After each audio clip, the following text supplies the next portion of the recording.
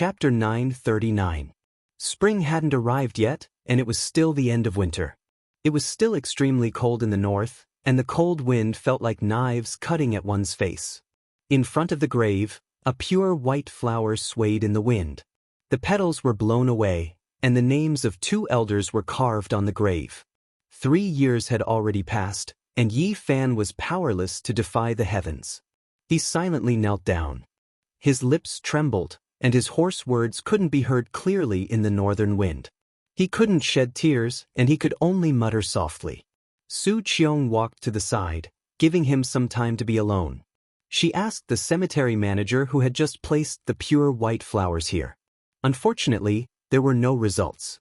There were quite a few people coming and going here every day, and no one would pay special attention to who it was. Yi Fan knelt in front of the grave. He wanted to accompany this place forever, never to rise again. He had lost his life's goal, and his heart was empty. His world was a leaden gray. "Dad, this is a type of divine wine I brought back from Big Dipper. It's very difficult for the great sect masters to drink it. It's a pot of essence extracted from a 1,000-year-old wine cellar." Yi Fan opened a mutton fat jade gourd and poured out the wine. The refreshing fragrance filled the graveyard. Su Qiong was shocked. She turned around, and she just happened to see this scene. The wine fragrance was shockingly strong, and even someone like her who didn't drink white wine was moved by the fragrance. The cemetery manager saw this and quickly walked over, informing him that he had violated the rules. He had to put away the wine bottle, and he had to pay a fine. Su Qiong walked up, took out a stack of money, and handed it over. She didn't let him come closer out of fear of causing trouble. She knew that the current Yi Fan couldn't be measured as a mortal. "Mom, these are some small ornaments I brought back from Big Dipper." Some strange ornaments appeared in Yi Fan's hands. There was a long pearl necklace that had been washed clean, and there was also a protective talisman carved from a heavenly evil relic. They were all things that could prolong one's life. Every one of them was sparkling and glistening, and they released strands of essence energy. Even ordinary people could see that they were extraordinary, and they could relax all their pores, as if they were bathing in a spring breeze. Chi! Strand after strand of flames surged from Yi Fan's hands, igniting all of these items and the 1,000-year-old divine brew. They turned into brilliant light, turning into ashes that fell in front of the tomb. The caretaker of the cemetery was anxious and said that Yi Fan had seriously violated the rules. This place was not allowed to burn anything.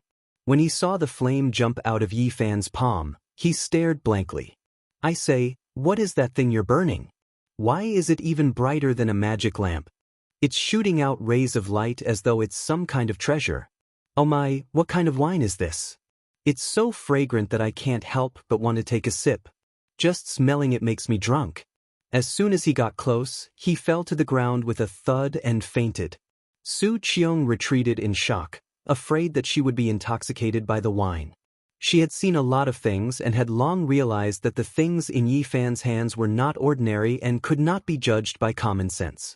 Not to mention those beads that were radiating divine splendor, even that wine gourd was a flawless white jade. If it was auctioned, it would definitely cause a commotion and fetch a sky-high price. When the caretaker of the cemetery woke up again, he discovered that everything in front of him was pitch black and that a pile of things had been burned. He immediately jumped up and was flustered and exasperated. "Hey, what's wrong with you? Did you burn a truck full of things? How are you going to clean this up?" His eyes were wide open. With such a pile of things, not to mention burning them, it would be troublesome just to transport them over. Su Qiong hurried forward and handed over a thick stack of money again. No matter when, this situation had never changed. Once the money was in place, it could even turn the millstone upside down. In life, there are too many helpless things.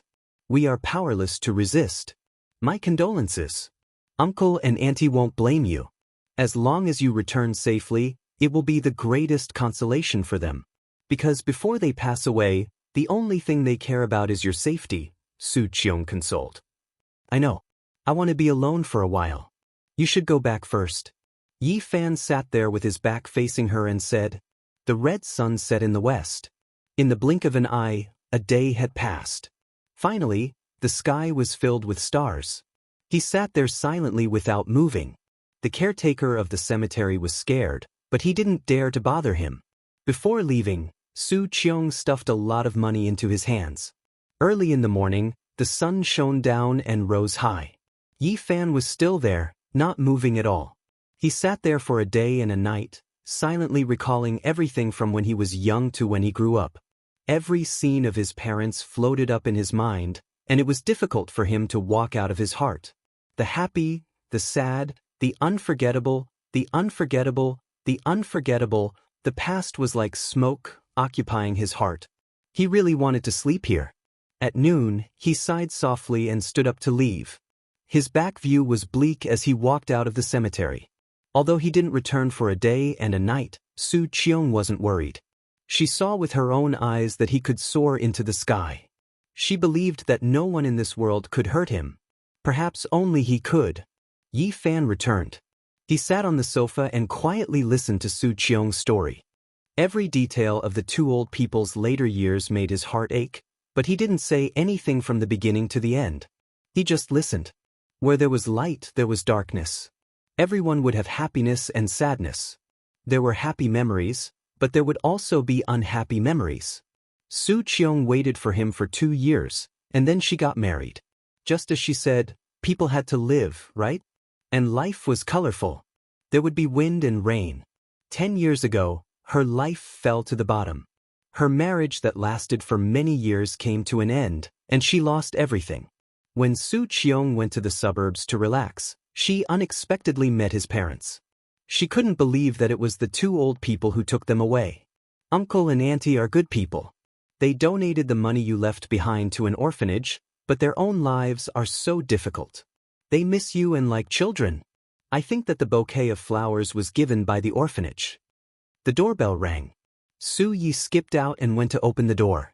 She shouted that her father was back. My husband is back. He doesn't have much money. I bought the villa with the money I earned recently, but he is an honest person. Su Yi isn't his biological daughter, but he treats her very well. When she said her daughter's name, Su Qiong's voice trembled. Yi and Yi sounded the same. Yi Fan's heart ached. The 9 dragons pulling the coffin had changed many things. After a marriage, Su Qiong's choice was very careful. This was a university professor who was engaged in archaeological research. He was a really good person. Xianxia didn't look like a tactful person. He was a little stiff. When he saw that there were guests, he smiled kindly and greeted them after Su Qiong introduced him. Father, why did you come back so late? You don't know, but I saw a shooting star almost crash into our house. Mother was scared to death. Su Yi chattered happily like a little magpie. I was delayed in Jiangling for many days. There was a large tomb there, and I don't know what happened. Those who entered all died, so the archaeology was stopped. Otherwise, I would have come back even later. It's true. It's too dangerous. Father, don't go. Su Yi was tall and slender. She poured a cup of tea for him and said fearfully, What's going on? It's so dangerous. Don't take the risk. Su Qiong frowned. She was also very worried. It's fine. There's no need for us bookworms to take the risk. Only after everything is dug up will we be allowed to study it. Xianxia explained kindly. Hubei's Jiangling County's Bailing Mountain? Yi Fan asked. This place was very famous and had a great history in the ancient times. There were many ancient tombs in the mountain, with the Chu tombs being the most and the Han tombs being the second. The terrain there was very special. It was formed by 8 mountain ridges that stretched out horizontally and vertically. It was like a group of dancing dragons and thousands of horses. It was majestic, and in ancient times, it was called the Dragon Mountain. Xianxia nodded and said that it was that place. This time, there was a tomb from the Warring States period. It was so mysterious that all sorts of equipment were useless. Many people died there, and only half of the tombstone was dug up. There were birds, fish, insects, and beasts carved on it. Yi Fan quickly became silent. His heart was like dead ashes, and it was hard for these things to pique his interest. His heart was desolate and he didn't think about it anymore. Although the archaeology has temporarily stopped, It might continue after a period of time. Xianxia said, "Father, don't go, it's too dangerous." Su Yi hugged his arm. "Even if you don't think for yourself, you have to think for little Yi. Don't run around and stay in your department." Su Qiong said, "Okay, I won't go next time. I'll stay in B City." Yang Xiao smiled sincerely. It could be seen that this family was very harmonious, and Su Qiong had found a good home. Yi Fan finished asking about his parents and memorized every little detail before preparing to leave. "Where are you going?" "Stay at home." Su Qiong looked at him in a daze and tried to persuade him to stay. "No, I want to travel around. I'll treat your family to a meal some other day." Before Yi Fan left, he took out some small ornaments and gave them to her. Each of them was sparkling and translucent. "Wow, so beautiful. What is this made of? It looks like a crystal, but it's not. How can it be more beautiful than a diamond?" Su Yi was very lively. She took it on behalf of her mother and looked at it under the sunlight. Yang Zhao's face was full of shock. He stood up and moved closer. He adjusted his spectacles and said, "These have at least 2,000 years of history." Yi Fan thought about it and took out some other small items. He gave a wooden bead bracelet and a protective talisman to Yang Xiao, telling him to bring them with him when he went out for archaeology. Just like the other sparkling ornaments, they were all rare treasures even in Big Dipper. They could extend a mortal's lifespan and had formations inside to protect the wearer. Su Yi hugged one of Yi Fan's arms and called him, "Little uncle is the best." Yang Xiao said that they were too precious and could not afford to keep them. They might be national treasures. Only Su Qiong knew the true value of these things. After seeing how Yi Fan could rush into the starry sky, she understood that these were not ordinary items. They might be the so-called celestial items in the eyes of mortals. Yi Fan thought about it and took out 2 jade bottles and placed them in her hands. He used his divine sense to tell her that if anything happened to her body, she could take them. However, 1 pill at a time was enough, and she must not take more than that. Yi Fan left and was about to disappear. When he looked back, Su Qiong was still standing there with tears in her eyes. She muttered to herself, "Time? I missed out on a lifetime. Mom, little uncle has left. Why isn't he coming in?" Su Yi called out. Yang Xiao took out a coat and walked out to help her put it on. He said softly, "Go in, it's cold outside." Su Qiong nodded. What was there for her to be dissatisfied about? Everything was going according to plan. As long as she did not think about the past, she would undoubtedly be very happy. Yi Fan walked on the streets alone in a daze. His parents were no longer around, and it was a huge blow to him. He felt that life had lost its meaning. He did not know where to go and could only walk aimlessly. He did not want to stop, and wanted to keep walking. He did not know how much time had passed. It might have been 4 days, or it might have been 5. He stopped in front of a park bench and sat there. He was seriously thinking about where he should go next. In his right palm, a huge Saraira appeared. This was left behind by the Western Desert ancient Buddha who had transformed into the Tao. He was loyal and brought it to this side of the starry sky. In his left palm, a palm-sized stone coffin appeared. This was the taboo item that Qi Luo had asked him to throw into the starry sky. It was very likely that it was the ancient coffin of a divine being that was buried in the 9 heavens during the mythological era. Suddenly, specks of light overflowed from his hand and turned into a rain of light. This is Chapter 940.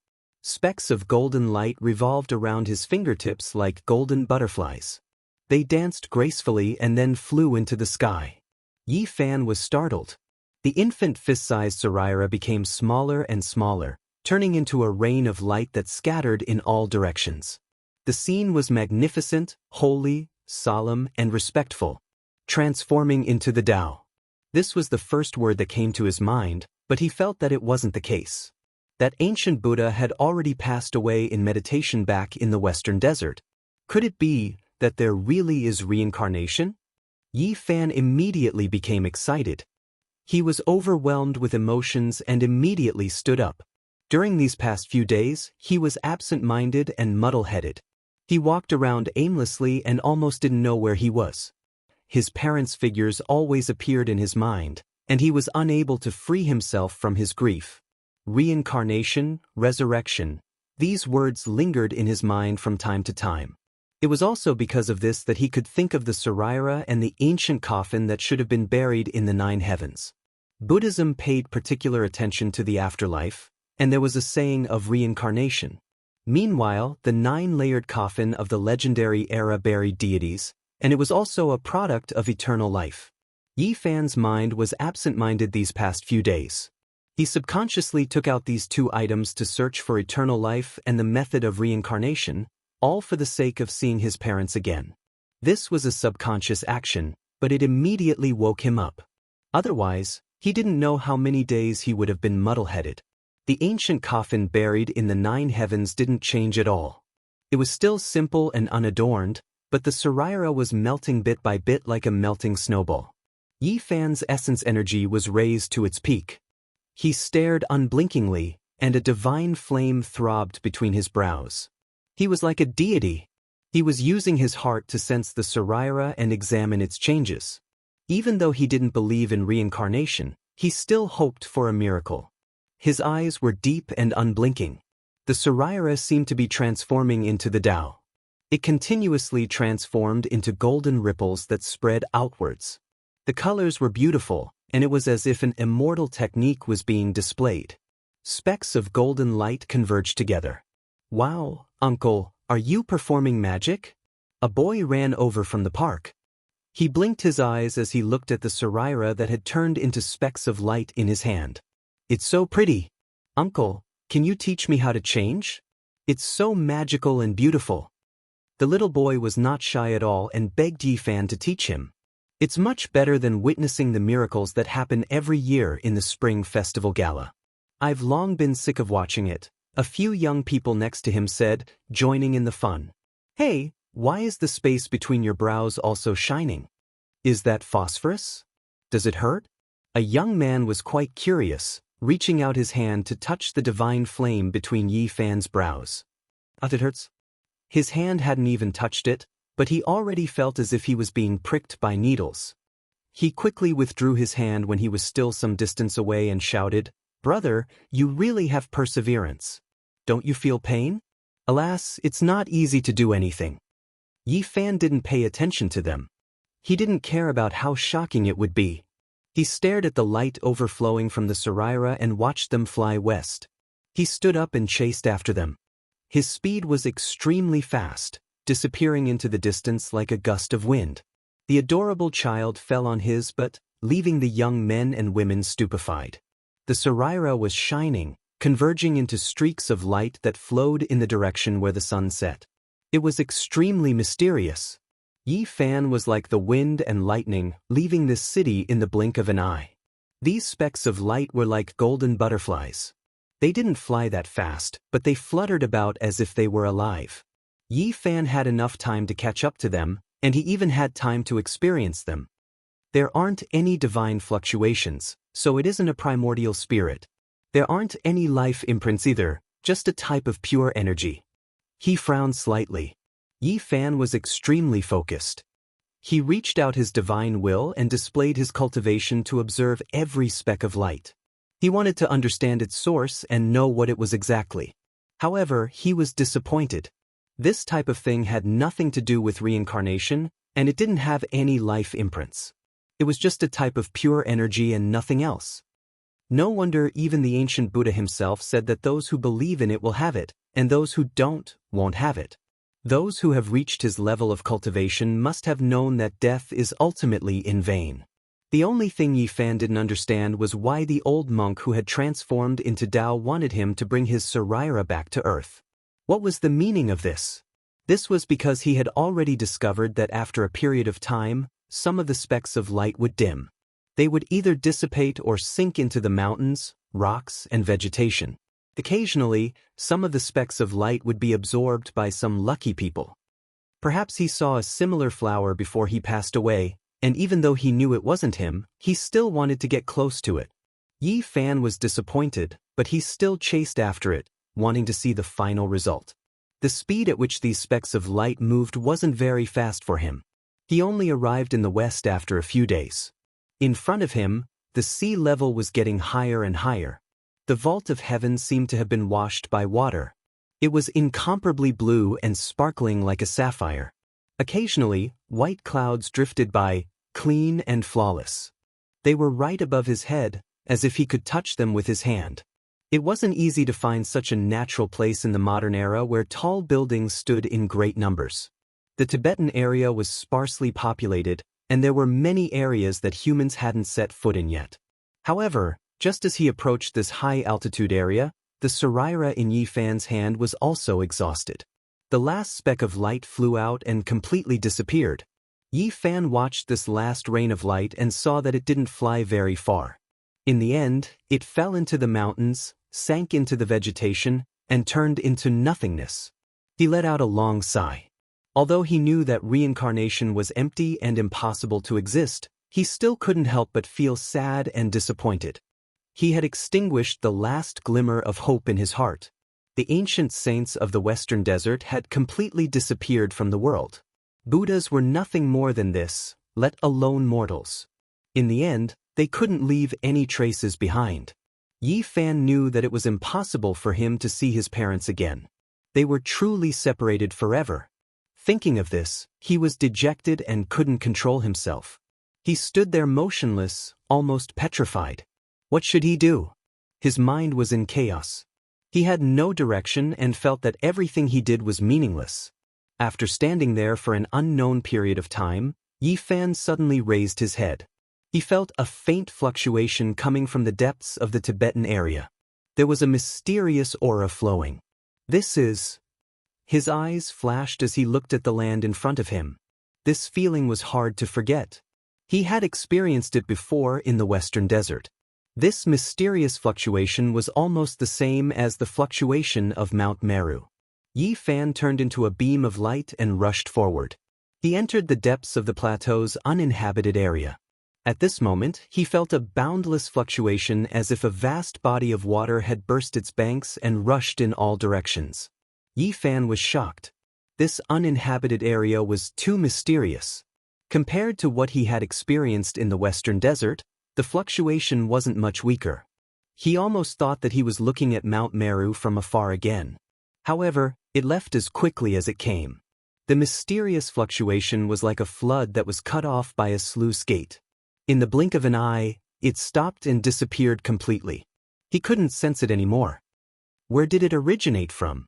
Yi Fan's powerful divine sense swept through the mountains and rivers, but he couldn't sense anything. This was a very strange experience. The Tibetan area had always been mysterious. There were always some things that couldn't be explained clearly. Yi Fan chased all the way here but didn't see anything. He was bewildered. There are indeed many unsolved mysteries in the Tibetan area. The birthplace of Gautama Buddha no longer worships Buddha. This place has become a pure land. Could it be that something is hidden here? Yi Fan stood on a majestic mountain and looked down at the vast and mysterious ancient land. Not only did Buddhism take root here, but even the most mysterious ancient Kunlun of China was also here. He moved forward and passed by many places. He passed through a large uninhabited area and finally arrived at a barrier between Tibet and the Darim Basin, a section of the Kunlun mountain range. Kunlun was the mountain of 10,000 ancestors. It was the #1 sacred mountain in China. The Queen Mother of the West and the ancient immortals all came from here. In ancient China, it had the most revered and incomparable status. However, after Yi Fan walked around for a while, he found that it was ordinary and there was nothing special. He didn't go deep into Xinjiang, nor did he go to the section of Qinghai.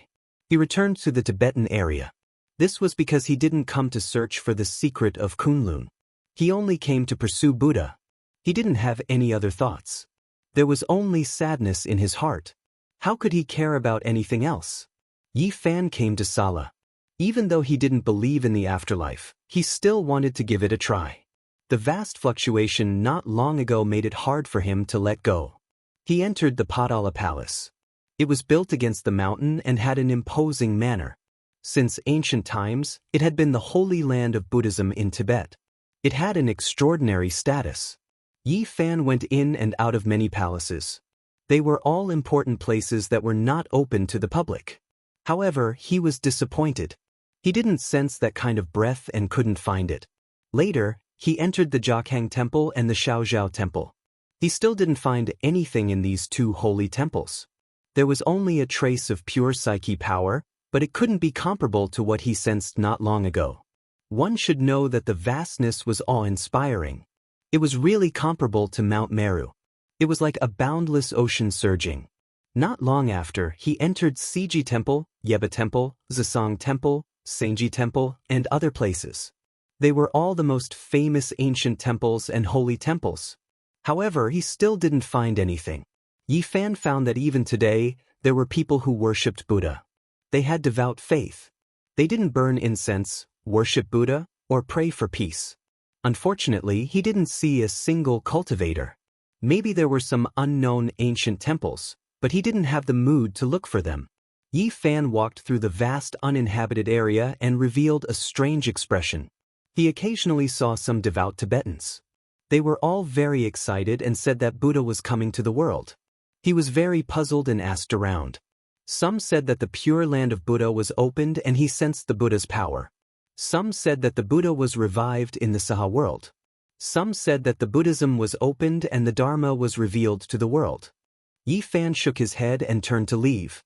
Although he was still very sad, he walked out of his inner world. He knew that there were still things waiting for him to do. He walked through a large area of the uninhabited area and saw some dilapidated ancient temples. They had long become ruins. He didn't expect to feel such strong waves in these places. Something's not right. Yi Fan suddenly felt that when he was sad like a mortal, he didn't feel anything. However, when he became a little more clear-headed and sensed carefully, there was something different in this land. It was actually suffocating him. It was targeting cultivators. He couldn't help but look up at the sky and muttered to himself, "Is it Spirited Mountain or Kunlun Mountain? I'll have to find out in the future." However, when he thought about how he couldn't even protect his parents after cultivating to this level, he became disheartened. Even if he could find the secret land, what use would it be?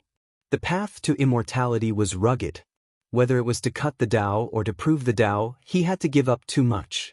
However, in the end, he couldn't even protect his family. In the end, it really seemed meaningless. Yi Fan walked back and was about to leave the Tibet area. When he passed by a stone mountain, he saw the ruins of an ancient temple. He suddenly felt that something was spying on him. He turned around and walked towards the ruins of the ancient temple. He stared at a stone Buddha and approached it step by step. He felt that it was a bit inconceivable. In this age of Dharma, he encountered a creature with Tao. Whoosh!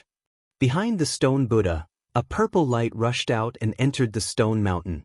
Yi Fan raised his head and climbed up the stone mountain that was over 100 meters in one step. He stared at a stone cave that was the size of a bowl. There was a palm-sized stone Buddha that blocked half of the cave entrance. Chapter 941. The cave was extremely dry and smooth. Animals often entered and exited, all of them polished until they shone. The small stone Buddha was placed at the side of the cave entrance, able to block out the wind and rain. Rumble! One could see a pair of large bright eyes in the cave. They were a bit scared, but also a bit curious as they moved about. This was a small creature. For it to have such extraordinary cultivation in this cultivationless age, it truly exceeded Yi Fan's expectations. It couldn't be helped but be called a miracle. "Come out, I won't harm you." Yi Fan released a strand of his divine consciousness. The little thing in the cave had extraordinary cultivation, so it naturally developed intelligence and understood the intent of his divine consciousness. However, it was still a bit timid, because it could sense how powerful this person was. He could actually stay in the air for a long time. This was something it couldn't do. In the end, it still stuck its head out, almost as if it was trying to curry favor. It blinked its large eyes and extended a pair of small claws, carefully standing at the cave entrance. What kind of race was this little creature? Yi Fan was astonished. He actually didn't recognize it at first. It was a foot long, and if its fluffy tail was added, it would be 2 feet. Its entire body flickered with purple light like satin. Its purple fur was long and supple, making one want to touch it. It was a bit excessively beautiful. It might even be able to kill a few young ladies who like to raise small pets. A sable? Yi Fan was bewildered. He then shook his head. It didn't look like one, and it looked even cuter than a sable. Squirrel. In the end, he confirmed it. He was extremely astonished. It was truly rare for a squirrel to grow like this. Its entire body was translucent like amethyst, excessively exquisite. Its pair of eyes were like two black gems, and they were extremely large. They blinked pitifully, flickering with radiance. It really is a strange species. How did you cultivate to this level? Yi Fan sat on top of the mountain and picked up the small Buddha. It was unexpectedly heavy. He was quite astonished. The seemingly crude little Buddha was only the height of a palm, yet it weighed 1,000 jin. It was impossible for a normal person to pick it up. He knew that he made an error in judgment. This was definitely a treasure, or else how could it be so heavy? On the ground, the mystical Komatsu mouse stood upright and looked at the stone Buddha with some reluctance, as if it had lost its most beloved treasure. However, it did not dare to resist and looked down at its little paws. For the first time in many days, Yi Fan smiled faintly and said, "Do you think I would steal your treasure?" When the little thing heard this, it immediately became spirited. It blinked its big eyes in a flattering manner and bowed with its pair of small claws, as if it was bowing. There were almost no squirrels on Earth that were purple, except for a few mutated ones that had a light color. However, this one was sparkling like an amethyst, and every soft hair on its body was shining with purple light. Since it was so special, if it was sold as a pet, it would definitely attract everyone's attention. Just how powerful are you? Show me. Yi Fan sat on the stone mountain. This little thing's big eyes were sparkling like a child showing off a treasure. It worked hard and waited for him to praise it. Whoosh! It turned into a beam of purple light and rushed into the sky, about 100 meters away. Then, it wobbled and took a dozen steps in the air before it could not hold on any longer and quickly fell down. The first secret plane of the human body was the Sea of Reincarnation. There were 4 small planes, namely the Bitter Sea, Life River, Divine Bridge, and Permi. As long as one reached the Life River stage, they would be able to fly. In comparison, although the demon clan was different, there was not much difference in comparison. This little thing wobbled around. It was obvious that it had just entered Taoism.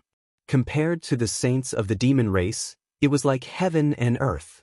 However, to be able to do this on earth was already not bad.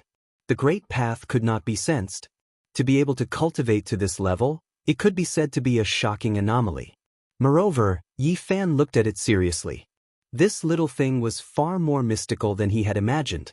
It was far beyond the Life River stage and had already broken through the Sea of Reincarnation to enter the second secret plane of the palace. Of course, this was according to the human classification system. Earth is really scary.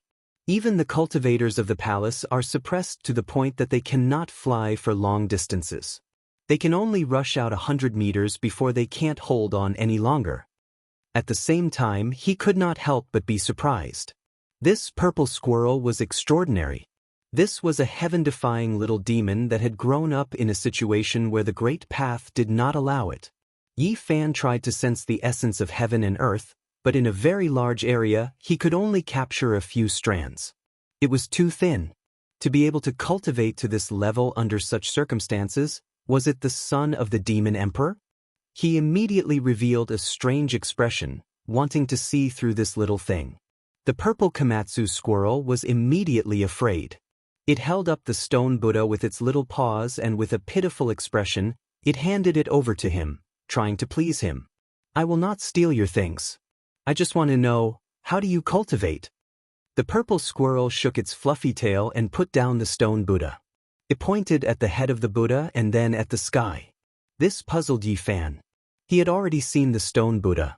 Other than its sturdiness and weight, he did not find anything else. Not long after, the sky darkened and stars dotted the sky. A silver plate appeared.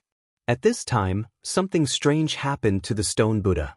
A halo of Buddha light appeared behind its head, formed by the essence of the moon. "I see, you rely on it to cultivate." Yi Fan nodded. The purple Komatsu squirrel breathed in and out to the moon. After being transformed by the halo behind the head of the stone Buddha, its essence was filled with mysterious marks of the Tao. This was the reason why it could be close to the Great Path. The moonlight was originally very scattered, but after being guided by the stone Buddha, the light spots in this area multiplied countless times and were all absorbed by this little thing. This is really a strange treasure. I can't believe I couldn't see through it. Although the Qi practitioners have all left Earth, they still left behind some mysterious things. In the latter half of the night, this little thing pulled on the corner of Yi Fan's hair and timidly invited him to go with it, as if it wanted to do something. Yi Fan was surprised. He followed it down the mountain and arrived in front of the ruins of the ancient temple. There was a huge crack in the foundation that led underground. The Komatsu squirrel jumped down with Yi Fan following behind. After a few turns and tens of meters, he was immediately shocked. He actually saw a huge dragon head that looked exactly like a real dragon. This made him incomparably shocked. How could such a thing appear? Even in the Big Dipper star region, ancestral veins that stretched for millions of miles might not be born. It was even more impossible for Earth to have such a large territory. This was an ancestral root under the earth. It had turned into the shape of a dragon and revealed a stone dragon head. However, it was already dead, which meant that this vein had lost its spirituality. Earth was in the degenerate age, so it was normal to have no spirituality. However, there shouldn't be a lifelike stone dragon. In such a limited territory, it was absolutely impossible for such a lifelike stone dragon to be born. Yi Fan used his powerful divine sense to explore and was shocked to find that this dead stone dragon only belonged to this area and didn't extend far. What's going on? Could it be that Earth in ancient times was much vaster than it is now? In front of the dragon's mouth, there was a small broken earthen jar.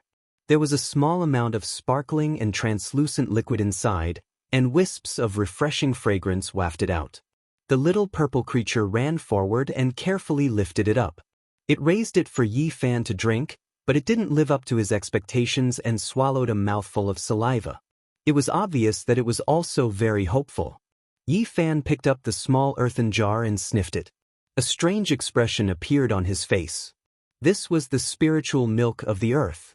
It was too rare to find such a thing on Earth today, but it was useless to him. This was the liquid that dripped from the dragon's mouth. It would take about half a month to accumulate half a bowl. He let out a light sigh. This dragon was completely dead, and this was the last of its dragon saliva. Yi Fan returned the earthen jar to it. The little creature was a little confused, but then it blinked its large black gem-like eyes and still sincerely offered it to him to drink. During this process, it secretly swallowed a mouthful of saliva. It was obvious that this was very precious to it. "I don't need it." Yi Fan communicated with it with his divine will and asked if there were any other beast species that knew how to cultivate. He felt that it was pure and kind, so he didn't invade its soul with his divine will. This purple Komatsu couldn't speak, but its divine will was still able to communicate fairly clearly. It had never left this area and had never seen a creature with cultivation. At the same time, Yi Fan also learned of its origin. This thing pointed to a cave not far away, and there was a small skeleton that belonged to a squirrel. To be exact, it was its mother. Scenes appeared in Yi Fan's mind. A vicious bird swooped down, and a squirrel protected its cub and fled with all its might. In the end, it still suffered heavy injuries and could only pick up one cub with its mouth and escape into a crack in the ground, arriving here. Not long after, the injured squirrel died, and the cub crawled about wildly. It grew up licking the dripping spiritual milk under the dragon's head. Yi Fan sighed softly. This little thing wasn't human, but just a small creature. However, it still made him sigh because he had just been separated from his parents forever. However, the purple little thing pointed to the cave where its mother's remains were buried. It was carefree and didn't know what sorrow was, and it had an innocent look on its face. Yi Fan took out a piece of divine source, and suddenly essence energy overflowed in all directions, illuminating the entire cave. The purple squirrel was almost scared stiff. It put down the small earthen jar and timidly took a few steps back. "Don't be afraid, this is for you." Yi Fan handed it over. In this era where the spiritual energy of heaven and earth was scarce, A piece of divine source was priceless to low-level cultivators. The little thing slowly came back to its senses and recognized that it was a rare treasure. It immediately hugged it in its arms and was extremely happy. It heartlessly rolled around under the dragon's head. "Are you willing to leave this place with me?" Yi Fan saw such a cultivated little thing, and after spending some time with it, he temporarily forgot his sorrow and wanted to take it with him. This purple crystal-like squirrel was startled. It had never thought of leaving and was full of attachment to this place. After arriving at the stone mountain, it looked at the bright moon and the dilapidated ancient temple, and it didn't know what to do. "Forget it," Yi Fan said, rising to his feet and turning to leave. "People need to live freely. You're the same. Just stay here and cultivate." As if a ray of wisdom had crossed its mind, the purple little thing caught up to him and grabbed his trousers. It raised its head pitifully, and although it was reluctant, it still decided to leave. Yi Fan helped it put away the small stone Buddha. Stepping on the moonlight, he flew across the sky like an immortal and left Tibet. "From now on, you will be my second disciple." The purple little thing was puzzled, but it was still very happy and laughed without a care in the world. In a trance, Yi Fan saw a ray of divinity in the purple radiance that was overflowing from its body. He couldn't help but say to himself, "Demon Emperor." After saying this, he was shocked to find that the stone Buddha in his hand had also trembled. In that instant, the divine halo behind the stone Buddha's head seemed to have turned into a stone mirror. After looking carefully, there was nothing. The purple Komatsu squirrel was still so cute, and the stone Buddha was also so simple. Yi Fan, however, was silent for a moment. On the way back, Yi Fan tried 100 times and finally, he probed the inside of the stone Buddha with his divine sense. There was nothing else but a few golden ancient characters. They were ancient Sanskrit, and they looked like a few Buddhas sitting cross-legged. He didn't know what they meant and was ready to investigate to find out what they were. Yi Fan returned to Bi City again. Although he was still sad, he felt better after going to Tibet. He forced himself to bury his sadness because he still had some things to do. Back then, before he set foot on the journey back, he discussed with Pang Bo that he would visit the homes of all his classmates who were lost in the Beidou Star region and take care of them on their behalf. "Pang Bo, I naturally believe in you. I have always treated you as a good brother who has gone through thick and thin with me." Before ascending the 5-colored altar, Pang Bo suddenly left.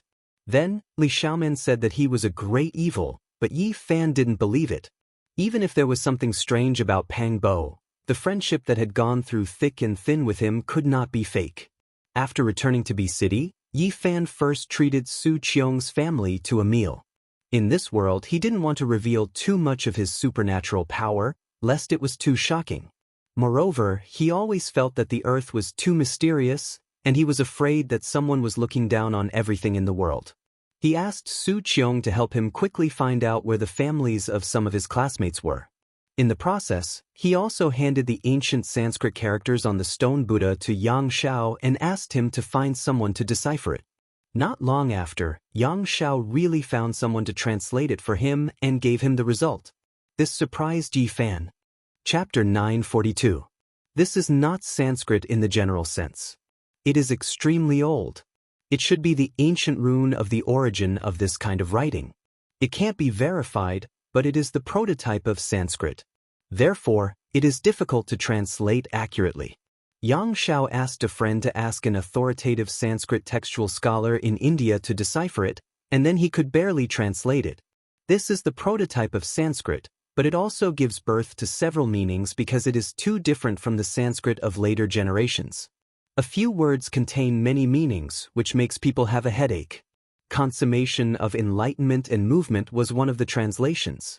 The gate of wisdom is the second possible meaning. The sacred object that opens the way of heaven and earth is the third translation, which is the most peculiar and puzzling. Yi Fan was in a daze. He couldn't help but be shocked. This unremarkable little stone Buddha seemed to have a great background, and it was beyond his imagination. The first meaning, perfect enlightenment, obviously refers to Buddha. Self-awareness, other awareness, and enlightenment are 3 realms. Mortals have no 3 realms. Bodhisattva reaches the 2nd realm, self-awakening and enlightening all living beings. Only when Buddha reaches perfection, he can cut off all worldly thoughts and ignorance. The second meaning, gate of wisdom, this is a general statement, and there is a line of translation annotation, but it is really to open a door. It is suspected to lead to Spirited Mountain.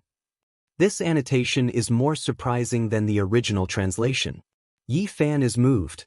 He just came back from Tibet, and for a moment he felt a vast wave, no weaker than Mount Meru. From the whirling world to Spirited Mountain, this is a kind of annotation that makes people shudder.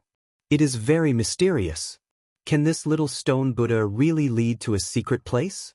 It is thought-provoking. The third meaning, the sacred object that opens the way of heaven and earth.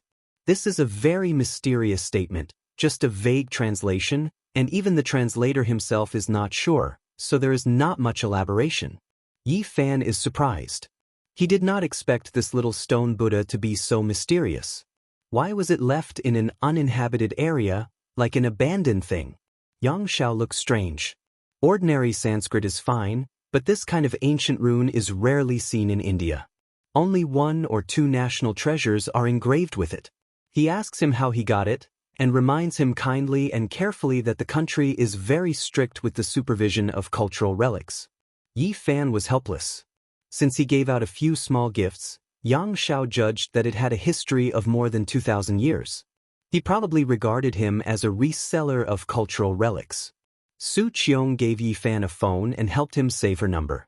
After so many years, Yi Fan was in a daze when he held this communication tool again. He was not used to it. Living in the mortal world was naturally inseparable from money. No matter what one did, money was needed. The things he had on him were too shocking, and any one of them could cause a lot of trouble. Left with no choice, he took out a white jade bottle, wiped away the Tao marks and divinity on it, crushed it into dozens of pieces, and handed them to Su Qiong, asking her to use her connections to help auction them. Although Su Qiong was already mentally prepared, she was still shocked to see such a flawless psychic jade destroyed just like that. When she entrusted it to be auctioned off, during the appraisal process, the old master beat his chest and stamped his feet. He was incomparably pained, and said that this was a sin. Such a precious treasure was actually broken, and this was an immeasurable loss for the jade shop. This was a crime. Su Qiong was numb. She had seen Yi Fan burn a pile of treasures even more mysterious than this in the cemetery. It was almost like a dream, and the few ornaments she wore on her body were even more bizarre. Her flesh, blood, organs, and bones seemed to be undergoing a baptism every day. Yi Fan put away his sorrow and went to do some things that he should do. He visited the families of his former classmates, and if they needed help, he would definitely lend a hand. Half of his classmates had been buried on Mars star more than 20 years ago, and the rest were lost in the Big Dipper star region. After so many years, he was the only one who came back alive. Parents in the world were pitiful. It was a great sorrow when the old sent the young off. Even after so many years, some families still could not walk out of the shadow. In that era, most families only had one child, and losing a child was equivalent to losing everything. Yi Fan sighed softly. The tragedy was not only in his family, but in the 11 families he found, several elderly people had already passed away. More than 20 years had passed, and most of these elderly people were in their 70s or 80s. In this era, medical science had made considerable progress, so this could not be considered a long life. There was no other reason for this. Back in Big Dipper, Yi Fan and Lu Yunji were mortal enemies, but this matter concerned his family. After returning, he also went to visit Lu Yunji, Wang Yan, and Li Changqing's families. If they needed care, he would not stand by and watch. Most of the families had decent living conditions, and only a few had some difficulties. What really troubled them was the scar in their hearts, especially in their later years. But Yi Fan could not help them. He had no way to resurrect those people, and he had no way to bring back the few who were still alive. All he could do was secretly put spirit medicine in their food and drink to strengthen their muscles and bones, cleanse their flesh, and extend their lifespan. Then, he would think of a way to change their living conditions. However, he did not know if this was the right thing to do. Even if their lifespans had increased, there was no joy in their hearts. Was this good or bad? There are still a few people who can come back. Yi Fan muttered to himself, and then he sighed softly. The five-colored altar was in the depths of the Yuhua God dynasty's ancestral temple. Countless cultivators rushed in to fight for the green cauldron, immortal scriptures, and so on. It could be said to be extremely dangerous. At that time, even he was not sure that he could return. All he did was try his best. At that time, he and Pang Bo did not bring Zhang Wenchang and Lui with them. They wanted to make sure that there was no danger before making a decision, so that the two of them would not take the risk with them. In fact, they found the coordinates of Earth in the ancestral temple and immediately handed them to the Black Emperor and the others. When the time came, they could hand them over to Lui and Zhang Wenchang and cross back to Earth. Many years later, there will still be people who will return. However, Yi Fan did not know that after he left, Desolate appeared. The only divine array that led to the altar was destroyed by him. Without that teleportation array, it was almost impossible to rely on one's own strength to enter the ancient desolate forbidden land and ascend the five-colored altar. Crossing the sky had become a legend. To Yi Fan, why Pang Bo suddenly left was still a mystery. He still did not understand, but he believed that there must be an irreversible reason. The families of more than half of his classmates were found. He did everything he could, even at the expense of shocking the world, to cure those who were in critical condition and reverse the situation and revive them. When Yi Fan went to look for Zhang Wenchang's family, he had mixed feelings. He still remembered the sorrow of Zhang Wenchang on the other side of the starry sky. He was in his 20s, but he looked like an old man in his 60s or 70s. His aptitude was not good, and he was often bullied by his fellow disciples. He was called a half-crippled old man. In the end, he was even forced to open a small tavern to make a living. He was quiet all day long, as if he had no soul. Even when he was bullied by others, he silently endured it. Back then, Yi Fan killed 10 people in a fit of anger, and finally sent him to the Taishan Clumsy Peak, which finally changed his fate. However, he knew that Zhang Wenchang could not be happy. He was depressed, and he missed his parents all the time. He still remembered one time when he was drunk and cried bitterly on the table. When I left, my wife was already pregnant, and our child was about to be born. When she needed me most, I disappeared and came here. Those sad words were still ringing in his ears. Yi Fan shook his head hard. More than 20 years had passed, and Yi Fan saw Zhang Wenchang's son. The two looked very similar, which made Yi Fan lose his mind. If only Zhang Wenchang was here. The child that he thought about day and night had already been born. Because of the nature of father and son, this young man did not like to talk much, but he had a sharp mind. When he saw Yi Fan, he immediately called out his name. I have seen you. There is a photo of you in the relics left by my father.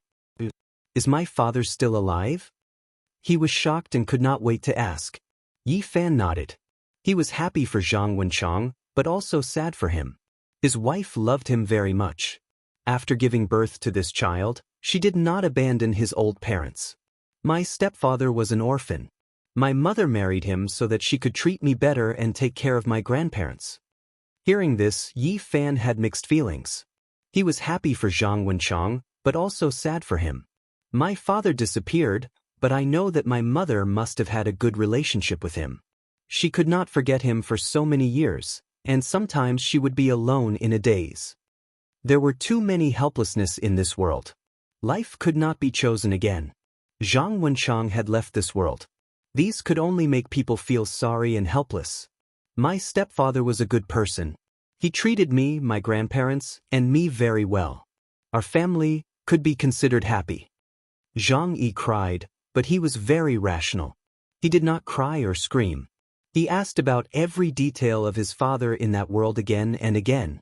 When Zhang Yi heard Yi Fan talk about how his father was unhappy and how he cried after getting drunk, saying that he missed his wife and son and felt that he had let them down, Zhang Yi cried and choked. Although he didn't raise me, I don't blame him because he couldn't do it himself. He didn't abandon us on purpose. Actually, I also miss him very much. Because my mother said that he was really good. What was wrong was only the starry sky, only fate. Yi Fan patted his shoulder and did not say anything. All he could do was to tell the truth. Are you an immortal? Can you bring me to see him? Zhang Yi asked hopefully. Yi Fan shook his head and said, I can't even go back myself. Today I have said too much. Your life is very good now, and I should not disturb your peace. In a while I will erase some of your memories. Happiness, peace, and happiness. I think this is what your father wanted to see the most. No, you can't do this. A middle-aged woman walked over agitatedly. This was Zhang Wenchang's wife. Yi Fan raised his head. He had already sensed her arrival, so he was not surprised. You have no right to erase our right to know. No matter what happens in the future, no matter what the result is, this will always be a precious memory in our hearts. Zhang Wenchang's wife said with tears in her eyes. Yi Fan had seen her several times in the past and had even attended their wedding banquet. In the blink of an eye, more than 20 years had passed, but the people had changed. Yi Fan, you and Wenchang are good friends. Can you really be so heartless to let us be ignorant and erase everything? You must know that these are precious memories to us. Zhang Wenchang's wife cried. Yes, these will not disturb our lives. We can't erase these memories. Zhang Yi retreated and supported his mother. Yi Fan did not know how he left. He walked silently along the way. He did not erase the memories of the mother and son. They were right. That would be too heartless. They had the right to know. When he left behind some small tools and 2 bottles of spirit medicine. He did not know what else he could do. A melodious ringtone sounded. It was Su Qiong calling. He pressed the answer button, and just as he placed the phone beside his ear, Yi Fan woke up with a start. His expression changed and he said, What? You are saying that Pang Bo? Chapter 943. Pang Bo didn't leave Earth. When he heard this news, Yi Fan was as still as a statue. He was completely petrified and looked at the sky in a daze. Who had gone through thick and thin with him all these years? Who had fought alongside him? Who had swept across the world with him? Who had gone through thick and thin with him? Yi Fan's body turned cold. How could such a loyal friend be fake? If that was the case, who else could he trust in this world? His heart felt empty. If Pang Bo hadn't left Earth and crossed the starry sky with him, how terrifying and shocking would this be? If this was really the case, then who was the person who rode the coffin with him? Had they been there since Mount Tai? Did they set off together from this world? There's one more person. Yi Fan muttered to himself. He still remembered that scene clearly. During the head count, there was one more person in the bronze coffin. At that time, everyone was shocked, but he was the first to recognize Pang Bo. There was no other reason. He believed in Pang Bo. He believed in the feeling at that time and didn't feel that it was fake. All these years. Who is he? What's the benefit of continuing to act? Yi Fan felt a chill in his bones. All of this was difficult for him to accept. How could a good brother who had gone through thick and thin with him be fake? There was a problem. I don't believe it. He has no ill intentions towards me and knows everything about me. How can he know so much about me if it's not my real body? Yi Fan got rid of his sadness.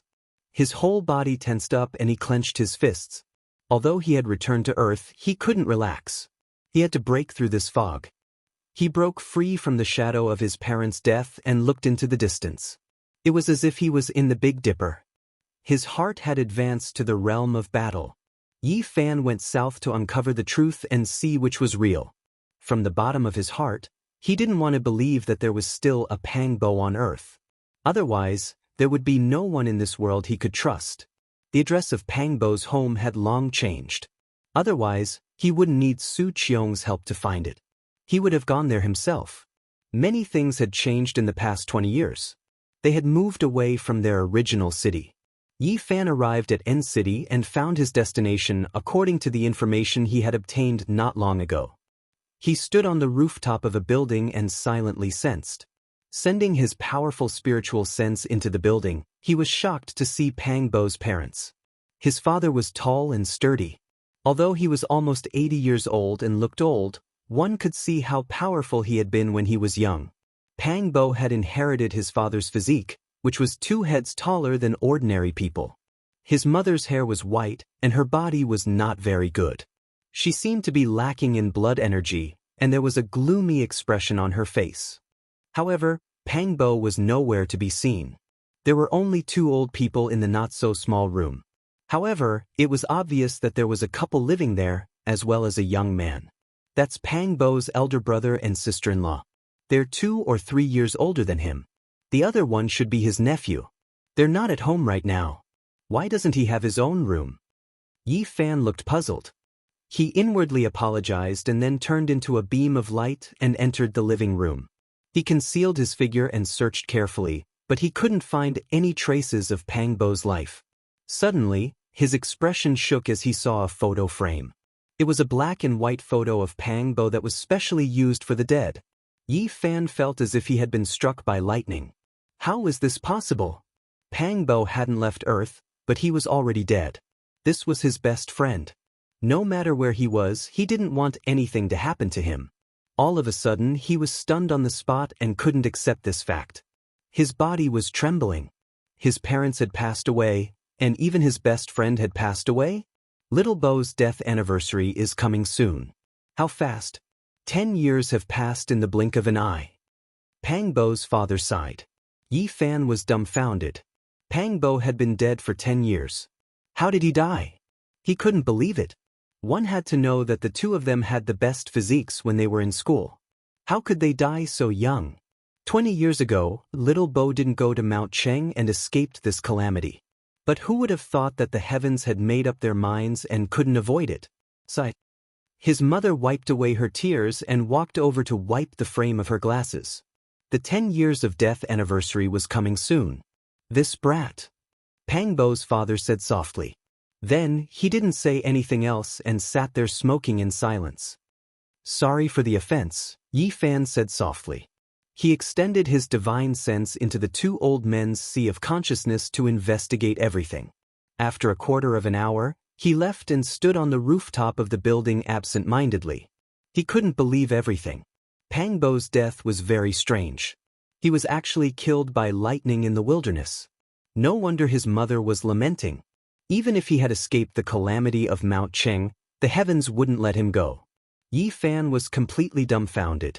Everything had exceeded his expectations. He muttered to himself, Heavens, what's wrong with you? Even if Pang Bo's real body is on Earth and he didn't ride the coffin, you can't be so cruel. He didn't know how he left this place. Before he knew it, he had arrived at the cemetery area of N City. Looking at the rows of tombstones, he felt that his feet were very heavy. Now, he was really afraid to enter such a place. The most painful thing in this world was to be separated by life and death. It had only been a few days, and he had encountered it again. In a place with verdant pines and cypresses, Yi Fan found Pang Bo's tombstone. He stood there silently for a long time before putting down the large bouquet of white flowers in his hand. I really can't believe you left. Yi Fan sat on the ground, took out a bottle of wine, and poured it all on the ground. Then, he lit a few cigarettes and took a puff before putting them in front of the tombstone.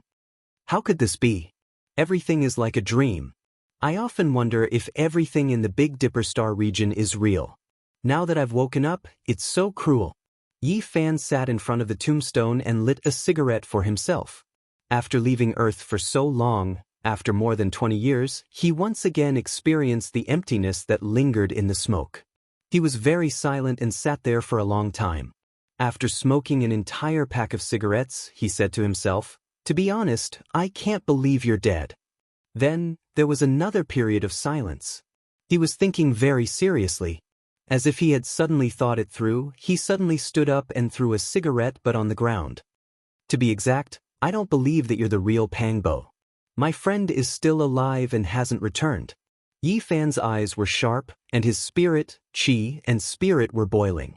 It was as if he was preparing for a big battle. He was showing off his abilities, which was a world of difference from his decadent self these days. This is a battle, and I'll drag you out. Putting aside the true nature of that Pang Bo from the Big Dipper star region and how they treated each other with sincerity, Chu Feng could see a few suspicious points from what he had seen in his parents' minds.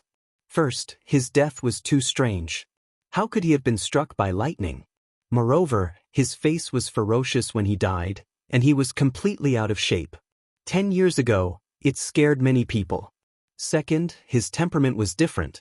According to what he had seen in his parents' minds, this Pang Bo's behavior was somewhat strange.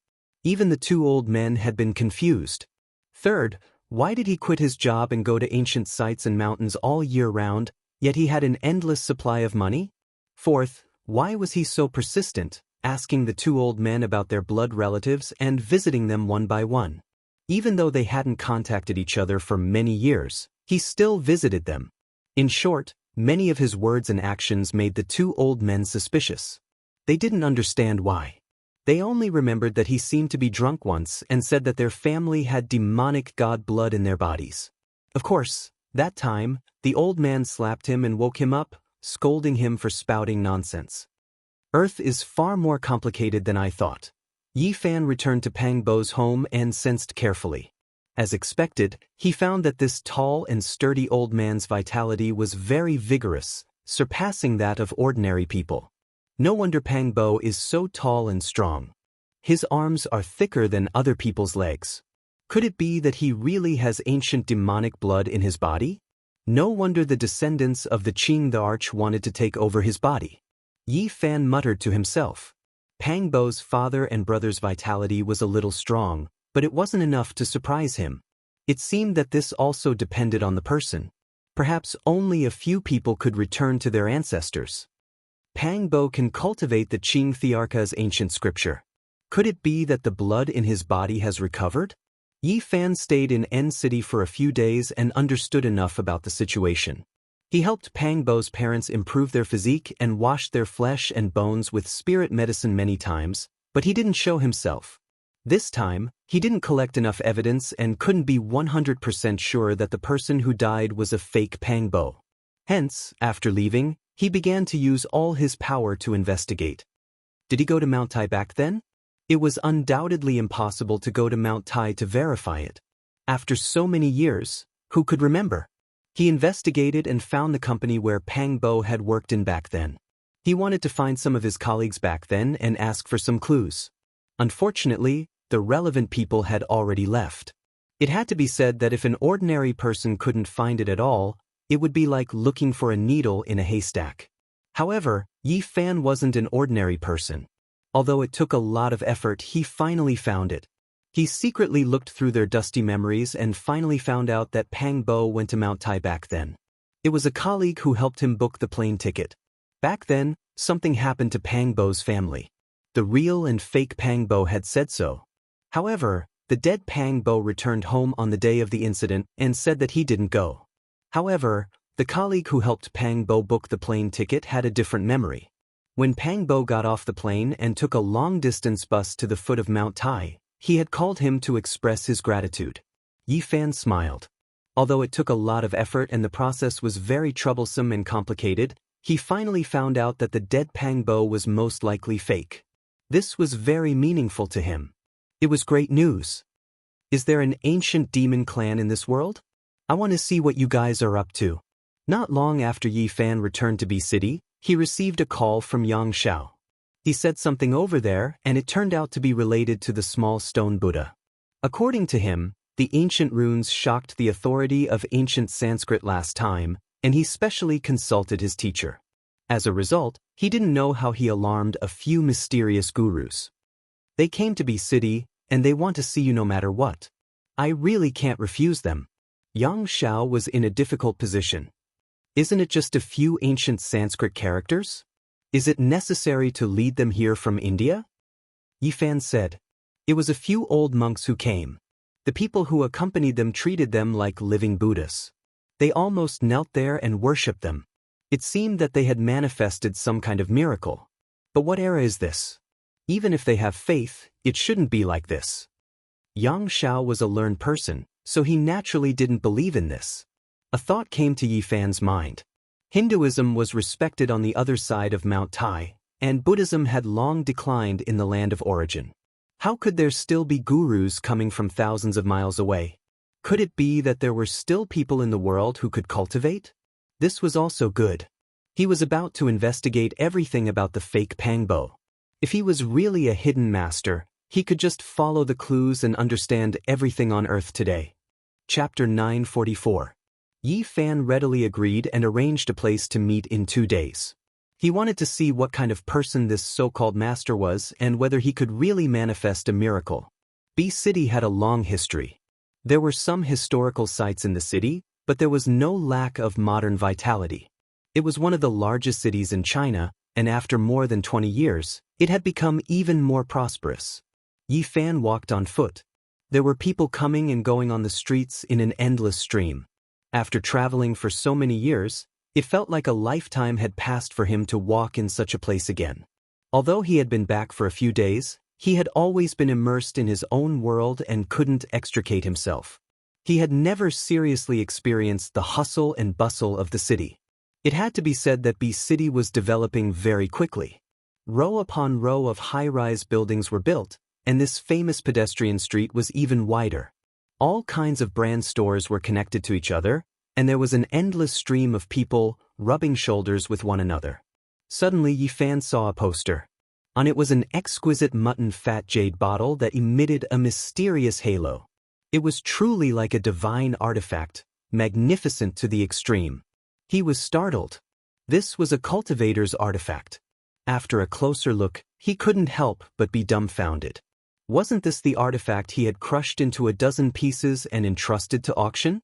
After careful observation, he discovered that this was the publicity done by the Jiada auction house. In order to maximize their profits, they had really put in a lot of effort. They had assembled the pristine jade bottle, but Yi Fan didn't allow it to be auctioned as a whole and could only be auctioned off piece by piece. There was nothing to say about the quality of this jade. Each piece was very expensive, but after two were auctioned off, they were very unwilling to give up. They made this kind of publicity, telling people that if they collected all of them, they could reassemble them into a pristine jade bottle. It had to be said that the effect was excellent. These days, it caused a great sensation in B City and quickly spread to other places. Now, it was hyped up like crazy, and there were posters everywhere. During these days, with the third and fourth pieces of mutton fat jade being auctioned off, the entire collection world was boiling over. This was a rare treasure, an astronomical price. Each piece of jade was auctioned off for a sky-high price, and the transaction amount was frighteningly high. All the major media outlets were reporting about it, and all the web portals were competing to expose it. This was indeed a rare mutton fat jade. Because Yi Fan had meticulously refined it in the past, there was not a single flaw in it. Just from an aesthetic point of view, it was indeed a rare fine product. However, this was not the main reason why it was auctioned off at such a high price. Everything was due to the power of hype. And now, the price of this mysterious mutton fat jade bottle was comparable to a national treasure. The methods of the Guardian auction house were very sophisticated. They fully exploited the psychology of the people, allowing the real rich to experience the excitement and sense of accomplishment of collecting all the pieces, making the price even higher than when they were undamaged. At the same time, they displayed all kinds of information, such as Buddhist stone carvings, Anata pictures from ancient books, to explain that this vase was exactly the same as the legendary Guanyin jade vase. This kind of explanation was undoubtedly very attractive. Although it was impossible for it to be true, it still made people feel very peaceful. If such a precious bottle was placed on the table, there would be a kind of indescribable comfort. Maybe it really is a precious vase left behind by Guanyin Bodhisattva. Have any of you seen such a flawless piece of jade? It's such a big piece, and there's not even a trace of impurity. It can be said to be a miracle. Even the common people were talking about it. One could imagine how successful the hype created by the Guardian auction house was. And this kind of heated discussion climbed to the highest point because of the Indian gurus. Several old monks entered the auction house and saw the broken vase, and their faces all changed. They excitedly chanted Buddha Shakyamuni. This scene was taken by someone and posted on the internet. Naturally, it caused an uproar. Some people recognized that one of the old monks was an Indian guru. Nowadays, although Buddhism was declining in India and the number of believers was less than 1% of the population, it still had a certain base number. The precious vase left behind by Guanyin Bodhisattva in the human world was a new topic of hype. The price of the fragments of the mutton fat jade bottle kept rising. Yi Fan was stunned and speechless. This was not his original intention, Otherwise he wouldn't have crushed it. He didn't think that things would develop to this point, so he could only shake his head. 2 days later, Yi Fan met the 4 gurus in an antique tea house, accompanied by a group of people. This was the first time they met, and Yi Fan was a little dazed. He found that one of the Indian gurus was proficiently using a mobile phone to talk to someone. It was very difficult to communicate with a cultivator. The translator explained that the gurus had encountered an extraordinary event and was urging India to send a large sum of money. They were going to bid for a jade bottle. Yi Fan was petrified.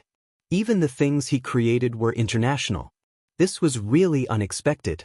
After a little probing, he could tell that the 4 gurus could barely be considered cultivators. They had already opened the sea of bitterness, and only one of them had stepped into the life spring realm. He shook his head. They were already so old, and it was impossible for them to break through the first secret realm of the human body, the sea of reincarnation. Regarding this, he did not look down on them. On the contrary, he respected them. Because in this age of chaos, it was really not easy to walk the path of cultivation.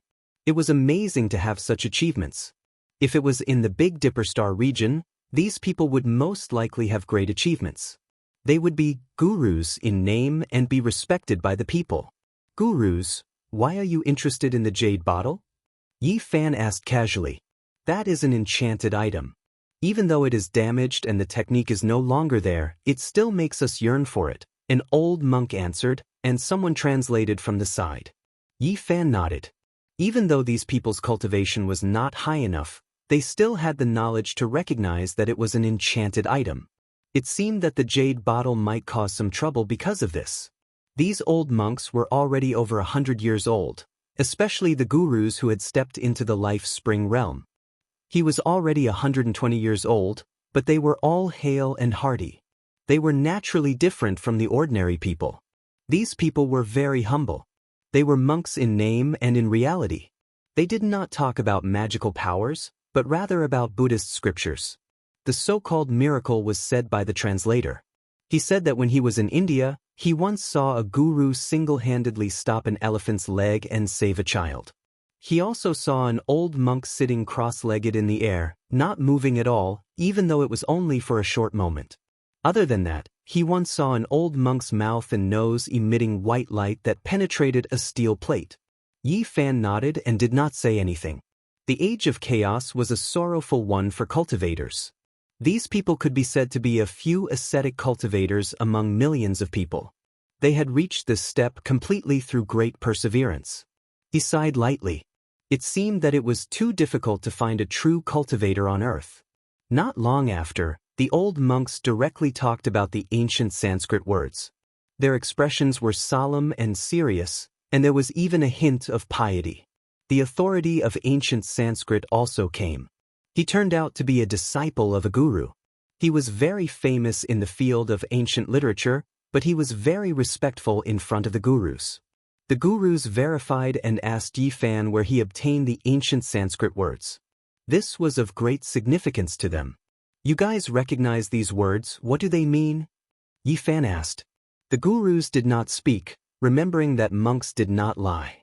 They did not want to deceive Yi Fan, but they felt that this matter was of great importance and did not dare to say too much. In the end, a guru asked the group of followers to leave, leaving only the authority of ancient language behind. He was also proficient in Chinese and could act as an interpreter. My teacher said that their true meaning is that they can open the road to Spirited Mountain. The Spirited Mountain where the ancient bodhisattvas and Buddhas lived? Yi Fan's eyes lit up. The old monks nodded. Do you believe that such a place exists? Yi Fan asked seriously. Yes, it is in the Western land, but after the last bodhisattvas and Buddhas passed away, that place could not be opened. A guru said that this was a secret passed down by the senior monks of the past generations. Is it the primitive Taoist field of Buddhism? It seems that there may really be a mysterious place, vast and not inferior to Mount Meru. I felt it last time in Tibet. Yi Fan thought to himself. The old monks begged bitterly, wanting to see the sacred object inscribed with the ancient words. Yi Fan sighed. Even if he took out the small stone Buddha, they did not have a strong spiritual sense to examine it. Even he had to expend a great deal of effort to enter the Buddha's body. He did not agree immediately, but asked a few questions. He wanted to know if there were any ancient cultivation sects on Earth today. However, the gurus were confused and shook their heads. They did not know. Have you not come into contact with such people? They are those who have cultivation and are like gods in the eyes of mortals. Yi Fan did not give up. They immediately nodded, saying that there were such people. The guru who had reached the life spring realm said that his teacher might know something because he himself was almost like that kind of person. According to him, the old monk had already lived for more than 190 years. His cultivation was much higher than his, and he had seen many mysteries in his life. My teacher said that there is Buddha in the West and demons in the Middle Earth. Yi Fan heard this and immediately laughed. Could it be that he was saying that Taoism in the Middle Earth was a demon? The gurus hurriedly put their palms together and shook their heads. They did not have any prejudice against Taoism. What they were talking about was a real demon, but they had never seen one before. They had long realized that Yi Fan was not an ordinary person. Otherwise, he would not have told them so many secrets. My teacher came to China during the Second World War. He did not find any demons, but he did see a demon god. An old monk who was more than 190 years old was frighteningly old. He had lived for 3 centuries and had experienced the Second World War. However, this monk did not have any interaction with the demon god of the Middle Earth. He stayed far away and only saw the monstrous blood of the demon god. Do you remember where you saw it? Yi Fan asked. You need to ask my teacher.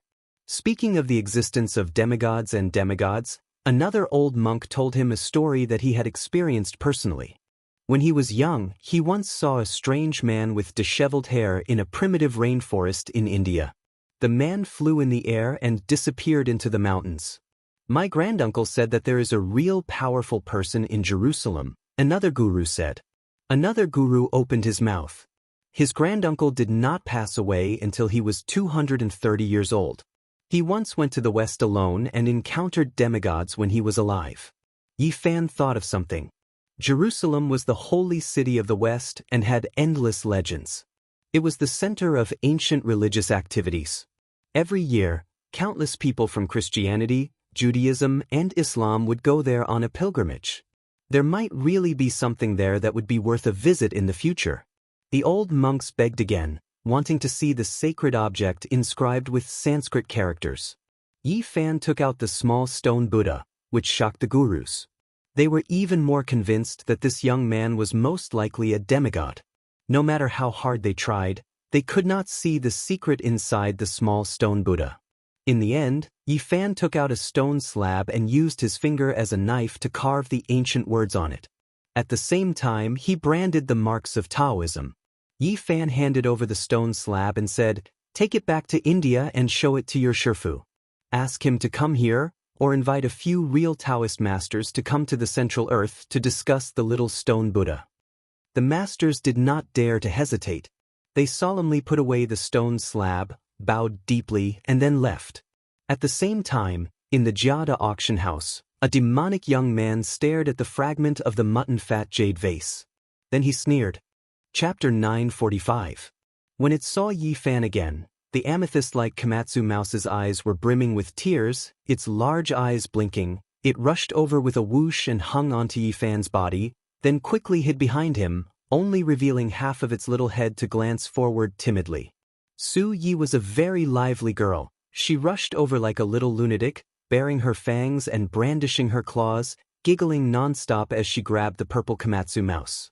For the past few days, Yi Fan had been constantly on the move, heading south for Pangbo's matter. He did not leave the Komatsu mouse by his side, leaving it at Su Qiong's house in B City. Without a doubt, no matter where this little fellow was placed, it would attract all eyes. Its fur was like silk, sparkling and translucent, flowing with purple splendor, directly captivating this little girl Su Yi. Whether it was eating or sleeping, she would hug this amethyst-like little thing, not taking a single step away from it. This kind of passion really scared the little fellow. Before Yi Fan left, he had warned it repeatedly not to reveal any divine abilities, not to reveal any of its cultivation. Thus the little purple thing did not escape the devil's clutches. It was in pain but also happy. It was not used to being hugged by others. It had always been alone under the moonlight, facing the ancient Buddha, inhaling and exhaling clear splendor. It had always been ignorant and pure. These days, the only thing that made it happy was that it ate a lot of delicious food, better than anything it had ever tasted before. If not for that, the little fellow might have already escaped without a trace.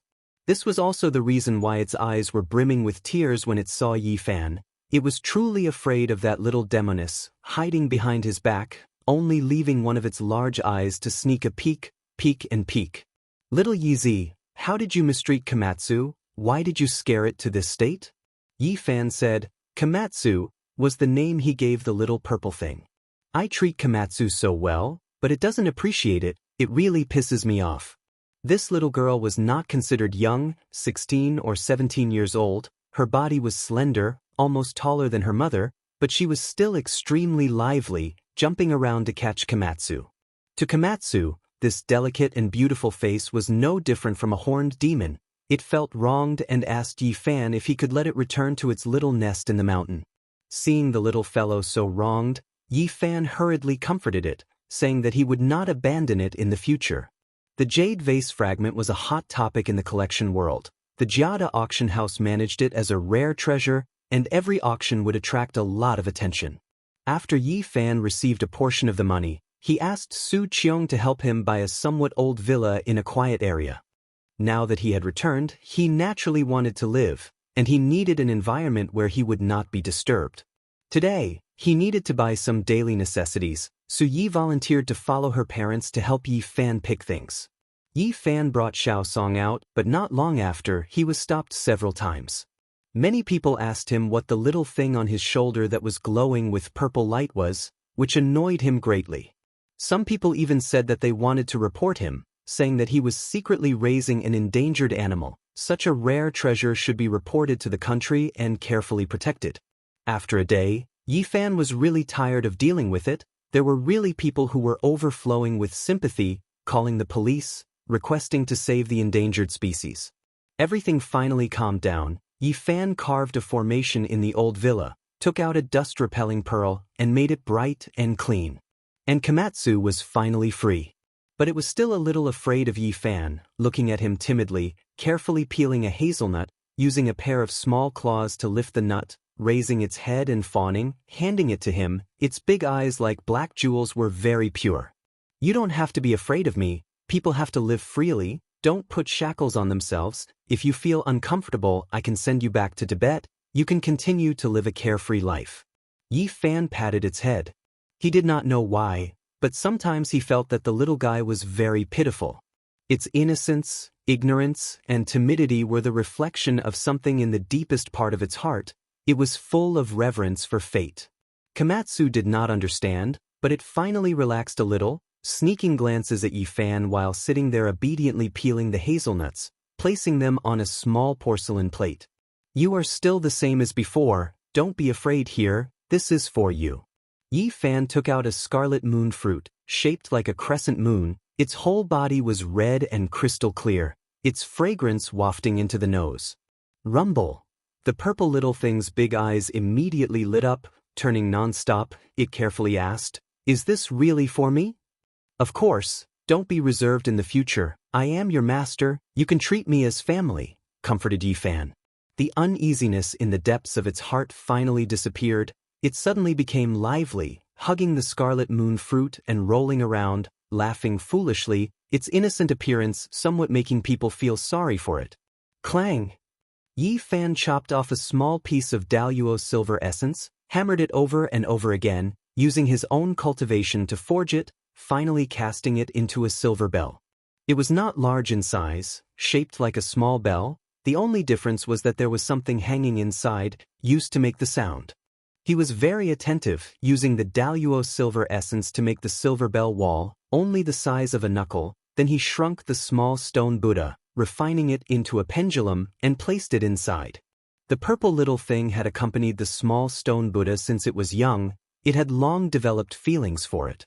Now that Yi Fan had refined such a treasure for it and taught it how to put it into its body, it was naturally very happy. Not to mention Earth, even in the northern Dipper Star region, this treasure was a world-shocking divine treasure. Using the Daluo silver essence to forge the bell, and the mysterious small stone Buddha as the clang, it was unparalleled in the world. Moonlight sprinkled down like water, the Komatsu spat out the treasure and stood in front of the window, borrowing the Buddha's light from the bell to guide the moonlight to cultivate. It was very intelligent, although simple, but it knew the benefits of this kind of cultivation. It was very persistent, not wasting time every night. Yi Fan did not spoil it by pulling it up. With his current cultivation, it was not difficult to make it advance by leaps and bounds, but he did not do so. The path of cultivation needed to be walked step by step. The foundation must be solid. This was the foundation, otherwise, there would be big problems in the later stages. A 10,000-meter tall building might collapse overnight because of its foundation. All he could do was guide the way and pass on the method. The cultivation still depended on the little fellow itself. Tonight, I will pass on to you a section of the Demon Monarch's ancient scriptures. Yi Fan had once discussed with Pang Bo, comparing ancient scriptures, so he knew a lot about the Qing Emperor's scriptures. He combined the Tao scriptures and the Demon Monarch scriptures to create a targeted method for the little fellow. It could be said that once the method was completed, it immediately triggered the sound of thunder. The great Tao felt it. This method is not weaker than any demon scriptures. The starting point is very high. The future depends on you. It had to be said that the little purple thing was extremely intelligent. It firmly remembered the method in its heart, and soon it was able to use this method to mobilize its own cultivation. Soon, there was news from India. A few masters went back to report in detail. The 190-year-old old monk was moved, and 2 other people of the same generation agreed to come east together. The bidding for the mutton-fat jade vase reached a climax. The Indian master won 2 pieces, and then the 3 fragments were won by a young man. Naturally, the mutton-fat jade vase became even more mysterious. Many collectors didn't have such extravagant thoughts. It was simply impossible to collect all of them. It was too expensive. It was difficult to form a perfect vase, and now they were proud to have one. Fine, I'll try with the vase fragments, see if I can draw out some people, Yi Fan said to himself.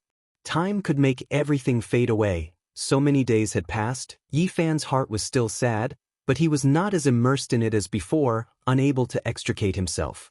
These days, he would often make a cup of green tea, recite Huangting when he was free, and read Nanhua when he was lonely. His heart gradually became empty. He often looked up at the starry sky at night. Severing the Tao. He knew it was not far. If he was willing, he might be able to enter at any time. But after the recent ups and downs, he suddenly felt that erasing the obsession in his heart was not his Tao. Regardless of whether it is on this side of the starry sky or on the other side, I will not sever it, not even for a period of time. Although he had returned, his parents were no longer here, and the obsession in his heart was even stronger. And on the other side of the starry sky, there were so many old friends, so many past events. They were also unforgettable, but he could not return. If I sever any one of them, I can immediately enter the third immortal, but I will not do that. Yi Fan shook his head. He had too many obsessions. It was easy to sever the Tao. He only needed to choose one, resolutely sever it, and step onto his own Tao.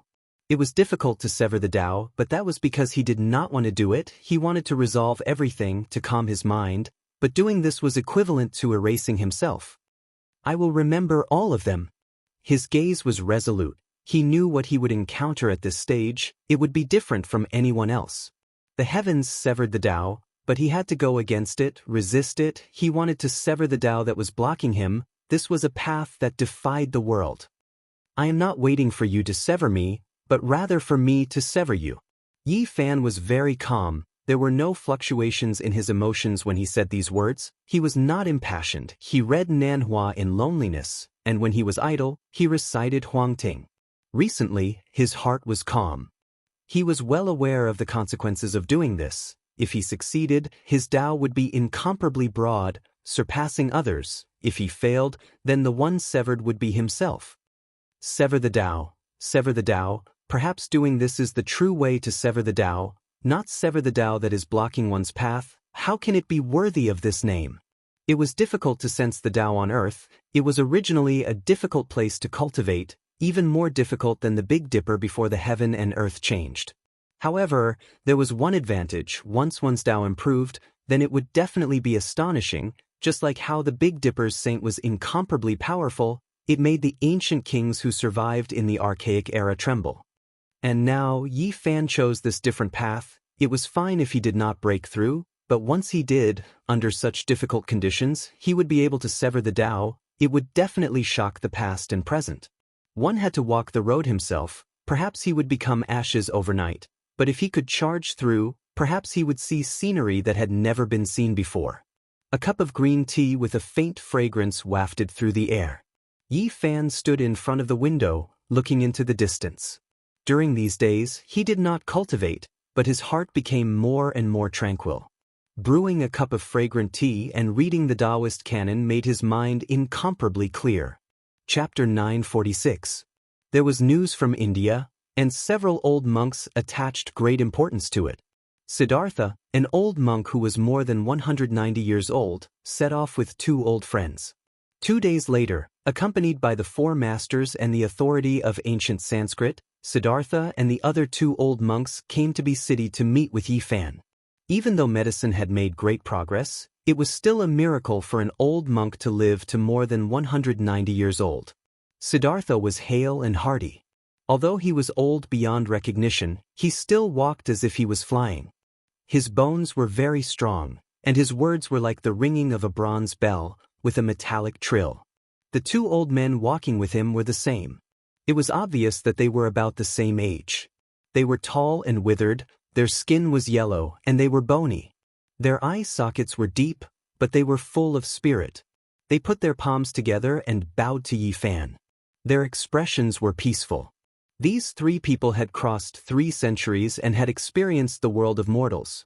They could be called eminent monks. Yi Fan returned the greeting and nodded to himself. Siddhartha and the other 2 were extraordinary.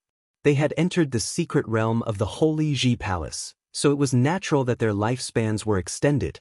On the other side of the starry sky, entering the secret realm of the Holy Ji Palace at this age was really not worth mentioning. They could barely be considered a cultivator. However, Earth was in the end of Dharma, and it was really not easy to have such cultivation. It could be said that these 3 people were already considered geniuses. Yi Fan invited them to sit down. He waved his right hand casually, and a few teacups soaked in spiritual medicine appeared out of thin air, which immediately surprised the 3 old monks. Ever since they saw this young man, they knew that they had met a powerful person, whose cultivation was most likely comparable to the ancient masters. Whether it was the 3 old monks, the 4 masters, or the authority of ancient Sanskrit, when they received the spiritual medicine tea, their faces were full of shock. The world has changed. It is really unusual to be able to still have such treasures in this era. This kind of hospitality is too much. I can't bear it. They all put their palms together and sincerely expressed their gratitude. This kind of spiritual medicine could be said to be rare in their lives. Yi Fan had many things he wanted to ask. He went straight to the point and asked if there were still ancient sects on Earth and where they were located. He wanted to understand the cultivation world. In the ancient years, there were many great sects and ancient sections. Experts were as common as clouds, and there was no lack of great divine abilities. However, everything has changed now. Shimodi said, in ancient India, Buddhism had once flourished and replaced Brahmanism. It had many followers and ancient temples, but it eventually declined. The current Hinduism was derived from Vedic and Brahmanism. It was like a reincarnation that had replaced Buddhism. Of course, the various religions merged with each other and all kinds of dharma coexisted. It was like a symbiosis. Shimodi said that in ancient times, if one didn't talk about faith and only talked about divine arts, there were many sections. Among them, the Vedic religion had a profound influence and was the predecessor of the Brahmanism. Before Sakyamuni became a monk, he had also cultivated the Brahmanism. The Vedas ran through the rise and fall of several religions, from Vedic to Brahmanism and then to Buddhism, completing a reincarnation. Now there was the Vedas again. Shimodi talked a lot about the orthodoxy of ancient times. He said that there were many inheritances like 100 flowers blooming, competing with each other in beauty and experts standing in great numbers. Later on, everything declined. The temple he was in just happened to experience a great disaster and lost most of its dharma. It was completely marginalized and lost contact with the various sects of the past. In this era, even he didn't know if the various sects still existed. He only knew a few people who knew about cultivation, but he felt that the various sects should still exist. It was just that they were in the end of days and had all hidden themselves from the world.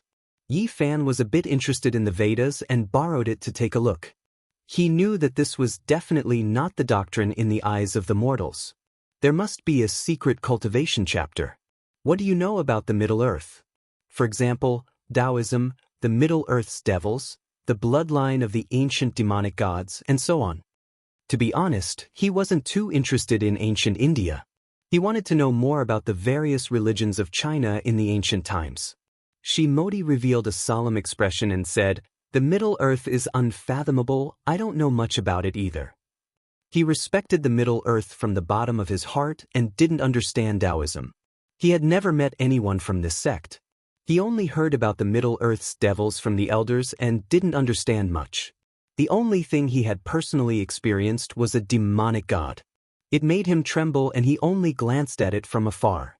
He didn't dare to get close and quickly retreated. "Where did you see it?" Shimodi said a place and Yi Fan revealed a strange expression. It was actually a battlefield in the past and many people died there. During World War II, Shimodi traveled to the east and saw a bloody light piercing through the sky. It was extremely terrifying and then it spread out like a vast ocean. This demon really knows how to pick the right time. Yi Fan muttered to himself. In the past, who knew how many heroic souls passed away? The entire land was covered in blood and gloomy clouds. In this cultivationless age, this might be a rare chance for a great demon to advance. It was forged with blood and spirit. Did he make a move? Yi Fan asked. No, cultivators can't interfere with the affairs of the human world. This is a rule set in ancient times. The world respects it and it has been passed down from generation to generation. No one dares to go against it. Shimodi said. Yi Fan nodded and didn't say anything. However, he was thinking about how strong that demonic god was. With Shimodi's eyesight back then, he couldn't have been wrong. His blood energy was overflowing and his demonic might was vast. This was very shocking. He was at least a sect master level figure. Very unusual. In this cultivationless age, there is such an ancient demon. It is really unexpected. I wonder where it is now. Yi Fan muttered to himself. Could this race be related to the fake Pangbo? He suddenly had this thought. According to Shimodi, the waters of the Middle Earth were very deep. That demonic god was just one example. He had heard the senior monk say that he had met another terrifying existence, but he didn't know much. In the end, they set off and brought the small stone Buddha to the Tibetan area. They wanted to open a path to Spirited Mountain. Buddhism had already declined in India, but it was flourishing in the Middle Earth. In the past, there was a bodhisattva who had passed away in meditation who said that Spirited Mountain would move to the east. According to the speculation of the arhats of later generations, it should be in the Tibetan area. Spirited Mountain was a primitive place of Buddhism. It had existed long before Gautama Buddha unified the religion. At that time, the monks cultivated while damaging their bodies and had great divine abilities. Before Gautama Buddha established the religion, the monks on earth were scattered. Spirited Mountain was the only place that could summon them. It was a mysterious ancient land. What a pity! After the last bodhisattva and ancient Buddha passed away, no one could open a path to Spirited Mountain from the outside. Shimodi said that this small stone Buddha might be a key sacred object. It might be able to solve the ancient mystery and discover that primitive place. There might be living beings inside. Yi Fan didn't bring Komatsu with him. He only took the small stone Buddha for the time being. Spirited Mountain was not inferior to Mount Meru, so there might be terrible dangers. He didn't want the innocent little fellow to take risks with him. The group walked in the uninhabited area. It was tranquil. The sky was dark blue with the occasional white and flawless clouds. Both the air and the scenery were very pure. Perhaps this was the only pure land. Nowadays, there were human footprints everywhere. Tall buildings stood in great numbers and concrete covered the fragrance of flowers and plants. It was a lack of primitive and natural scenery. Yi Fan held the small stone Buddha in his hand and supported it with his great magic power, causing it to burst forth with boundless light. In the end, several ancient characters appeared in its body while his own golden blood chi soared into the sky. These people were all trembling with incomparable reverence. This kind of great divinity almost never appeared in the world again, but today they had seen it with their own eyes. Shimodi and the other two old monks spoke a few Buddhist secret words, telling Yi Fan that it was left behind by an old elder. Perhaps he could use it to find the spiritual mountain. Yi Fan walked forward and silently chanted an incantation according to what they said. The small stone Buddha became more and more resplendent, and the divine halo behind its head completely materialized. Kungqiang sounds rang out as the pair of Buddha's eyes seemed like they were about to open. The heaven and earth are a bit different. Look, a few great mountains suddenly appeared in front of us. A master was astonished. This was an extremely strange scene. Quite a few great mountains appeared on the horizon. They were extremely tall and towered into the clouds. The pressure they gave off made it hard for people to breathe. It was a majestic sight. However, every single one of them was extremely indistinct and couldn't be seen clearly. They carried a type of faintness as they stood majestically at the end of the world. There is a path that has appeared, but it is disjointed. Another master was moved and pointed ahead. This was an ancient path that had never been seen before. Now, it suddenly appeared and led to the distant depths of the great peaks. This is the path to the spiritual mountain. Shimodi's entire body was trembling. It didn't match his appearance as a senior monk because he was too excited. Yi Fan supported the small stone Buddha with great magical force while chanting those incantations. A boundless Buddhist force surged over from the distance. That kind of fluctuation made people want to bow down and worship it. It surpassed everything else. It really is the spiritual mountain. Yi Fan's eyes shone brilliantly. This was exactly the same feeling he had when he entered Tibet not long ago. However, this time, it was incomparably long-lasting. An ancient path meandered over. Their group stepped onto this path and advanced step by step. This was extremely mysterious. There were many historical sites on the side of the road, and it didn't seem like the real world at all. The great mountain in the distance was too majestic. It was unknown which region it was hidden in the real world. Last time when Yi Fan crossed the Tibetan region, he didn't even discover it. Now, it gave off such an oppressive feeling. Ah, there's a corpse up ahead. A master quickly walked over. This path was very ancient, as if no one had walked it since ancient times. The rocks were engraved with the wind and frost of time. An old monk was all skin and bones. His entire body was yellow as he laid in front of them. What they saw wasn't an illusion. This was a real corpse. It was cold to the touch and the monk's robes were very old. A light touch would turn it into ashes. He's been dead for at least a few hundred years, a master said. There was a row of ancient words carved on the rock in front of him. It seemed like the last words. The brush was hastily put down and it was written in ancient Sanskrit. Shimodi read it carefully and said the gist of it. This was a senior monk who wholeheartedly followed the Buddha, yet he couldn't see the spiritual mountain. Before he passed away, wisdom appeared in his heart. He walked a bitter path to find this place and saw the ancient path. However, his lifespan also dried up. They didn't delay and continued on their way. Yi Fan supported the small stone Buddha and continuously chanted incantations. The ancient path extended, passing through huge mountains that couldn't even be seen in the mortal world. A dilapidated palace hall. Not long after, they saw an ancient temple. It wasn't very big and only had a stone hall. An old monk passed away in a sitting posture.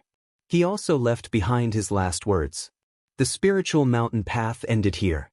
The road ahead was boundless and there was no longer any hope. This was a great divine being. Even his skin was faintly golden.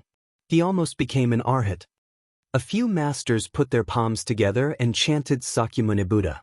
Yi Fan stopped. The ancient path ahead was getting more and more serene. It seemed like it was endless and he didn't know where it led to. Was this still Earth? He pondered in his heart. The vast and boundless Buddhist nature surged. Was the spiritual mountain comparable to Mount Meru really in front of him? He didn't know if he could enter the ancient Taoist rite. Chapter 947. A wave of desolate aura rushed over from the ancient mountain. Yi Fan and the others felt as if they had returned to the ancient era, returning to the uncivilized land. In the distance, there were mountains tens of thousands of zhang tall. They stood majestically with old trees that covered the sun. There were some unknown creatures. When they got closer, the cries of eagles filled the sky and beasts roared across the rivers and mountains. It was like thunder, rumbling and terrifying. They didn't know where they were. When they looked around, it was a completely new environment. It was as if they had left Earth and entered a primordial great world. Where exactly have we come to? The ancient Sanskrit authority was a bit short of breath. He still couldn't be considered a cultivator and hadn't even truly activated his sea of suffering. He was only a bit stronger than ordinary people and felt anxious. We are most likely close to the spiritual mountain. Perhaps we can see the ancient bodhisattvas and the victorious Buddhas, a master said. An ancient path was beneath their feet. This was the only thing that made them feel at ease. Every once in a while, they would see some Buddhist traces along the way. There were even some ancient Sanskrit characters that were carved by those with great magical power. They released brilliance and condensed the rhythm of the Tao. When one calmed down and studied them, they could understand the Tao laws within. Yi Fan was very calm and didn't express anything. However, the masters were different. They were all incomparably excited and carefully observed, hoping to comprehend the Buddhist laws. In order to advance faster, they wanted to use magical techniques to speed up the process. However, they discovered that this wasn't right. The ancient path became indistinct and was about to disappear. In order to find the spiritual mountain, one must worship it with a devout heart. Otherwise, one will never be able to approach it. We can only advance step by step, Sita T said. He chanted Buddhist names and asked for the Buddha's forgiveness. Yi Fan frowned. Could it be that there really were ancient Buddhas and bodhisattvas up ahead? Once they advanced on foot, the ancient path appeared on its own. It was extremely strange. This is the work of a great technique. It is vast and unfathomable. The spiritual mountain really is an extraordinary place. In the end, after walking for a long time, he discovered some clues. There were mysterious Tao patterns and laws circulating. After advancing for over 100 li, a dilapidated land appeared in front of them. Beside the ancient path was an expanse of ruins. Waves of crying and wailing could be heard, giving people goosebumps. It was extremely terrifying. The temple had become a desolate place with broken walls and overgrown weeds. The Buddha nature of this place had been completely lost, and there were only waves of yin qi blowing over. His cries didn't stop, and he rapidly approached like a bolt of lightning. In the blink of an eye, he pounced over like a malicious spirit demanding his life. However, the small stone Buddha in Yi Fan's hand was emitting Buddha's light, so the evil shadow didn't dare to get too close. It flashed left and right, appearing and disappearing in the wilderness at an incredible speed. The expressions of Siddhartha, the two old monks, and the four gurus changed. This speed was much faster than theirs and was not something they could fight against. Fortunately, they saw that Yi Fan's expression did not change and was calm. Only then did they feel relieved. Wow! A loud cry that sounded like a baby's cry exploded in their ears. A gray figure finally appeared. It was an old monk wearing a gray monk robe. His body was tall and sturdy and was surrounded by black gas. His face was fierce and his eyes were scarlet red. Moreover, there were some fine scales on his face that were as red as blood. They spread to his neck, arms, and other parts of his body. He was somewhat fierce and did not look like a human. Master, why are you in such an evil state? The authority of ancient Sanskrit asked. He had not truly stepped into the world of cultivation and could not see the depth of this person. This person's Buddha nature has disappeared and he has long lost his true self. Now, only an evil thought is supporting his body, or perhaps he is already dead, an old monk said. What a pity! This person's realm is far higher than ours. Why is he lost here? A guru was bewildered. Are you also looking for Spirited Mountain? I hate. The old monk with scarlet red eyes was awe-inspiring. Black gas curled around him, making him look like a malicious spirit. He said in a mournful voice, "You wholeheartedly seek Buddhism, but you can't see Spirited Mountain. You have searched for it 9 times out of 10, but in the end, there is no result. What is the point of worshipping Buddha?" Everyone immediately understood. He carried endless resentment, which was why he had such a demonic body. It was pitiful and lamentable. He had already abandoned Buddhism. Even Buddha is dead. What are you all still searching for? It's an illusory Spirited Mountain. So what if you go up? I will enlighten you all. The gray-clothed old monk was dripping tears of blood. He shouted loudly as he rushed over. Everyone sighed inwardly. This person worshipped Buddha his entire life, yet in the end, it was all for naught. He died on the path of seeking Buddha, and only then did he turn into endless resentment. When he raised his hand, an alms bowl appeared. It was as if a purple-gold dome of heaven was pressing down, illuminating everyone below. Astral radiance burst forth, and apart from the ancient path beneath their feet, the great earth in all directions quickly collapsed. Chilly winds roared angrily, and great trees were uprooted. The expressions of several gurus changed. This type of power far surpassed theirs, and they could not block it at all. If Yi Fan was not here, they believed that this attack would definitely turn everyone into ashes. Ding! Yi Fan raised his hand and pointed out. A golden finger stopped the alms bowl, easily penetrating it and shattering it. An expanse of fragmented light appeared in the sky. This demonized old monk cried out loudly as he flew out, smashing into an ancient temple. Ah! A mournful cry sounded. This old monk's face was sinister, fangs grew out of his mouth, and blood dripped from his eyes. He roared loudly as he rushed over again. Yi Fan raised his hand and pressed forward. It was as if a large golden millstone was pressing down, pressing him onto the ground and making him unable to move.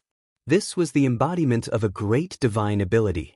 On the side, the gurus' faces were all filled with shock. In their eyes, this was a demonic figure that was difficult to enlighten, yet it was so easily suppressed. Yi Fan lightly sighed. He didn't crush him into pieces. From a certain perspective, this was a pitiful person. He believed in his entire life, yet in the end, it was all for naught. His body died, and his Tao disappeared. Only a mouthful of resentment remained. Please allow us to send him off. Shi Modi couldn't bear it anymore. He walked forward and clasped his hands together in greeting. Yi Fan nodded and didn't say anything else. The gurus walked forward and all of them sat cross-legged beside the demonic monk. They chanted scriptures, wanting to dispel all the resentment and send him to the afterlife. Namo Amitabhaya, Doda Jia Duo Yi, Duo Di Ta, Amitabhapai. Not long after, the old monk who was pressed down by Yi Fan's large golden palm was completely dispelled. The blood-colored scales on his body also disappeared, and the expression on his face gradually became peaceful. Finally, Yi Fan raised his hand. This old monk turned into a ray of holy light and sat up. He chanted Namo Amitabha, turned into a rain of light, and disappeared, dispersing all the resentment. We cultivators worship Buddha too much, and our obsession is too deep. We can't see the true Buddha, which is why we ended up like this. It's not his fault. One of the guru clasped his hands together and chanted scriptures. They continued on their way. This ancient path to Spirited Mountain was filled with dried-up bones. Along the way, they found no less than 100 corpses. There was nothing else. They were all senior monks. This made people sigh. Only those who worshipped Buddha could find this place, but they could only die halfway. They couldn't get close to Spirited Mountain. It was really sad. Suddenly, the ancient path was cut off. A pitch-black abyss lay in front of them, blocking their way. The path to Spirited Mountain was still faintly visible on the other side. Is this a test? Yi Fan asked. No, this is because the secret words we received from our ancestors weren't complete. That's why the path was cut off. Now, it seems like we can only rely on ourselves to cross over and connect the broken path, an old monk said. During this process, Yi Fan kept chanting incantations and used his own mana to support the small stone Buddha. Only then could the ancient path not extend forward. At this moment, it was finally blocked. All right, let's cross over. Yi Fan wanted to enter the spirited mountain to take a look. Since the fluctuations were not inferior to Mount Meru, there must be a shocking ancient spirited mountain. Suddenly, a mournful cry rang out. This abyss was filled with black mist. There were ghosts crying, and there were all kinds of demons and ghosts struggling inside, wanting to rush out. This is the Chaos Demon Abyss. Before Buddha achieved the Tao, he suppressed and killed all kinds of demons. Many of them filled this abyss, Siddhartha said in surprise. This abyss couldn't be flown over. It was condensed with the killing intent of countless demons, turning it into a killing field. One could only rely on one's own body to cross over step by step. Is that so? I also want to see what the demons Buddha killed were like. Yi Fan said. His body released golden light, enveloping the few of them. He walked above the abyss, stepping on the evil spirits that rushed up one after another. Demons were dancing in disorder. Countless great demons and demons were formed from resentment. They rushed up into the sky. Although they no longer had the mana they had when they were alive, they were still incomparably terrifying. They rushed over while crying. Hong long long. Thunder and lightning rumbled outside Yi Fan's body. His gold saint domain spread out, and he was like a god traversing hell. He walked above, and in the process, he really saw a few powerful characters. Bang! A sect master-level demon was turned into black light by his finger and turned into nothingness, frightening away a group of evil spirits. Then, when a huge white skeleton appeared, the entire Chaos Demon Abyss was thrown into chaos. A demon with a skeleton. Yi Fan's eyes lit up. This was too rare. He was extremely powerful, and the skeleton didn't shatter after taking a blow from him. He fought a great battle with him. He was as fast as lightning, leaping like a dragon, jumping like a tiger, leaping like a monkey, and striking like a snake. He struck out a total of 18 times, and with a boom, that snow-white skeleton was shattered. At the side, a few Indian monks were all alarmed. After a long time, one of them said, "If I'm not wrong, this skeleton belongs to a guardian Vajra of our Buddhist sect. He fell into the demonic path, and his bones are immortal. How could he be shattered like this?" They couldn't understand. The guardian Vajra of Buddhism had an indestructible body, and even death couldn't injure it. Just how powerful was this young man in front of them? His corporeal body surpassed Buddha's. The Chaos Demon Abyss was really a dangerous place. Demons, devils, and ghosts would rush out from time to time.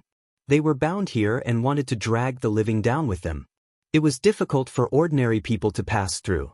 The few masters all knew that no matter how many people came, they would die. It was impossible to pass through. The evil spirits inside were all formed after the death of ancient divine beings. However, Yi Fan's battle strength was astonishing. Although he encountered a few fierce battles, he won all of them and killed his way through. The strength he displayed was close to that of a god in the eyes of these people. He kept suppressing all kinds of demons and was invincible. Not a single person could stop him. In the end, Yi Fan killed his way through the Chaos Demon Abyss and smoothly stepped onto the broken road. Boom! Waves surged into the sky, hitting high into the sky. It was a vast expanse. This was a vast and boundless ocean, blocking their way. The sound of waves was deafening, making people feel like they were in a dream.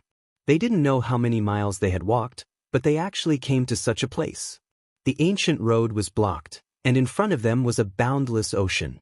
How is this possible? Have we walked out of the Tibetan area? The ancient Sanskrit monk was stunned. This is the Sea of Bitterness. If we want to get close to the spiritual mountain, we have to cross it. This might be the real earth. What we see on a daily basis might only be a part of it, an old monk said. The Sea of Bitterness is boundless. Turn back to the shore before it's too late. Do we still want to cross it? Another old monk said, "We won't turn back until we see the spiritual mountain," Yi Fan said softly. The few of them had seen his great divine ability. Hearing him speak like this, it naturally represented their unanimous decision to continue forward. Yi Fan stretched out his hand and pointed. A purple copper warship appeared in the void, allowing them to board it. It slowly rowed across the boundless sea of bitterness, advancing towards the shore. Boom! Raging waves beat against the shore and raging waves washed the sky. That black ocean was terrifying. Every time it surged, it seemed like the world was going to be turned upside down. There were actually living creatures in the sea, whistling over. They were shocked. After traveling for hundreds of miles, densely packed white bone claws stretched out from the sea. There were even terrifying demons rushing up to attack the warship in the sky. It was much more terrifying than the chaotic demonic abyss. There were unfathomable evil spirits inside, emitting a monstrous aura. Yi Fan took out a copper lamp. He had a human body and a ghost face as he hung on the bow of the ship. In an instant, the wind and waves calmed down. All the demons and ghosts disappeared, no longer stirring up trouble. This was the copper lamp he picked from the ancient Mars. It was left behind by the Gautama Buddha in order to suppress the vengeful spirits with great divine physiques. It was a strange, secret treasure that burned the oil of ancient saints. Everyone was shocked. This sea of bitterness was definitely incomparably terrifying. If they traveled normally, perhaps even the golden Arhat would fall. They never thought that because of the existence of a copper lamp, everything would be smooth sailing. The black sea of bitterness surged, and there was no longer a trace of danger. However, they could feel that there were extremely terrifying demons swimming under the sea. They would peep above from time to time, but they didn't dare to approach. This copper lamp emitted a long green light, and its shape was vivid and lifelike. It had a human body close to the Tao, a sinister ghost face, and a tongue as the wick. The flame danced, and it actually burned out ancient talismans that surrounded the entire copper ship. Moreover, a skinny little old man appeared. He squatted at the bow of the ship and smiled strangely at them. It was indescribably evil, causing the Indian gurus to feel a burst of fear. This wasn't the first time Yi Fan saw him, so his expression didn't change. It had to be said that this copper lamp possessed divine might that could suppress all evil spirits. An entire 9 days passed, and not a single demon jumped out along the way. Even the entire sea of bitterness had calmed down, intimidated by it. 9 days later, they reached the other shore. When they looked forward again, a great mountain that was tens of thousands of zhang tall towered into the clouds. It was incomparably majestic. Spiritual mountain, we're about to reach the ancient spiritual mountain Tao, right? The old monks were all incomparably excited. Yi Fan didn't say anything. He felt a boundless, undulating fluctuation of Buddhist nature. He knew that they were truly approaching the legendary spiritual mountain. That's, a day later, they passed through one great mountain after another. Specks of light appeared in front of them, and the radiance of divinity pervaded the air. Yi Fan was also shocked. He cultivated the heavenly eye, so he could naturally see even further. He had long seen the miraculous scene on the horizon. Divine light danced in the air, turning into a sparkling and brilliant rain of light. And there was an ancient Bodhi tree. Its branches were like horned dragons, extending in all directions. Its leaves were verdant and glistening, and there were fluctuations of the great Tao. Under the ancient tree, there was a middle-aged man in his 30s sitting cross-legged. He was untainted by even a speck of dust, and his body was imprinted in the void, merging with the great Tao. It was as if he was sitting in 3 different spaces. Sakyamuni Buddha.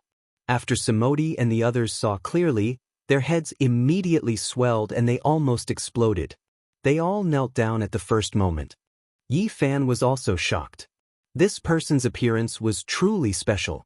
It was exactly the same as the Sakyamuni Buddha statue in the temple, and at this moment, it merged with the great Tao. Chapter 948. Sakyamuni at the end of the road. This was beyond everyone's expectations. Even Yi Fan was stunned. The old monks kowtowed with great sincerity.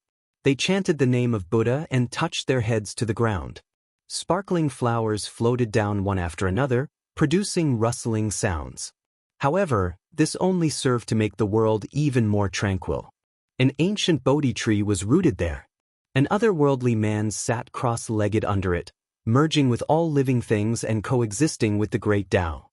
His eyes were closed as the sparkling flowers fell on his body. It was as if he hadn't moved for thousands of years. He was peaceful and transcendent. If a person was exactly the same as the Buddha in the temple, it would undoubtedly be an abnormal sign that would make people respect and fear him. Siddhartha and the others kowtowed with each step. They were extremely excited to see Sakyamuni. Even if he died immediately, they would have no other regrets. This was their life's greatest wish. They only wanted to see the true Buddha and kowtow to the Tathagata. On the ancient road to Spirited Mountain, their wish came true. They saw the Buddha with their own eyes. Quasi-Emperor Sakyamuni. Yi Fan's heart trembled. This was a character that only appeared in legends. Now that he had actually seen him, it was beyond his expectations. Sakyamuni was an ancient person from 2,500 years ago. He possessed great wisdom. He studied the Vedas and the teachings of the Brahmins. In the end, he unified Spirited Mountain and created Buddhism. He left behind an illustrious name in history and was famous throughout the world. The guru from India kowtowed with each step.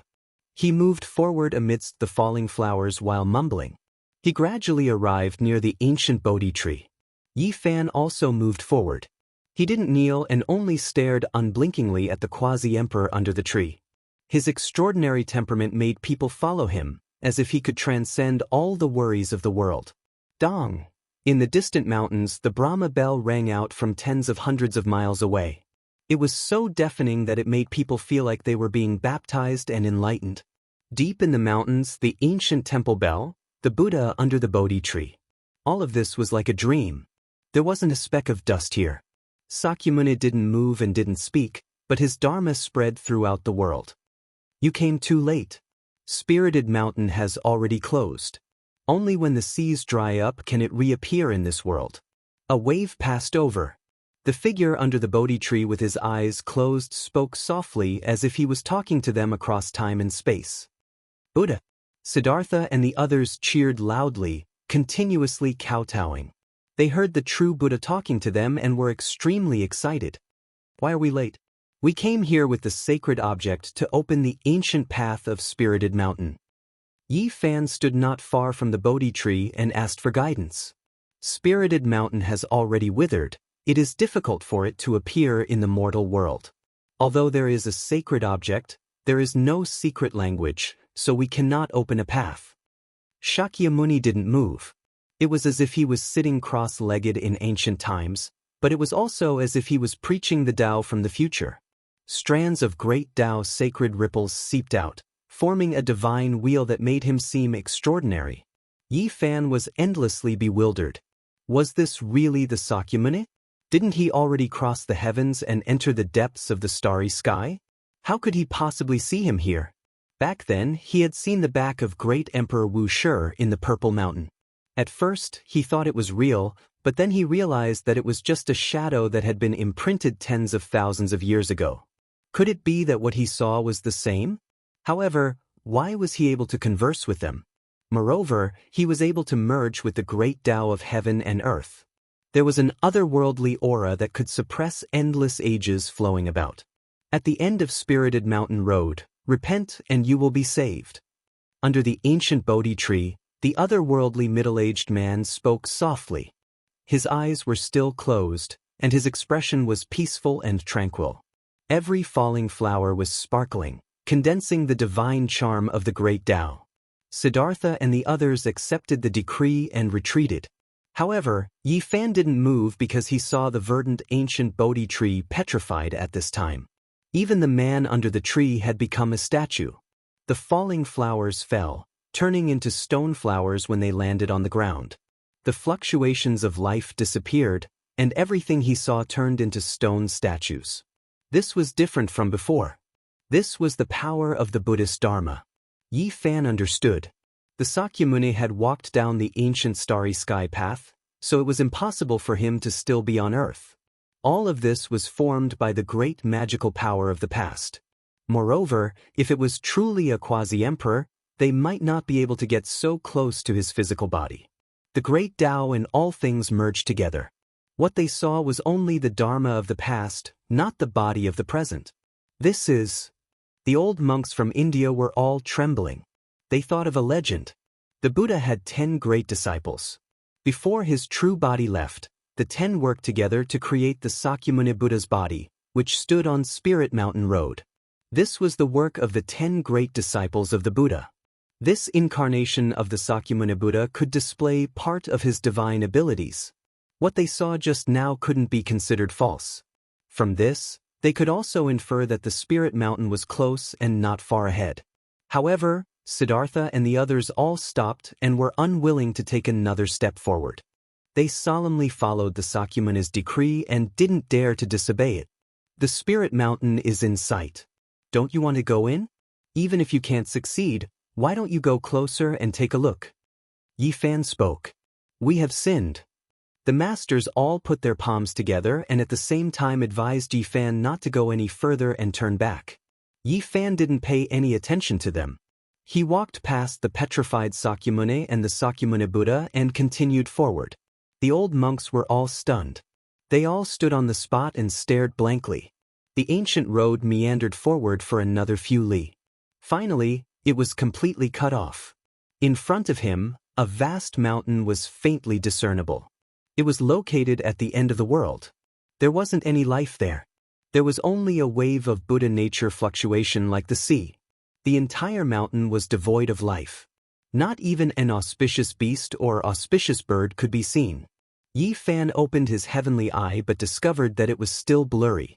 The vast spirit mountain couldn't be seen clearly.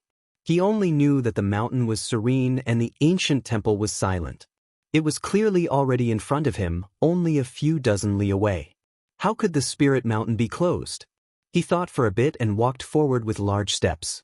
Even if there was no road, he still wanted to go forward and open up his own path.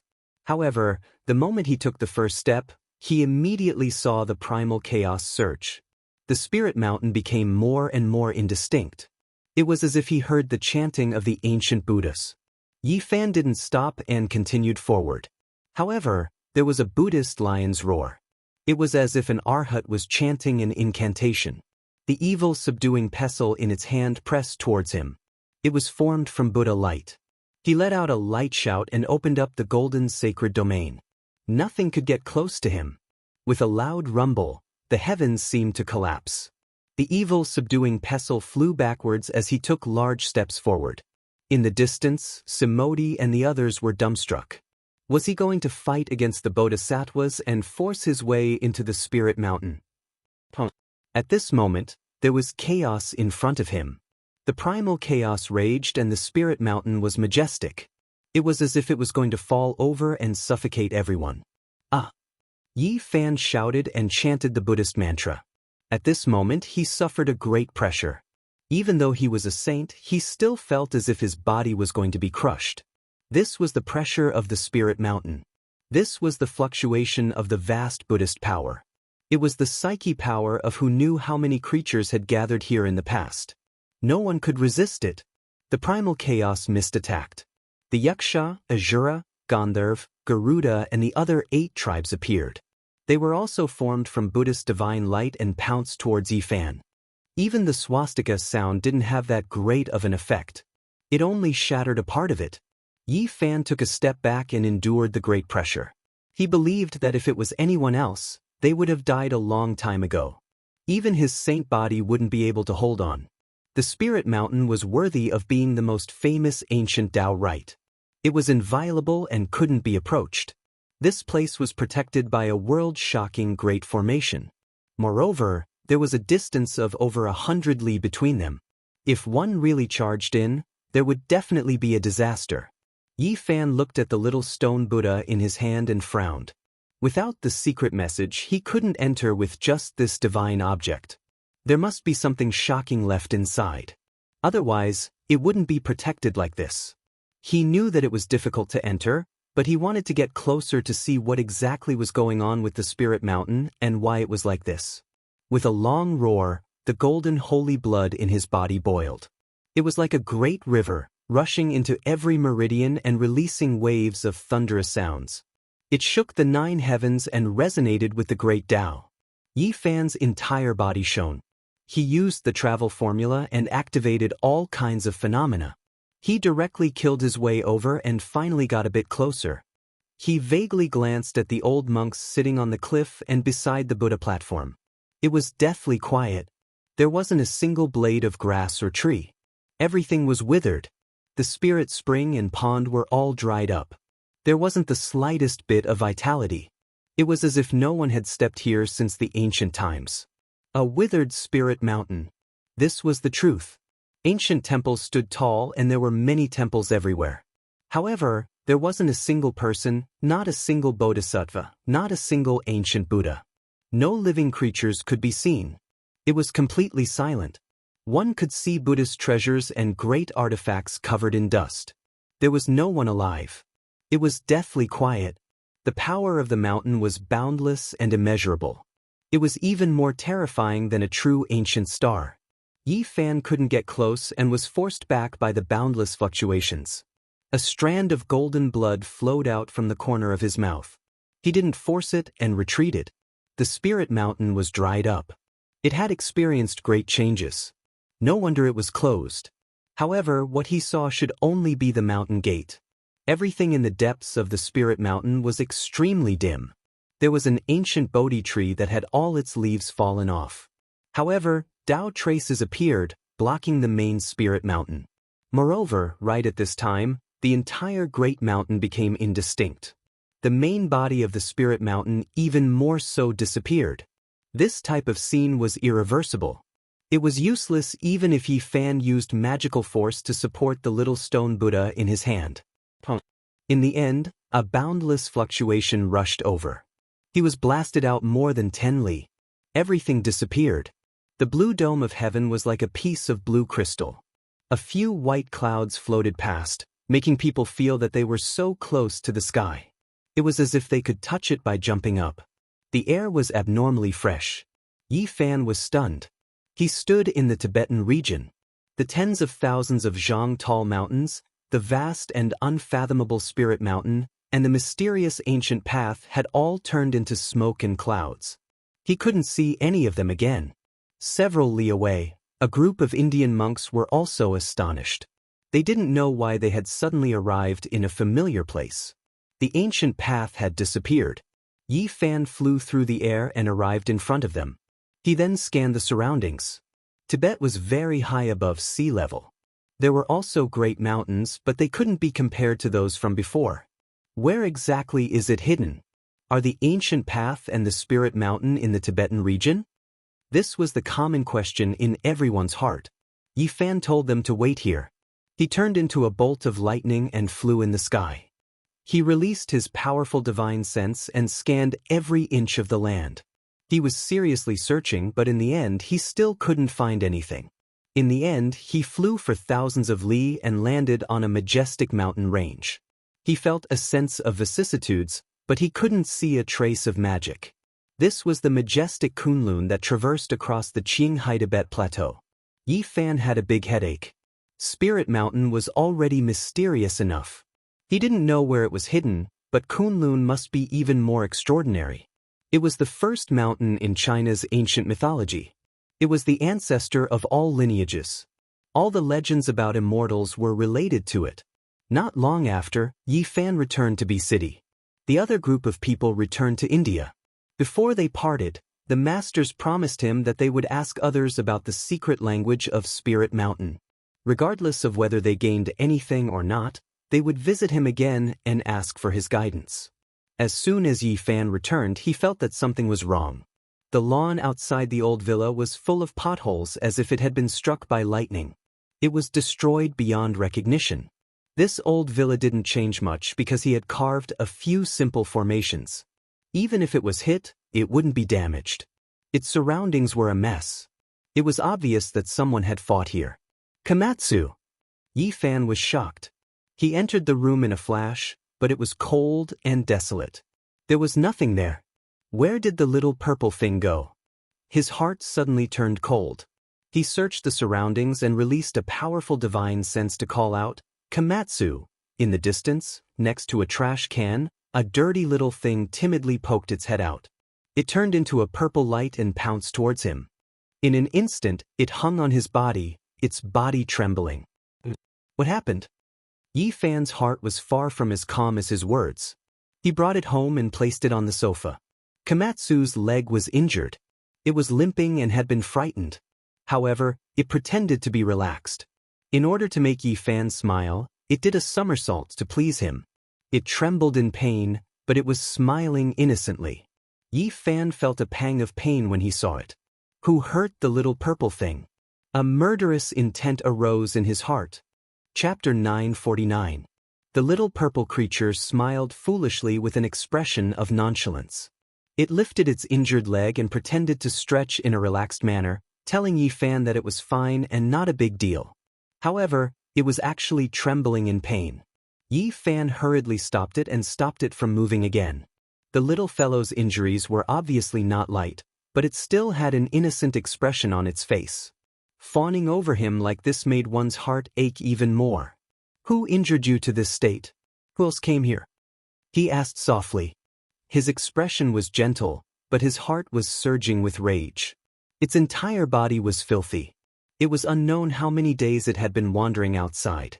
Its originally purple satin-like fur had become dim. It was obvious that it had experienced a frightening experience.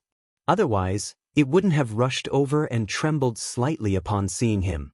Its injured leg had been cut by a sharp weapon. If it wasn't for this little creature's profound cultivation, it would have been broken long ago. Its attacks could be said to be ruthless and ruthless. Yi Fan carefully treated its wound. There were actually strands of black light flowing within. It possessed corrosive properties. No wonder it hadn't recovered after such a long time. He used magic power to dissolve the black light while taking out a bottle of divine spring he brought out from the life-forbidden zone. He used this to clean its wound and then carefully bandaged it. During this process, the Komatsu trembled unceasingly in pain. However, it didn't struggle or make a sound. It silently endured and tried its best to act as if nothing was wrong to make others feel pity. With Yi Fan personally taking action, this kind of injury was naturally nothing. The divine spring from the ancient forbidden zone possessed a powerful vitality. Not long after, its leg began to recover. The little fellow blinked its large eyes and lowered its head to look at its injured leg. Its face was full of astonishment. It had been in pain for so many days, but now, it was rapidly recovering. It immediately became incomparably happy and forgot all the injuries it had suffered. Yi Fan asked it seriously. Naturally, he couldn't just let it go like this. There was actually someone who wanted to kill the Komatsu. If he didn't retaliate, it wouldn't be his style. In the past, the corpses of many great enemies in the northern Dipper Star region were laid at his feet. He made a name for himself and built his path with blood and bones. Now that he had returned to the Age of Chaos, how could he endure being bullied and humiliated? The Komatsu was very weak and kind as it recounted the events of that day. Yi Fan had been gone for half a month. During this time, someone had found this place. The little purple thing was very afraid of strangers. It hid in the room and did not go out. This was also what Yi Fan had told it before he left, telling it not to run around. The person who came was a demonic youth with cultivation. He seemed to be injured and spat out a mouthful of blood. Komatsu was very pure and kind. It bit out a small piece of the scarlet moon fruit that Yi Fan gave it and brought it to that person. It didn't think that it would almost be killed. That person spat out a divine awl and injured the little purple fellow's leg. Then, lightning struck down and blocked its way back into the room. Komatsu's fear of thunder and lightning was almost innate. In the past, its mother had been injured to protect it, and when she died, it happened to be struck by lightning and thunder. Once, it was almost struck to death on a stone mountain. Therefore, when it was ambushed by the strange young man, it almost suffered a great calamity. In its panic, it didn't know which way to go and left this place. It waited for many days, hiding beside the underground sewers and trash cans in fear, until Yi Fan returned. After learning of all this, Yi Fan did not say much. He gently rubbed its head. This little thing was as pure as a piece of white paper. In the past, it only had a small stone Buddha as its companion. It breathed under the bright moon alone and had never come into contact with humans. After it was led out of Tibet by Yi Fan, it had always thought that everyone was like it. It didn't know the sinister nature of the human heart and looked at everyone with its kind heart. Even at this time, the little thing was still confused. It asked Yi Fan in confusion, "Why did that person treat it like that? What did it do wrong?" "You didn't do anything wrong. The only thing wrong is that the human heart is too complicated. You will slowly understand in the future." The little purple thing made an "oh" sound and blinked its large eyes. Its heart was still full of confusion and confusion. Yi Fan decided that in the future he would bring it along to experience some things. Only then would it understand. Komatsu washed itself and drank some divine spring water. It finally recovered and became lively and quick-witted again. It peeled a plate of pine nuts and carefully handed it to Yi Fan. Yi Fan accepted it with a smile and handed it a jade snake orchid. Its essence energy overflowed and its fragrance filled the air. That day, when he and Pangbo left, they spent a great deal of origin energy to purchase many spirit medicines. The little purple thing's large eyes lit up. It was incomparably happy to be held in his arms. All of a sudden, it forgot all the pain it had suffered and laughed without a care in the world. It was very easily satisfied. Yi Fan didn't need to think to guess that it was most likely related to the holy jade bottle in the auction. Only it could attract a cultivator. As expected, there was soon a clue. It was a strange young man who had won 3 auctions in the past. The auction house had detailed information about him. After Yi Fan showed the photo to Komatsu, it was confirmed that he was the culprit. "You've already left B City. It's useless even if you run to the ends of the earth," Yi Fan softly said to himself. One day, he traveled south and arrived at Jiangxi's Jiujiang. This was a villa district not far from Mount Lu. The mountains and rivers were interconnected and the scenery was beautiful. It could be said that ordinary people couldn't afford this kind of price. Any one of them would be astronomical. Yi Fan stood in the distance and revealed a strange expression. Not only was he a cultivator, but he also learned Genesis arts and was very familiar with the movement of mountains, rivers, and earth veins. There was a faintly discernible draconic aura in this place. It had drawn a wisp of essence energy from the rising purple dragon vein in the distant Mount Lu. It was too crucial in the end of days as it could help cultivation. Moreover, after a careful look, he discovered something strange. This villa district was built with a mysterious principle. If he guessed correctly, this area should belong to a clan. Perhaps to outsiders, the head of the household was independent and had a different surname, so nothing could be seen. However, he believed that this should be a clan that lived in seclusion here. The layout was very particular. There's a very faint wisp of demonic aura. Yi Fan muttered to himself and then walked in with large strides. Komatsu tilted its head and curiously sized up the villa district. It only felt that the scenery here was very beautiful. There were mountains on one side and rivers on the other. There was also the essence of heaven and earth that could be breathed in and out. Yi Fan disappeared with a step and came to the depths of the villa district. He stopped in front of the villa with the thickest demonic aura in the center. This place had the best view and the purple dragon underground was the thickest. "The owner of this place, come out and meet me." His words immediately alarmed the villa district. With his powerful divine sense, he could naturally clearly sense that there were at least 10 pairs of eyes sweeping over and spying on him in the dark. And someone immediately walked out from the villa in the center. It was an old man with a face as rosy as a baby's. His hair was like snow and his complexion was very good. He was full of energy. Yi Fan's expression didn't change. This was definitely a person with cultivation. His cultivation was at the 3rd small realm of the 1st secret realm, the Sea of Reincarnation, Divine Bridge. "Little brother, is there anything I can help you with?" he asked with a smile. "You and I are both cultivators. There's no need to hide anything. Since I was able to find this place, all lies are useless," Yi Fan said. The old man's expression immediately became solemn. He gestured for Yi Fan to enter the house and talk. He also seriously looked at the purple Komatsu mouse on Yi Fan's shoulder. Yi Fan's expression was calm as he walked in.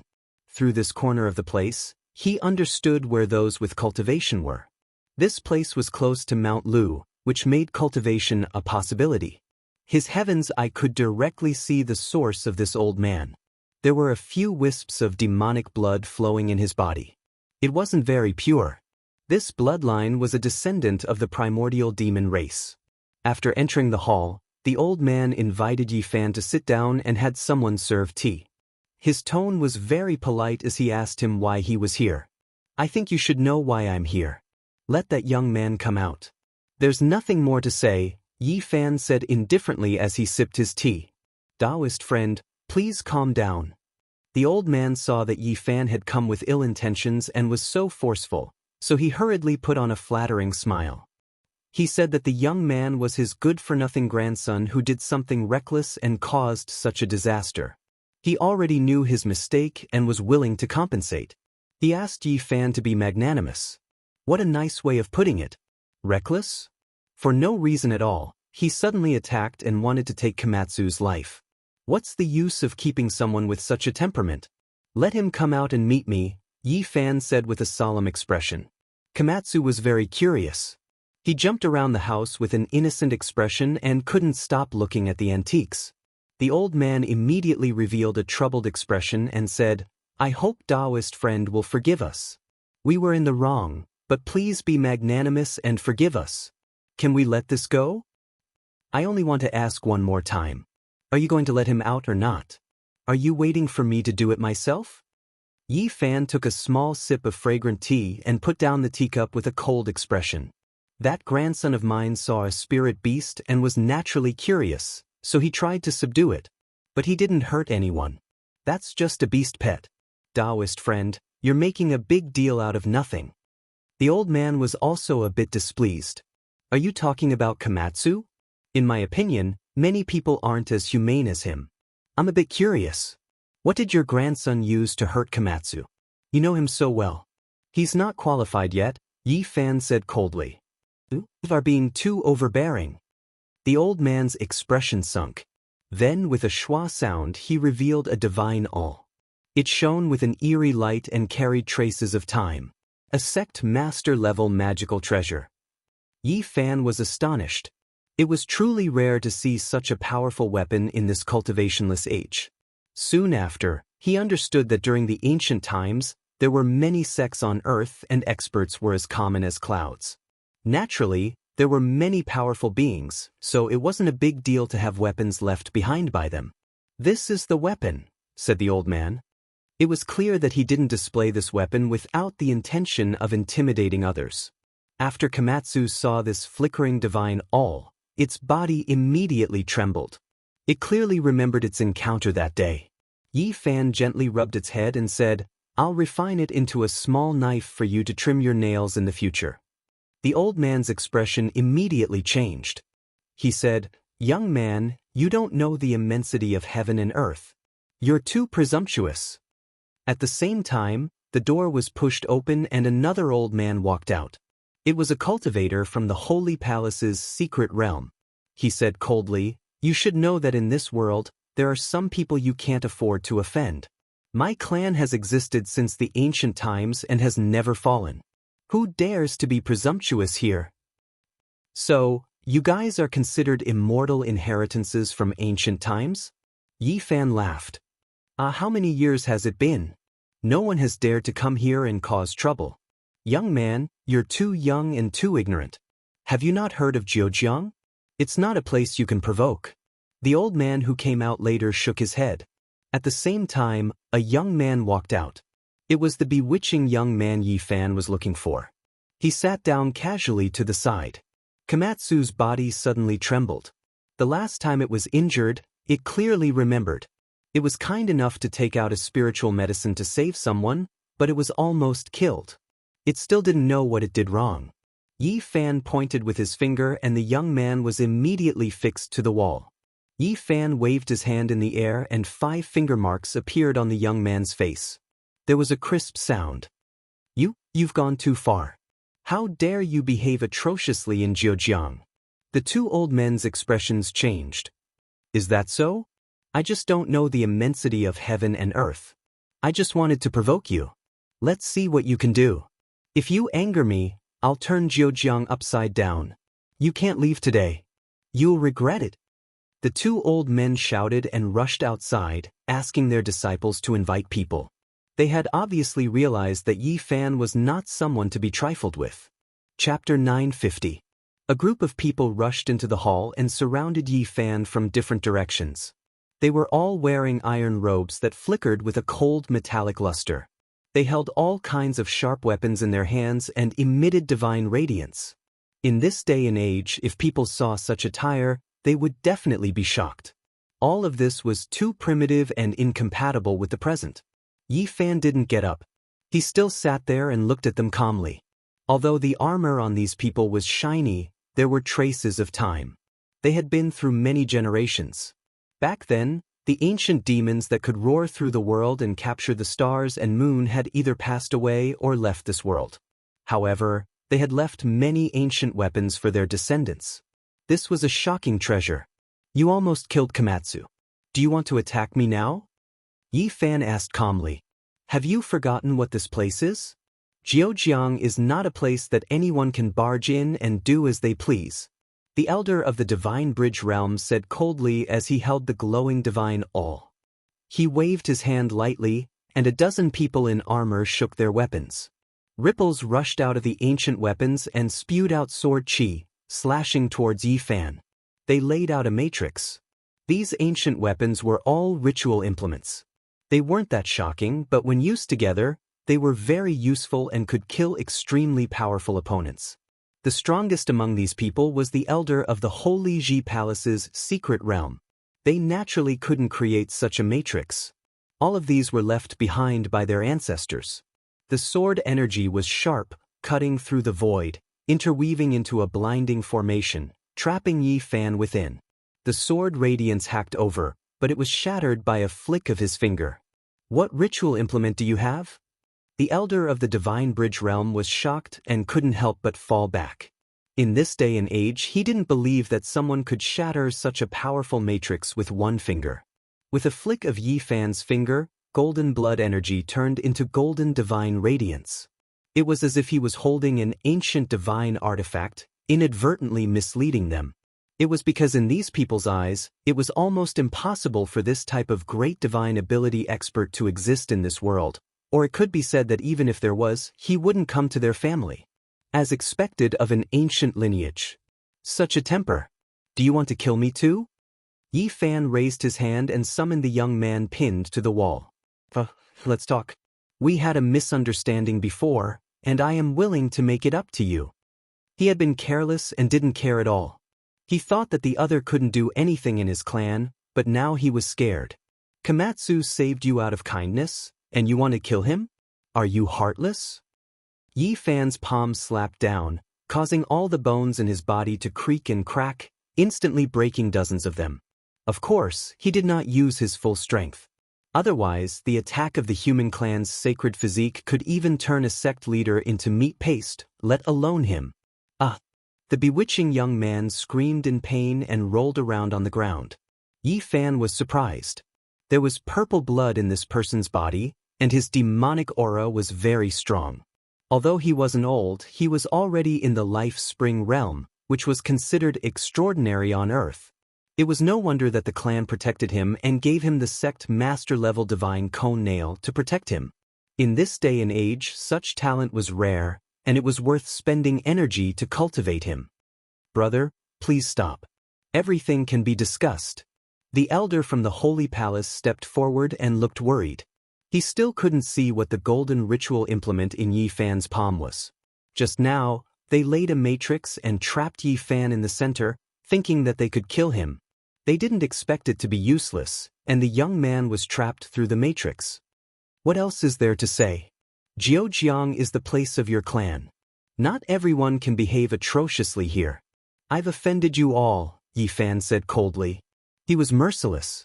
One finger landed, and the young man's sea of reincarnation was cleanly dissolved. Another finger landed, and the young man's celestial platform crumbled. He could no longer cultivate. Yi Fan destroyed the young man's cultivation with 2 fingers, making it impossible for him to cultivate in this life. Then he thought about it and waved his hand. The purple demonic blood in the young man's body was extracted and refined on the spot. You've gone too far. The elder of the Celestial Bridge realm was furious. A good seedling of the clan was destroyed on the spot. This wasn't just a slap to his face, it was a slap to the entire clan. I've gone too far? You almost killed Komatsu. I'm here to ask for an explanation. You want to kill me too? You really have the power to rule the world. Yi Fan threw the young man over. Grandpa, help me kill him. My life is over. I want to grind his bones to dust. The demonic young man shouted. His eyes were filled with hatred as he cursed. Seeing this, Yi Fan laughed and raised his finger. With a light poof, a golden light pierced through his forehead. A stream of blood flowed out, and his ferocious expression completely froze. I took away your cultivation that brought disaster to the world. I originally wanted to let you live, but you don't know how to repent. With such a personality, I can't let you live. The expressions of everyone in the hall changed. At that moment, they all retreated, especially the elder of the Holy Ji Palace's secret realm. He felt that things were not going well. Why did this young man look so much like the legendary divine arts cultivators? No matter who you are, you have to die today. You won't be able to leave Jiujiang. How many years has it been since someone dared to provoke us? The Dragon Sparrow bloodline. The elder of the Celestial Bridge realm shouted. The one who died was his grandson, who had been spoiled by him since he was young. This was an outcome that he could not accept. The group of people left the hall, and he gave the order coldly. Yi Fan did not want to waste time. He waved his hand in the air, and before he could finish giving the order, his spiritual soul was captured and burned to ashes. His intact body fell to the ground with a thud. Everyone gasped and was completely dumbfounded. At that moment, they finally understood that they had most likely kicked a metal plate. They might have provoked a living ancestor. Which arrogant brat has come to our clan to act so atrociously? An old woman holding a dragon sparrow staff appeared. Her hair was snow white, and each strand was sparkling. Her face was pale with a hint of red. No one knew how old she was. Ancestor! A group of people hurried to greet her, especially the elder of the Holy Ji Palace's secret realm. He walked up quickly and said softly, Ancestor, things are not looking good. This person might have great ancient powers. Yi Fan sat in the hall and did not go out. After seeing the old woman, he was a little surprised. Her cultivation level was at the 3rd secret realm, for extremities. He was truly a little surprised. Was there still someone who could cultivate to such a level in this era? The dragon sparrow race has stood strong since ancient times. No one has ever dared to come to Jiujiang and humiliate us. I don't care which god you are today. Since you're here, don't even think about leaving. The old woman waved her staff, and a wave of auspicious air rose in the hall. A bone-piercing light shone, and an extremely powerful spell formation appeared, trying to refine Yi Fan.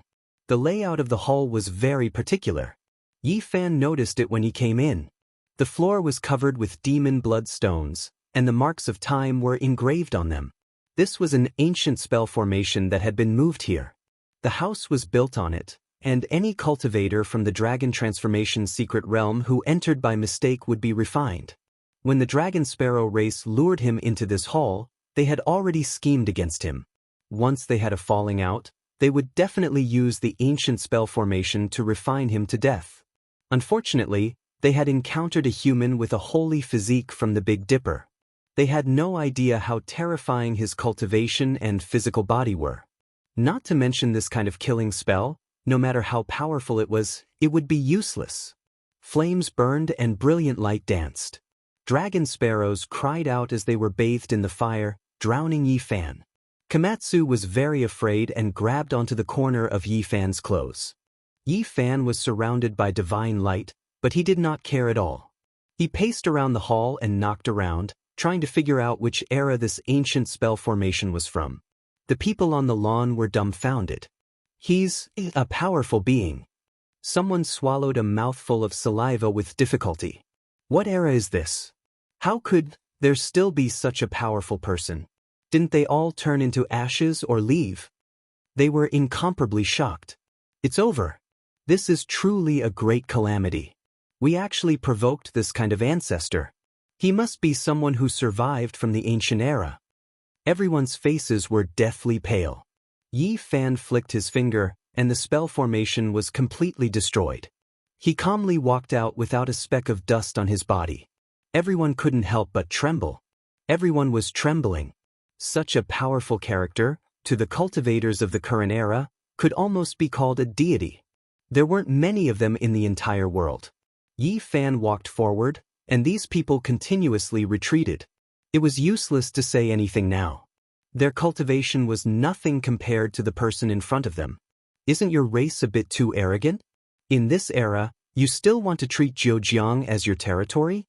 How can the common people of Zhejiang endure this? Yi Fan waved his hand, and a clear light fell, stripping away the old woman's cultivation. Her face instantly lost all color. You don't know what's right or wrong, and you want to kill me right away. You should just give up your power and become immortal. This was the strongest ancestor in their race. With just a wave of his hand, he had his cultivation stripped away and reduced to a mortal body. Everyone was terrified and didn't even dare to breathe loudly. The old man from the Holy Ji Palace trembled. He bowed and said, "Senior, please forgive us for our ignorance." Yi Fan looked at him. It was this person who first shouted that Zhejiang wasn't a place anyone could come to. He said that he didn't know how high the sky was and that he wouldn't be able to leave this place. Since you reacted quickly, I'll take away 100 years of your cultivation. A light flashed and the old man's body swayed. He almost fell to the ground. His expression changed. 100 years of cultivation was taken away. What would be left? I didn't want to start a massacre today. If you had handed over the culprit earlier, we could have talked things out and this wouldn't have happened, Yi Fan said. These people trembled, and no one dared to speak. Such an existence was enough to dominate the world, and it would be difficult to find anyone who could fight against him. It wasn't that Yi Fan didn't want to go too far, so he didn't make things difficult for the others. He used his finger like a knife and cut open the grass. An underground palace appeared below. Purple chi from Mount Lu surged and entered the underground palace. There was an ancient matrix platform in the center. It had lines of patterns carved on it, and it could turn the spiritual chi of the earth into mist, gathering it within a radius of 10 feet. No wonder there are cultivators of the 4 extreme secret realms. Yi Fan nodded. The secret was here. This ancient matrix platform could transform the essence of heaven and earth, allowing the race to cultivate for a long time. Yi Fan thoroughly understood the identity of this race. Their ancestor was a dragon sparrow, established during the Great Xia dynasty.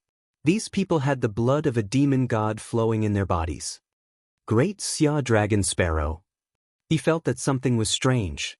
He thought of the legendary Great Xia dragon sparrow blade. Could it be related to this race? Moreover, after asking in detail, he found out that this race was only one of the 4 major branches, and not the main bloodline of the dragon sparrow. As for where the Great Xia dragon sparrow demon god was, they didn't know. What realm is the cultivation of the demon god dragon sparrow? Yi Fan asked about the cultivation of their ancestor.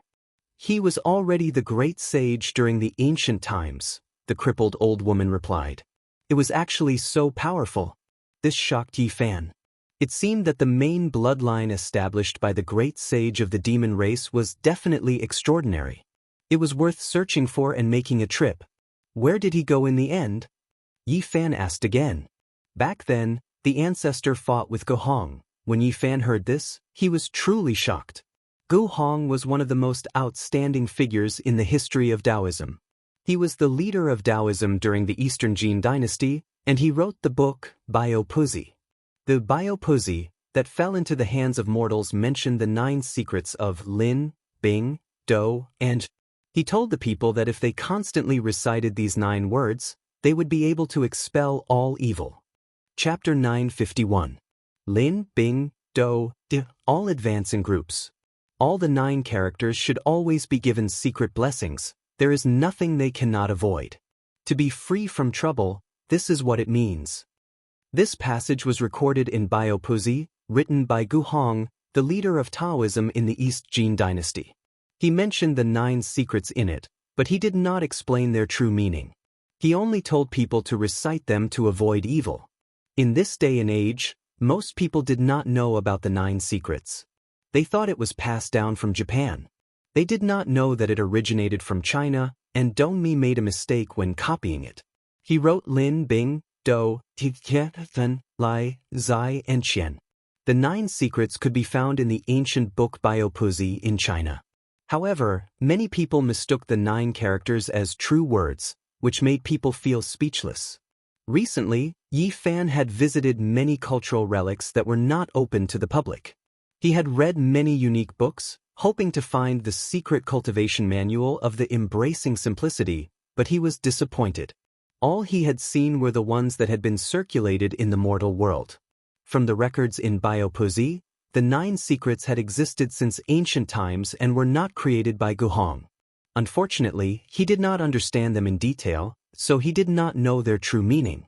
Any cultivator who knew about ancient times knew that the 9 characters had a great origin. Few people knew their true meaning, so it was impossible for Gu Hong to say it in Audiobook. As a great sage, the Xia dragonfinch could look down on the entire ancient planet. He was still alive in the East Jin dynasty, but he had an earth-shattering battle with Gu Hong and disappeared. Although these people were the descendants of the Xia dragonfinch, they did not know the result of the battle. They only had 2 guesses. One was that their ancestor was sealed, and the other was that he went to the outer region. Gu Hong could be said to be a genius of his generation in the history of Taoism, a revered little immortal. Since ancient times, how many people could be associated with the word immortal?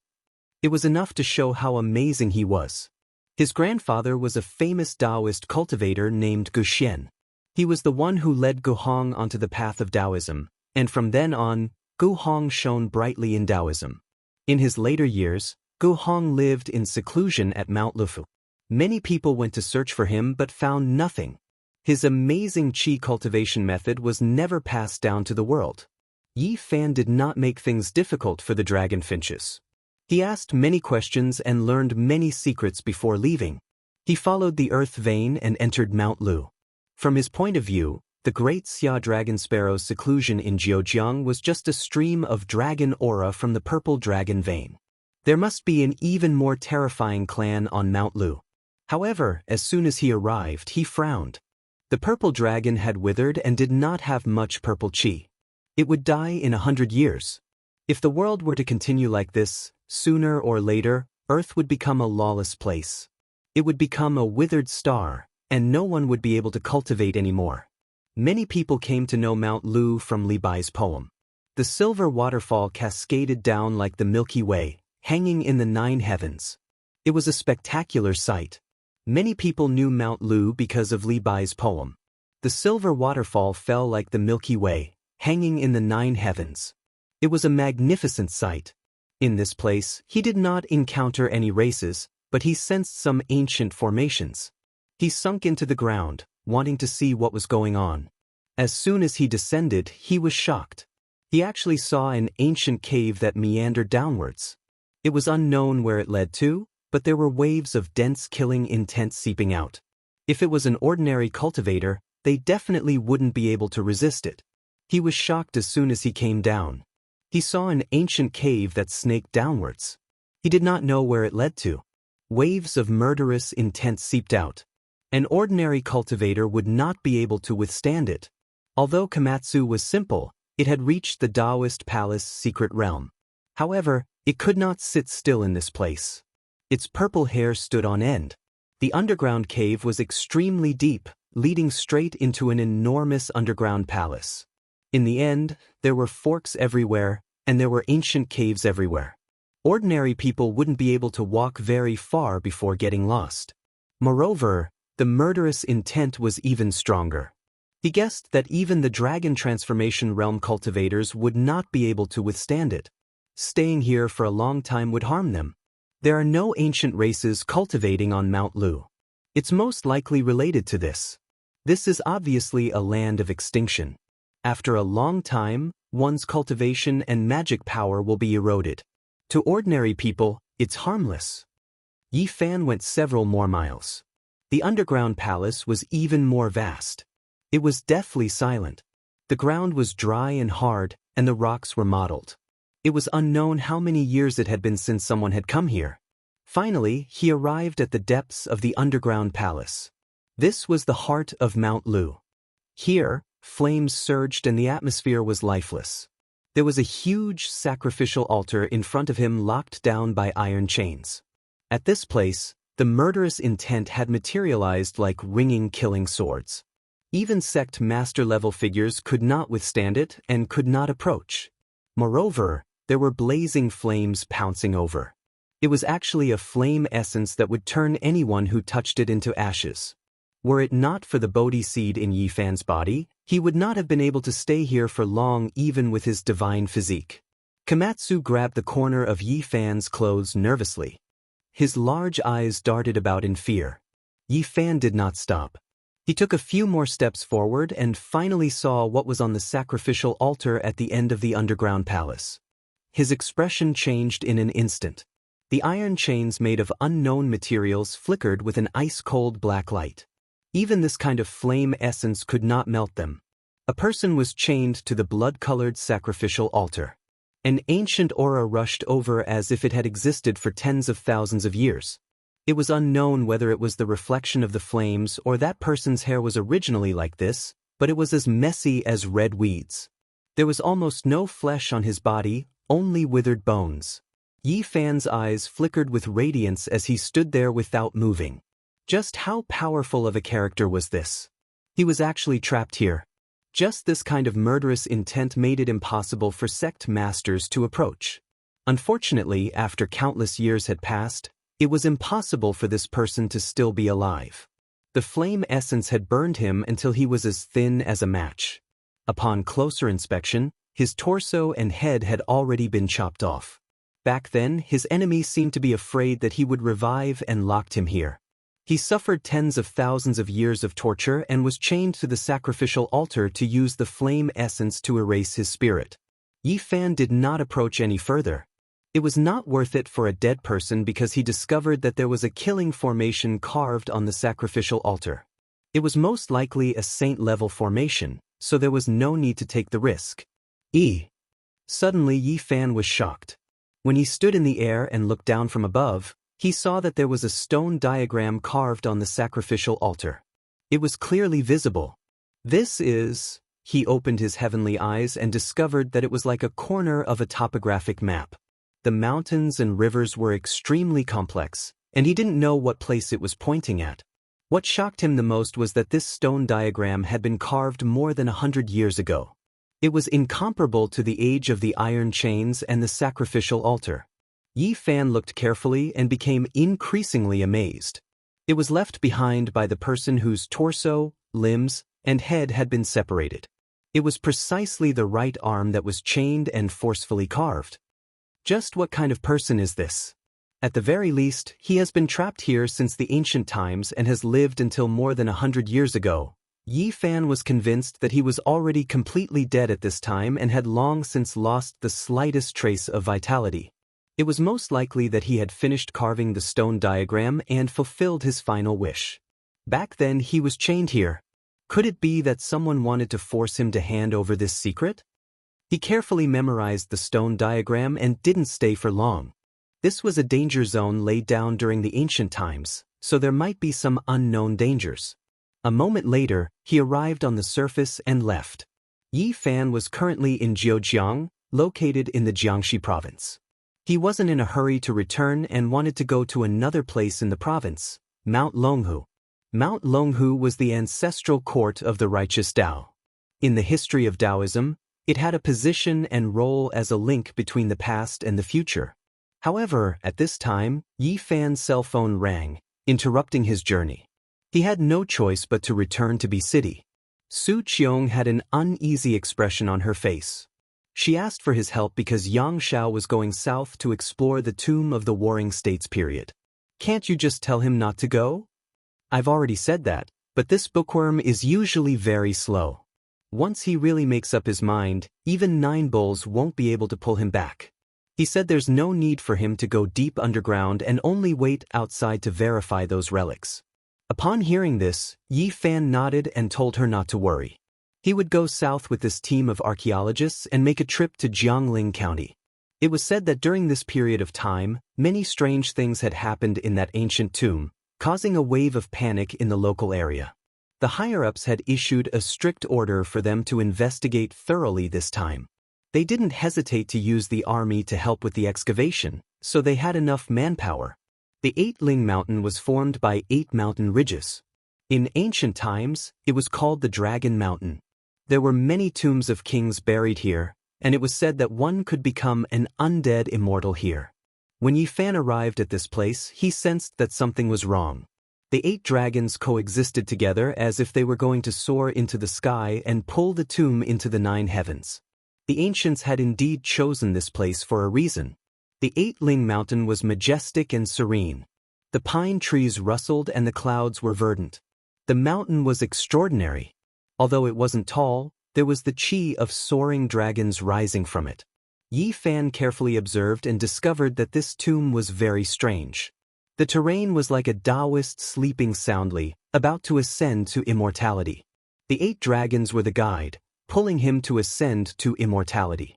The tomb had already been excavated, and large amounts of soil and stones were excavated. They piled up into a small mountain in the distance, and the surroundings were lush with ancient trees that reached into the sky. Just as Xianxia had said, there was enough manpower, and they were all equipped with modern tools. Cart after cart of soil was carried away. This ancient tomb had caused a bad influence in the local area, and it had to be resolved as soon as possible. Apart from a few excavators and archaeologists, there really was an army. They were armed and on guard, quietly waiting for the ancient tomb to be completely excavated. Not good, it's the same as last time. Another person died mysteriously. Someone was frightened. The entrance to the tomb was pitch black and led straight underground. It was like a bottomless abyss. Stretchers were sent down, and soon, a few black corpses were brought up. Seeing this, Yi Fan sighed. He had come a step too late and couldn't stop them or save them. They found a pair of giant stone doors underground, but they couldn't open it no matter what. A few people even died, and in the end, the army went down. Boom! A loud sound rang out as the pair of stone doors were forcefully blasted open by explosives.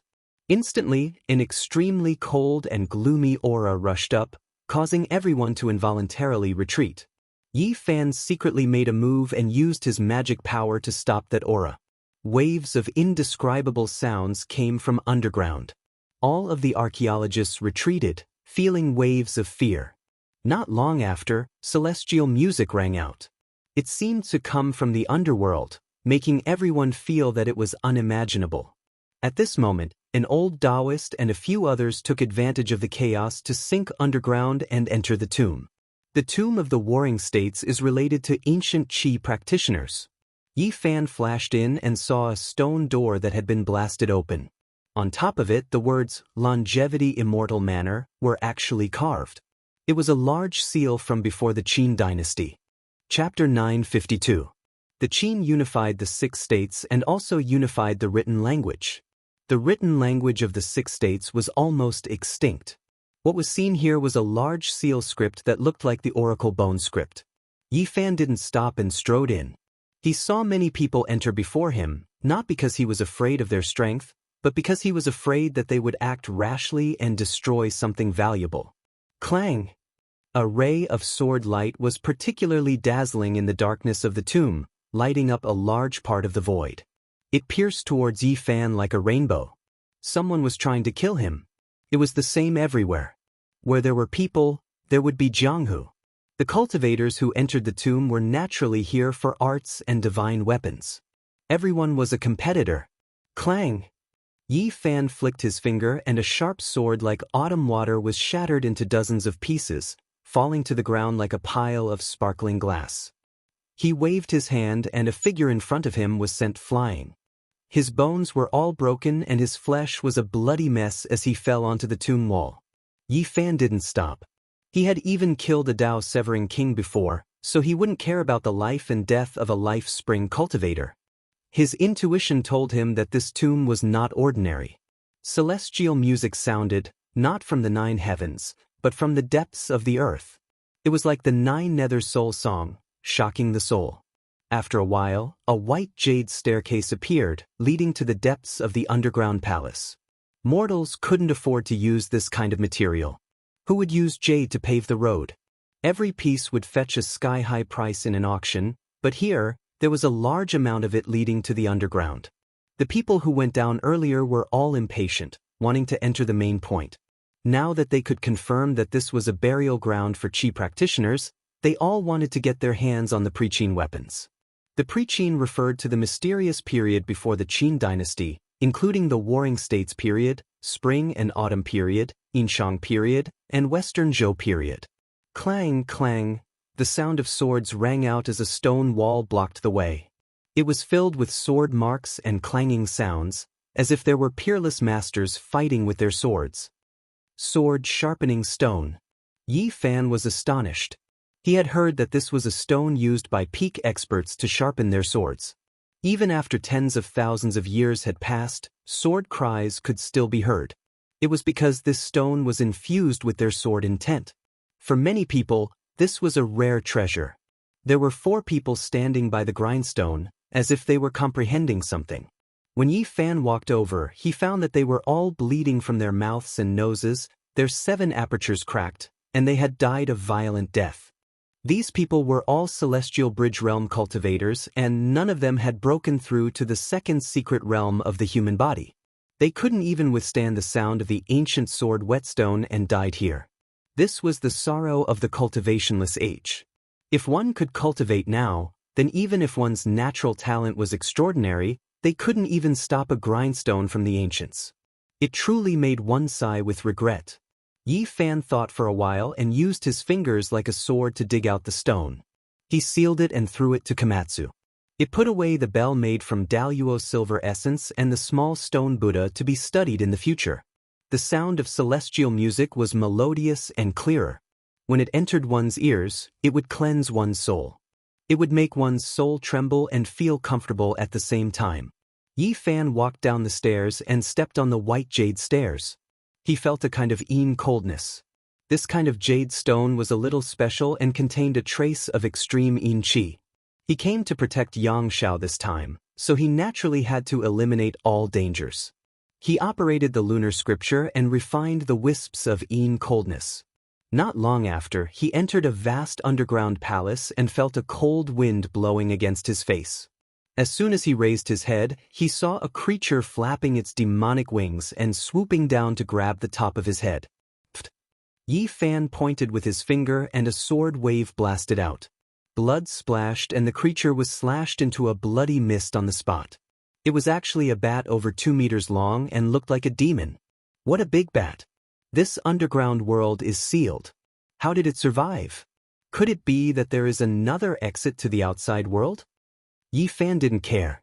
There was no need to think about such trivial matters. He walked forward a few meters and found 2 corpses with blood all over the ground. Their skulls were opened and they died a miserable death. They had been killed not long ago. A large tomb from ancient times without any special mechanisms had already taken the lives of 6 cultivators of later generations. Their deaths were not worth it. Yi Fan walked to the end of this underground palace and white jade stairs appeared again. They continued to go deeper underground as if they were approaching the legendary cave residence step by step. The project was huge. During this process, he sent out sword ripples several times, killing dozens of bats. They were all 2 to 3 meters long, and their bodies were terrifying. They looked like monsters, but they were all burned to ashes after they died.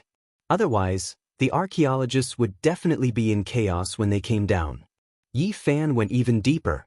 Immortal music was playing in this place. There was a row of chimes in front of him. They were all ringing on their own without anyone striking them. He spread out his palm and released strands of multicolored light. They flew towards these chimes and fixed them in place. They no longer made any sound. These chimes were extremely ancient, but they were well preserved without the slightest damage. Yi Fan carefully examined them and found that these were things tempered by cultivators over and over again. However, there were no Dao marks inside and only something similar to essence, energy, and spirit. It could be assumed that the tomb master loved musical instruments back then. The chimes were unconsciously produced by his imprint after the tomb saw the light of day again. At this moment, after Yi Fan fixed these chimes in place, the imprint no longer existed and finally dispersed. Because this wasn't a magical artifact, its will couldn't exist forever. He continued forward and walked inside.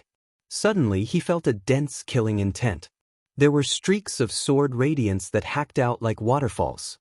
Golden, scarlet, purple, and blue flying swords tore through the air. Unparalleled killing intent. Before he even got close, Yi Fan's body was already covered in a layer of goosebumps. This was an extremely powerful flying sword. Even he couldn't withstand it. Whose tomb is this? It must have been left behind by an ancient saint. One of the scarlet swords was the brightest. It was only the size of a palm, and it flew around in the underworld, dancing non-stop. Other purple, blue, and gold flying swords followed, tearing through the air. No, it's not a real flying sword. It's just a kind of sword will. It's so powerful, so terrifying. Yi Fan exclaimed. If the ancient saint's weapon was flying here, he probably wouldn't be able to get close. This kind of sword will alone was extremely frightening. It made one's body feel like it could split the sky. There were 3 cultivators from the Holy Ji Palace lying on the ground. There wasn't a single wound on their bodies. They hadn't been cut by the flying swords, but the sword will had penetrated their bodies and killed them. The cultivators who came in were the furthest they could go, and all of them were dead. Yi Fan sighed softly. These people could be considered experts in the world, but they died in such a worthless way. They probably didn't even know how they were injured. The tomb of an ancient saint wasn't a place ordinary people could enter. As long as they had a hint of killing intent, it would be enough to kill any top expert in the world. This was a stone room for practicing swords. There were 7 scabbards the length of a palm hanging on the wall. The workmanship wasn't exquisite, and they were just simple beast skins. They were so tattered that they were about to turn to dust. From this layout, the ancient saint was very simple. He didn't leave any traps. Other than the Tai Yin Qi that leaked out of the stone door, there was no danger at all. Where are the 7 divine swords? Yi Fan searched. He activated his cultivation, wanting to take the 7 scabbards. But with a slight movement, the 7 beast skin scabbards all turned to dust. It wasn't because they had been here for too long, but because there was a kind of sword will within them. These materials couldn't withstand it. After the scabbards were destroyed, the 7 streaks of sword light that were slashing through the stone room also disappeared. They were annihilated in the void, and the endless killing intent disappeared. Yi Fan sighed inwardly. It was a pity that these 7 scabbards had self-destructed. Otherwise, they would be priceless treasures. Through the terrifying sword will contained within, he could most likely restore the Tomb Master's supreme sword control technique. He thought about it and felt relieved. He had obtained quite a lot of scriptures. When he was on Mars, the ancient saint said that it wasn't good to continue like this, and that there might be a great disaster. Walking past the stone room, he entered a place of raging flames. A sea of flames blocked his way, and the temperature was frighteningly high. It was actually the essence fire of the sun. Through the flames, he could see that there was a coffin wrapped around by an ancient vine. It was buried in the deepest part of the tomb, and it made this place flourish with brilliance. Cremation coffin. The legendary cremation coffins were all people with great origins. Ordinary people didn't have the ability to set them up, because they needed the essence of the sun and a fire vine raised from the essence blood of a saint. That ancient vine seemed to be thousands of years old. Its roots were like a horned dragon, and its leaves were pure gold, glistening and incomparably resplendent in the flames. It took root in the essence fire of the sun and absorbed the essence fire's nutrients to grow. It could be called a dreamlike spiritual vine, and it was a treasure used to forge weapons. The seeds of the fire vine were extremely rare, especially those that could take root in the essence fire of the sun. They were as rare as phoenix feathers and unicorn horns, and they were the favorites of the ancient saints. Why did they choose this kind of cremation? There were many legends. The most accurate explanation was that the saint knew that he was about to die, so he used the fire vine's extreme yang essence to hang on to the last strand of yang energy in his body, waiting for his resurrection.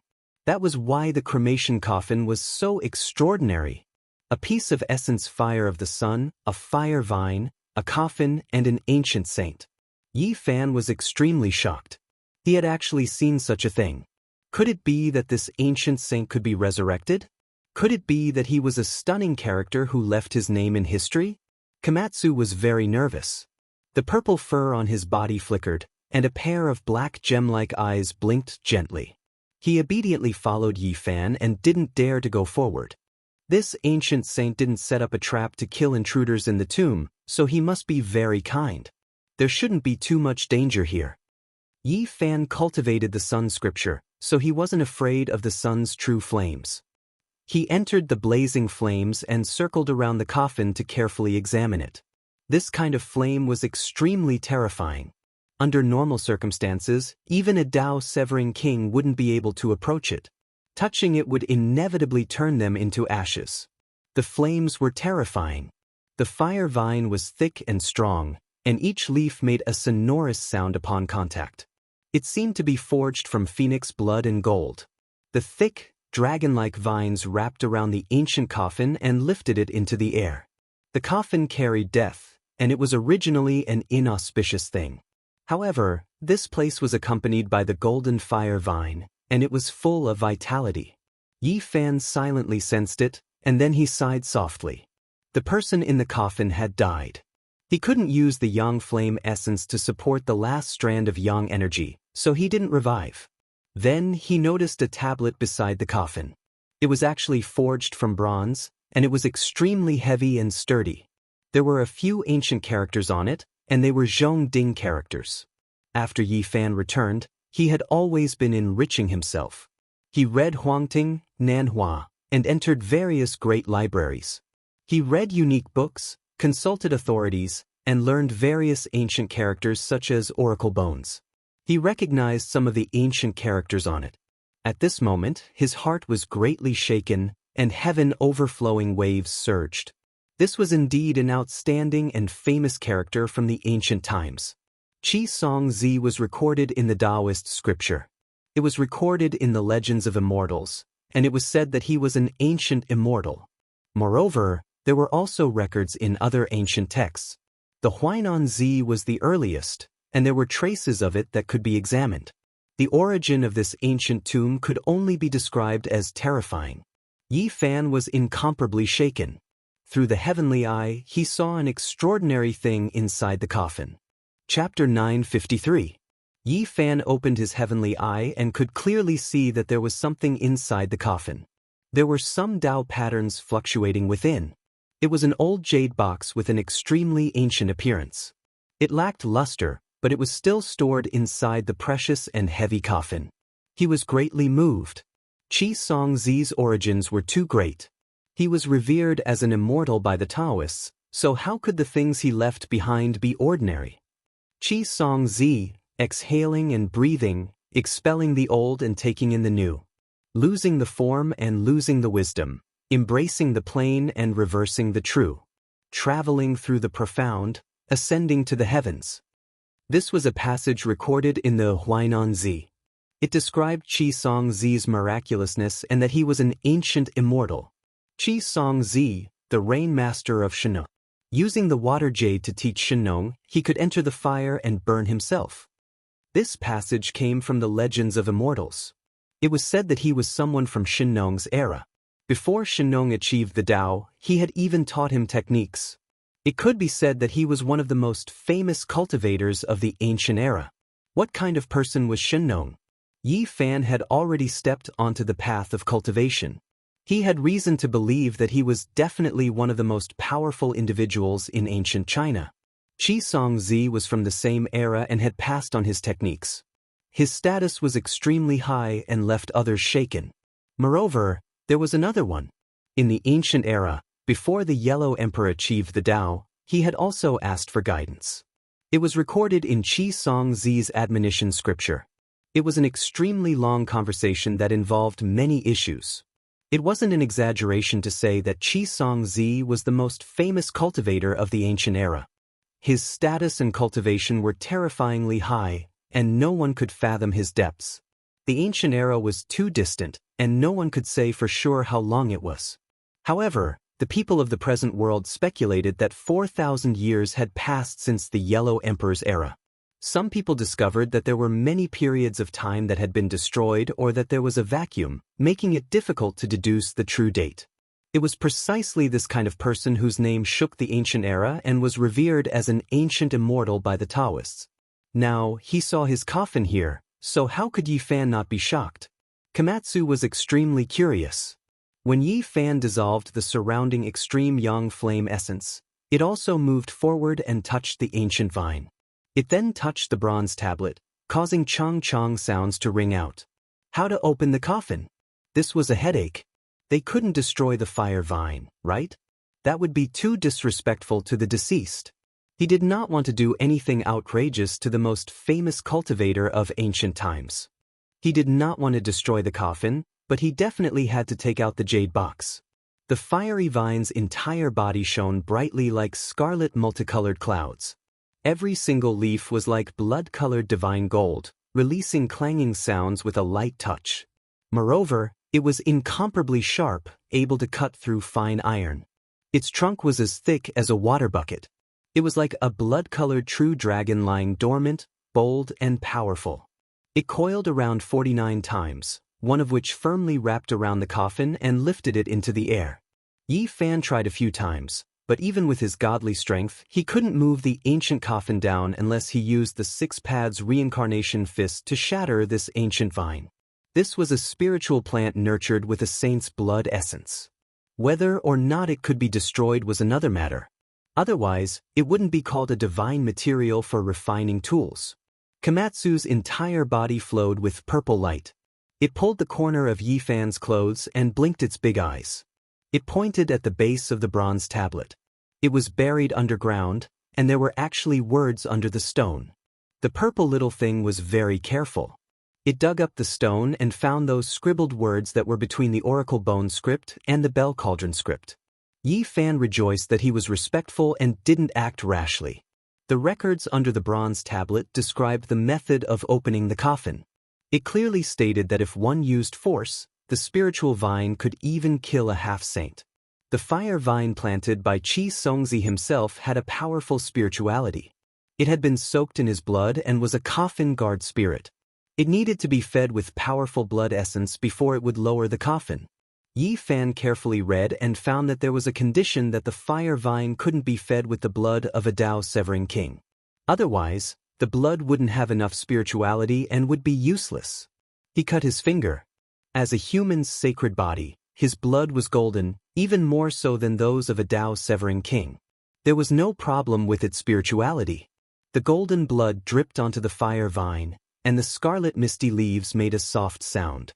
The branches actually stretched out, and the coffin slowly fell to the ground. Yi Fan was very excited.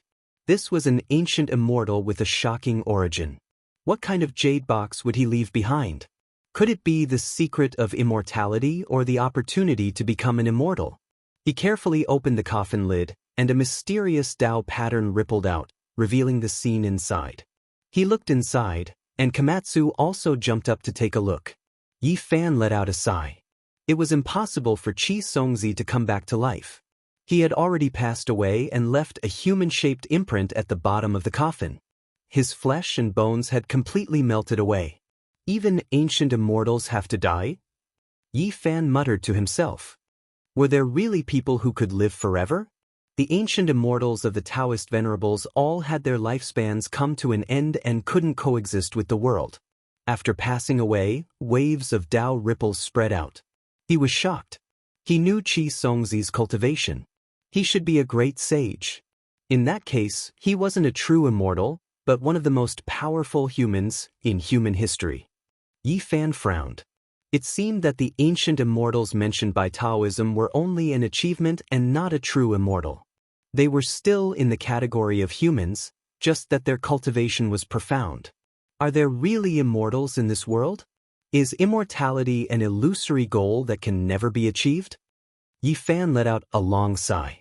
The great sage of the human race had to die, and the ancient emperors had to ascend to heaven. Until now, not a single person had survived. There was no real example of someone becoming an immortal. Immortals were only legends. Everything was fabricated and guessed by later generations. There was no proof at all. The more one understood the truth, the more helpless they felt. Xianxia was the best example. He was the most famous immortal of the ancient times. His true identity was the great sage of the human race, but he still passed away here. Beside the human-shaped imprint, there were 7 palm-sized ancient swords that had already turned to dust. They had been cleansed along with Xianxia, leaving not a single fragment behind. Yi Fan knew that those were definitely divine weapons. The 7 flying swords flickered with scarlet, purple, gold, and blue lights. In the stone room where he was training, just by looking at the sword light imprinted on them, one could tell that they were all divine grade. It's really a pity. These 7 weapons were all made by the great sage of the human race, but they have all followed him. He was incomparably regretful. At the same time, he remembered that Xianxia was born in Sichuan and used flying swords as his weapons. There were many legendary swordsmen of Mount Shu in later generations. Could it be that they were of the same origin? Yi Fan took out the only item in the coffin, the jade box. He solemnly took it out. Even Xianxia treasured it so much. Even though he had passed away, he did not want to destroy it. This was enough to show how mysterious and precious it was. He bowed to the coffin and pushed the coffin lid back to its original position. The fire vine immediately wrapped around the coffin and lifted it into the air again. The archaeologists can't do anything about this place. With the flame essence of extreme yang here, mortals can't get close, and I definitely can't give this coffin to them for research. A spirit vine growing vigorously in the flame essence was too mysterious. It was impossible for modern people to understand. If it was not hidden, there would be many troubles in this place. Yi Fan thought for a moment and used his great magical power to carve out the entire area. He then fiercely pressed it down into the depths of the earth, going 1,000 zhang deep. In the end, he used earth and stone to seal this place. He opened a new tomb in the original place and used his cultivation to leave traces of the passage of time. He walked around the underground palace again and destroyed all the dangers that could harm mortals. Then he left and returned to the surface. In the end, the armed army left. Because there were no more dangers underground, the archaeologists smoothly went deeper and let out gasps of surprise. The jade artifacts, chimes, and stone carvings were all magnificent and priceless works of art. They were enough to cause a stir in the archaeology world. Yang Shao and the others were completely immersed. They did not know that a dazzling world that involved ancient secrets had been sealed by Yi Fan. At this time, he stood under an ancient tree on Mount Eightling and carefully opened the jade box. There was only a piece of bone inside. It was inconspicuous and gloomy. He couldn't help but feel puzzled. It was just a piece of bone and did not seem special at first glance. However, this was something that Xianxia seriously collected. He was a great and famous individual, someone who had to be mentioned when talking about cultivation in the ancient times. This piece of bone was exceptionally heavy.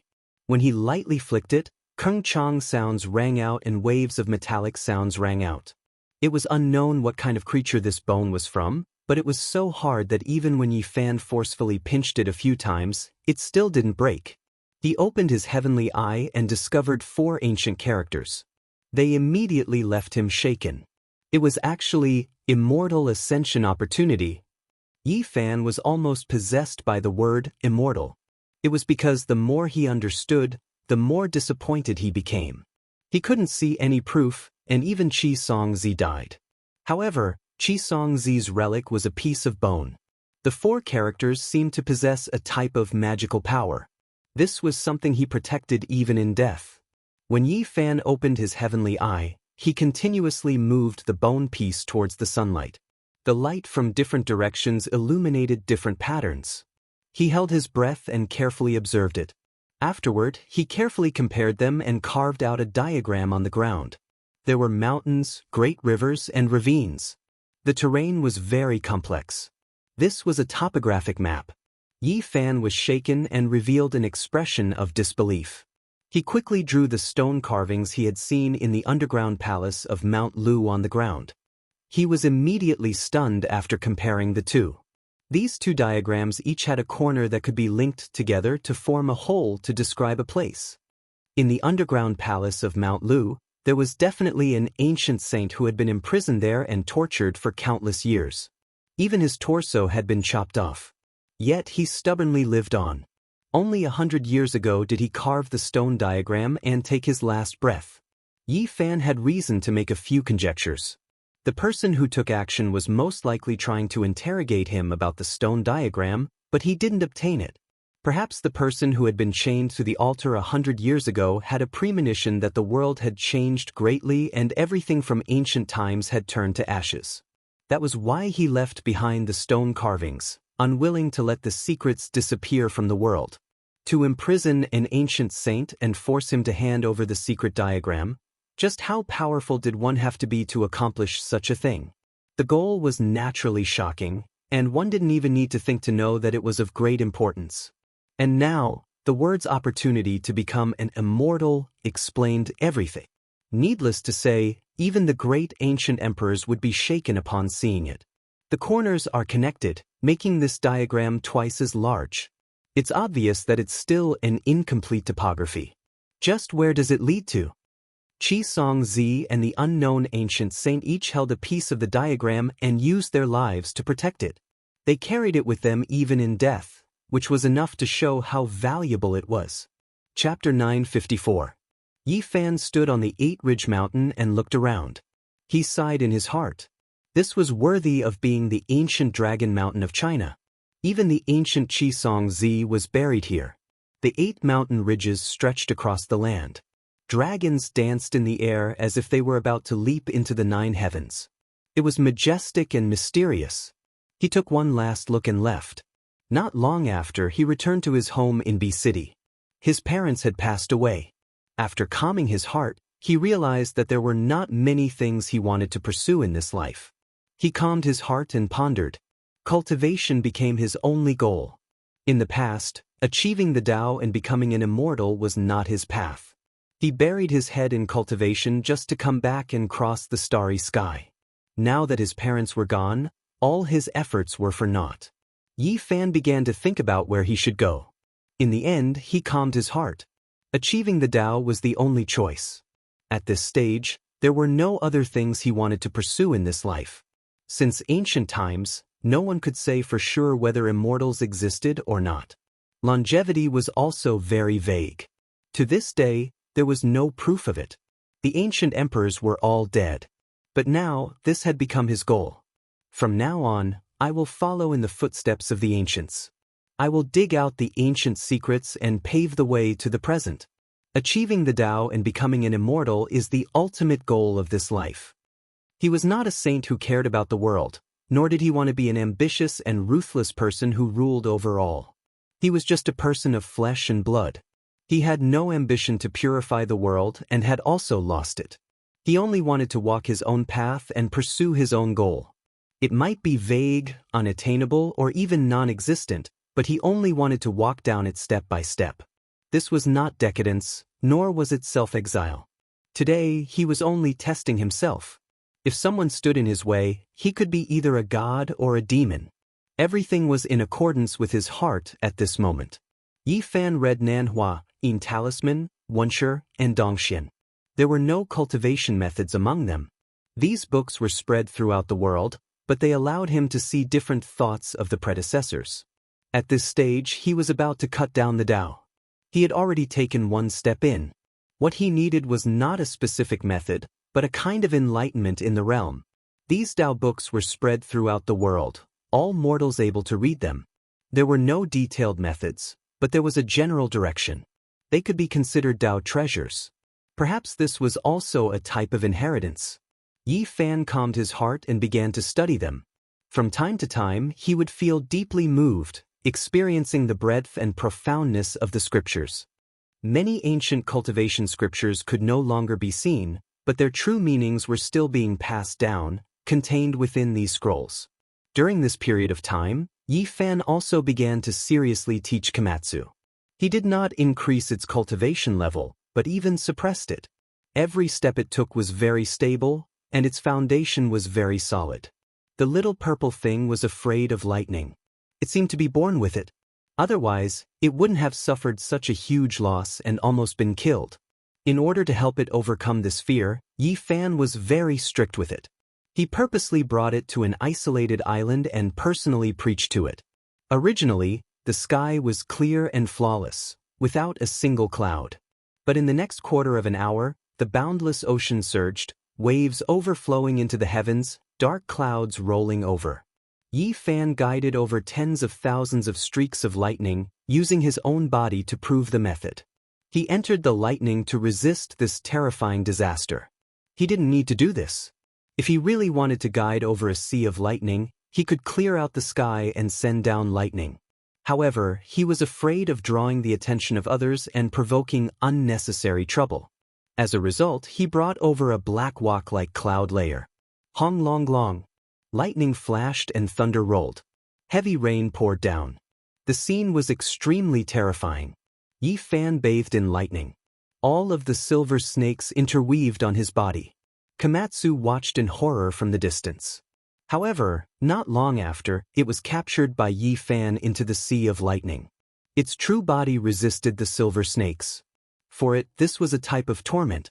The fear was greater than the physical injuries. It wailed mournfully, continuously calling out to Yi Fan.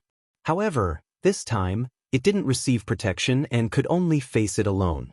This was a terrifying mental journey. Once, twice, dozens, hundreds of times. Komatsu was struck until its flesh was lacerated, fainting many times. It was terrified, but each time, Yi Fan would calmly tell it that this was nothing, telling it to get up. After being baptized by lightning tribulation, it went from fear to numbness. In order to avoid being injured, it had no choice but to start resisting, struggling in the lightning, using its cultivation to resist. It slowly changed. In the end, it was no longer afraid, gradually calming down. It could finally calmly face the lightning tribulation, completing a transformation of its mental path. What our bloodline fears the least is heavenly tribulation. There is no need to fear it, you will encounter it in the future. Each time, it will be a good chance to refine your body. Yi Fan used the golden holy blood to baptize its flesh and bones, causing its constitution to undergo great changes. As for cultivation, it didn't help at all. This time, the tempering ended. Komatsu finally let out a sigh of relief, looking at him pitifully. Yi Fan rubbed its head, bringing it back to be city. Now that he returned to this world, he naturally wouldn't forget the matter of the 9 dragons pulling the coffin. Everything started on Mount Tai. He wanted to get to the bottom of it. He wanted to carefully examine the 5 colored altars of various sizes. However, he heard from Su Qiong that this matter caused a great sensation back then. Who knew how many troops were mobilized, sealing off Mount Tai for more than a year? No one was allowed to approach. At that time, all parties exerted pressure, many foreign organizations requesting to enter Mount Tai to investigate together. Moreover, it was said that dozens of elders from the Muslims came, and the Roman Pope even personally came from the East, bringing a large group of people. Back then, even though many people claimed to have seen the 9 dragons pulling the coffin on Mount Tai, there wasn't a single related report. Even the foreign media, which was known for their freedom of speech, didn't mention a word about it. The people were in an uproar, but the big and small news stations and media didn't mention a word about it, completely ignoring it. After a long time, no one paid attention to it. Su Qiong knew a little more because of his relationship with Xianxia. Many things were dug up on Mount Tai, and many people died for unknown reasons. Those things were all collected by the country, but it was less than half of the total unearthed. Xianxia was still very young back then.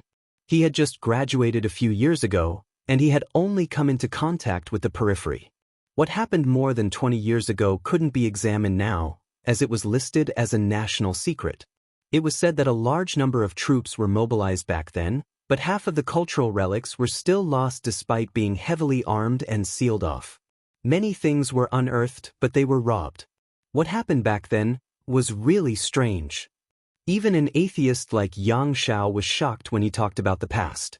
At that time, he didn't have the qualifications to climb Mount Tai, and he didn't even know what happened there. His mentor back then was an authority in archaeology, and he experienced everything personally. My teacher said that what he saw back then was strange and dazzling, as if all the ghosts and gods in the legends had appeared. Unfortunately, the old professor had passed away many years ago, and the real situation couldn't be verified and understood from him personally. The old professor only mentioned one thing. At that time, he saw a man with gray wings flying from the west and landing on Mount Tai, almost ignoring the existence of the army. At that time, the archaeology world suffered heavy losses. At that time, a batch of extremely important things were unearthed, including the cornerstone inscribed with the mysterious tomes of arcane at the center of the main altar. If it wasn't for an old Taoist from one of the ancestral halls of Taoism who had difficulty even walking, there wouldn't be much left of the things unearthed on Mount Tai. It was lucky to be able to preserve nearly half of the things. These things are of great use to me, and I have to recover them in the future. It seems that I have something to do again, Yi Fan said to himself. He wanted to ask who the old Taoist was, and where he was now. Yang Xiao shook his head. He didn't know much about these things, but he knew that the old Taoist seemed to be dying at that time, and he passed away not long after guarding Mount Tai.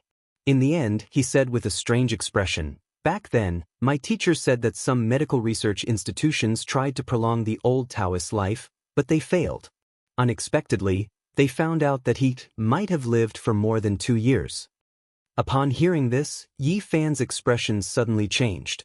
A 2,000-year-old man was definitely a master.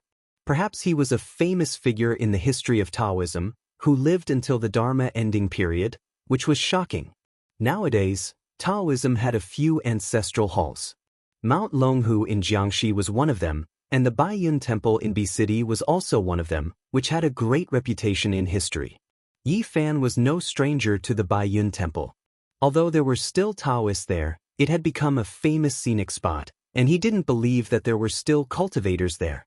He had the supernatural power of shrinking the ground into an inch, and as soon as he used the Xing formula, he arrived at the ancestral hall of Taoism. As soon as he approached, he shook his head. It was in the bustling city, and the world of mortals was blowing in his face.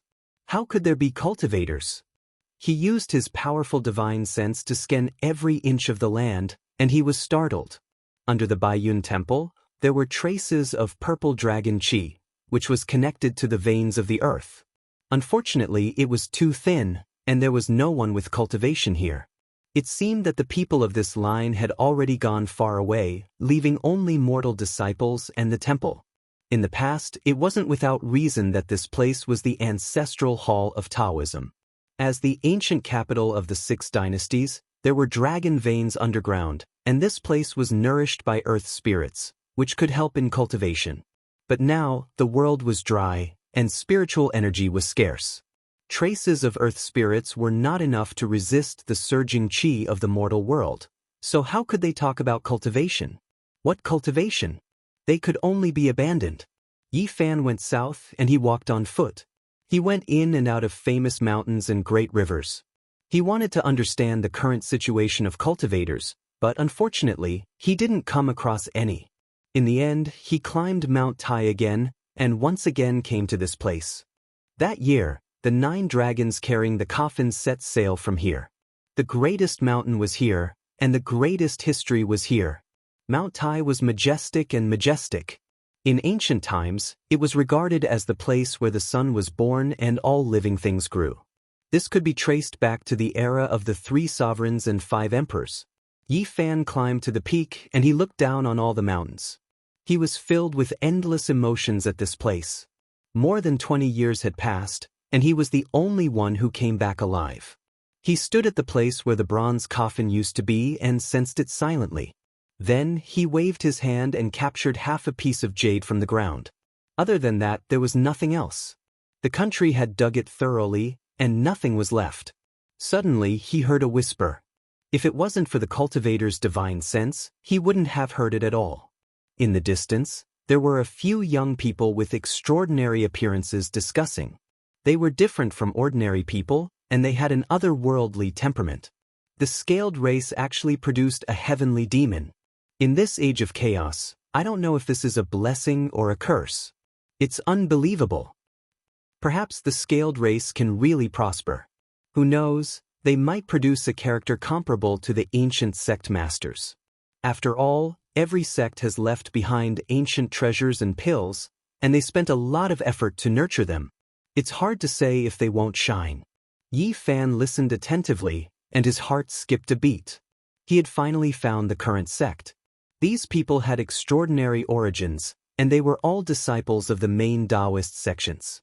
They belonged to the Xianxia sect and the Lingbao Palace. So what if it's the age of chaos? Have you guys forgotten? More than 20 years ago, on this very mountain, there were many battles between great mediums. There are still people like this. Oh right, you guys have heard that not long ago, a great medium appeared in Zhejiang and taught a lesson to the people of the great Xia Dragonfinch branch. These people came to pay homage to the historical site.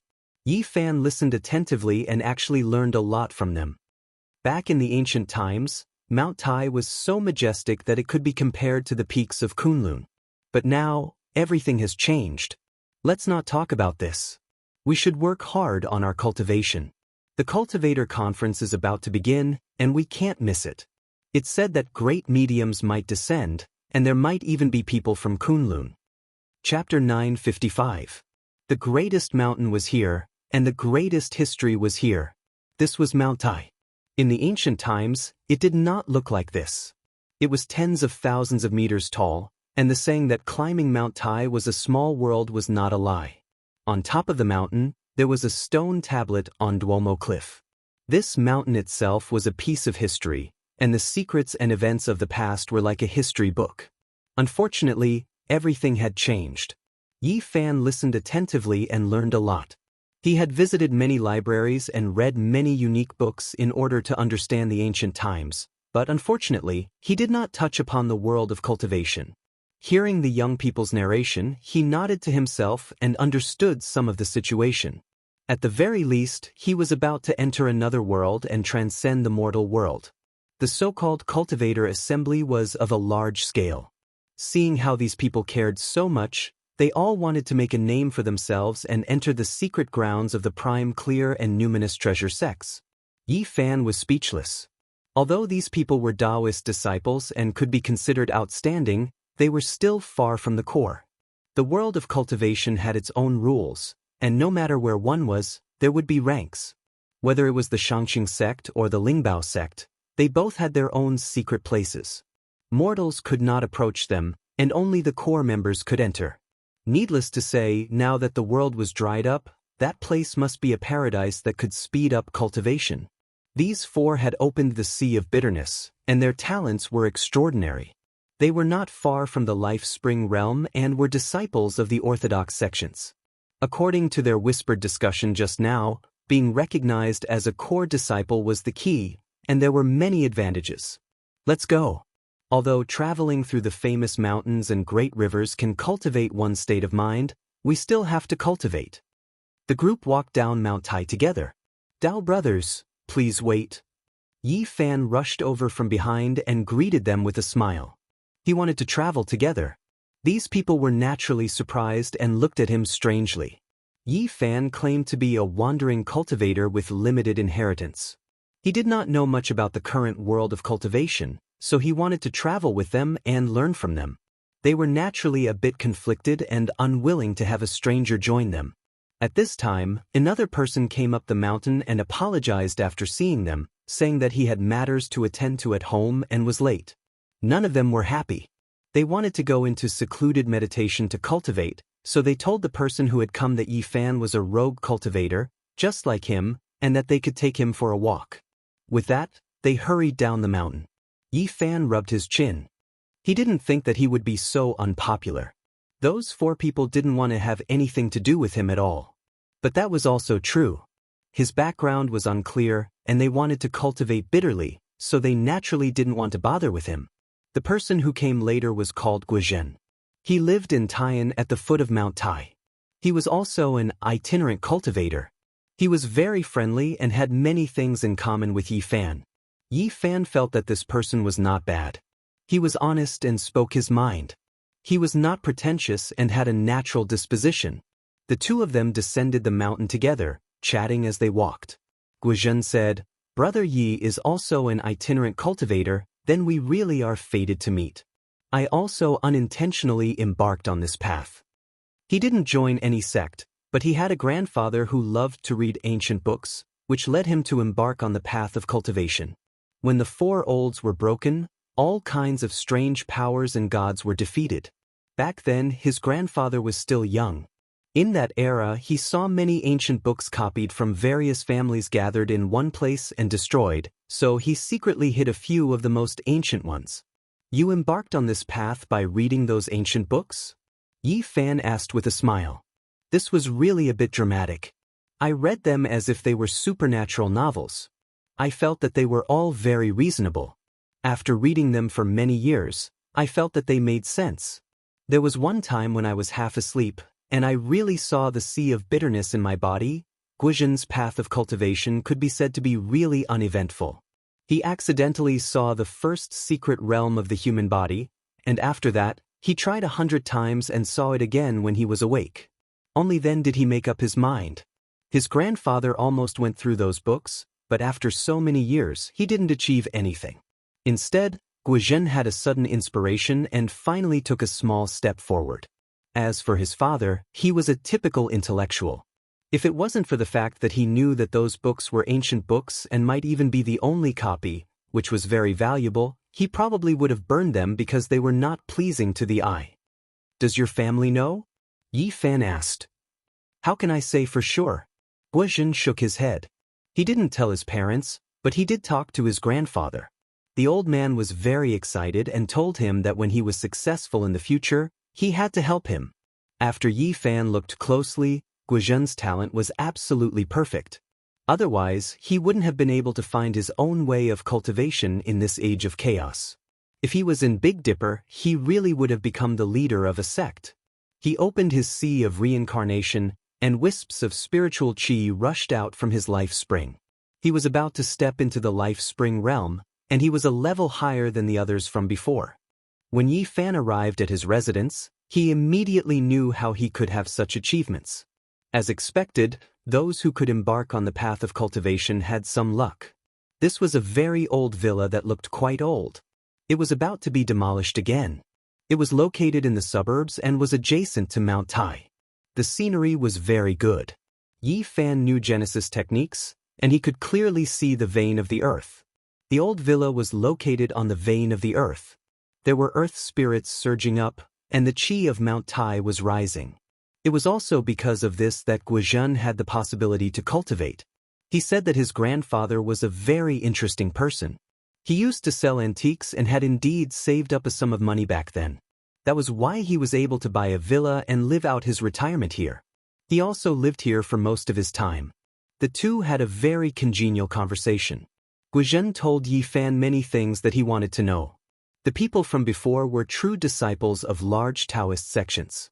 Sometimes, they were a bit arrogant and didn't want to be friends with weak rogue cultivators like them who had to grope for stones to cross the river. The great masters of the ancient times are no longer in this world. Do you know where they went? Yi Fan asked. I really don't know. The ancient times are not something that can be discussed. Even the disciples of the large sects don't know much about it. However, I can guess a little. It's nothing more than their yuan qi drying up, and they can't use their divine abilities, Guizhen said. After that, he talked about some of the sects that Yi Fan wanted to know more about. There were many branches of Taoism, and Guizhen talked about many of them. He mentioned the Xianxia sect, Lingbao sect, Tai sect, Xianxia sect, and dozens of other sections. They were all very powerful lineages. In addition, he also mentioned the sword cultivators of Mount Shu. This sect was very mysterious and focused on attacking. Ordinary people couldn't come into contact with them, and even cultivators couldn't find them. In addition, there was the even more mysterious Kunlun. The cultivators that came from this place all had very powerful backgrounds. Their cultivation was extremely high, and few people dared to provoke them. Yi Fan's mind raced. Could it be the Kunlun mountain range that traversed Qinghai Tibet and Xinjiang? When he was looking for Mount Ling, he had come into contact with that place, but he didn't find anything special. As for the Buddhist sects, although there were temples in the famous mountains and rivers, there were very few true cultivators, so Guizhen didn't know much about them. At the same time, he also talked about the demon cultivators. There were ancient demon bloodlines in the world. The great Xia dragon sparrow, Tian Lin, and Vermilion Phoenix were famous demon god races. Yi Fan really wanted to go to these sects, but Guizhen shook his head. Each sect was very mysterious, and no one knew where the real secret place was. The world had changed, and the essence qi had dried up. The remaining pure lands of each sect naturally had to be kept secret. Yi Fan was very sensitive about the demon race. He wanted to know more about them because all the signs pointed to the dead Pang Bo being related to the demon race. However, although the demon god bloodlines existed, they were very low profile and were even harder to find. During the Cultivator Conference, these people will probably appear. Guizhen nodded. He had also heard that the Cultivator Conference was about to begin, but he was a rogue cultivator like Yi Fan. It was impossible for anyone to inform him, so he didn't know much. How about this? We'll follow those people and we'll know when the time comes, right? Yi Fan said with a smile. Guizhen smiled bitterly. He didn't have a deep relationship with those people, and because he was late this time, he made them unhappy. Their friendship was as thin as water, and he would most likely get into trouble. It's fine, we'll follow them from afar and ignore them, Yi Fan said. Guizhen thought about it and nodded in agreement. He also wanted to go to the Cultivator Conference to see. He didn't know the secret place of those people's sects, but he knew where they cultivated. In the end, the two of them followed all the way and caught up to the four people midway. They went all the way south and arrived at Mount Wui. On the way, they heard from the four people that they were going to the old land of Lingbao sect. There were famous figures staying there, and there were also outstanding figures of the younger generation gathering there. Yi Fan was naturally interested and followed from afar with Guizhen. He didn't use any magic power and walked leisurely, admiring the scenery along the way. Xianxia is really a place of cultivation.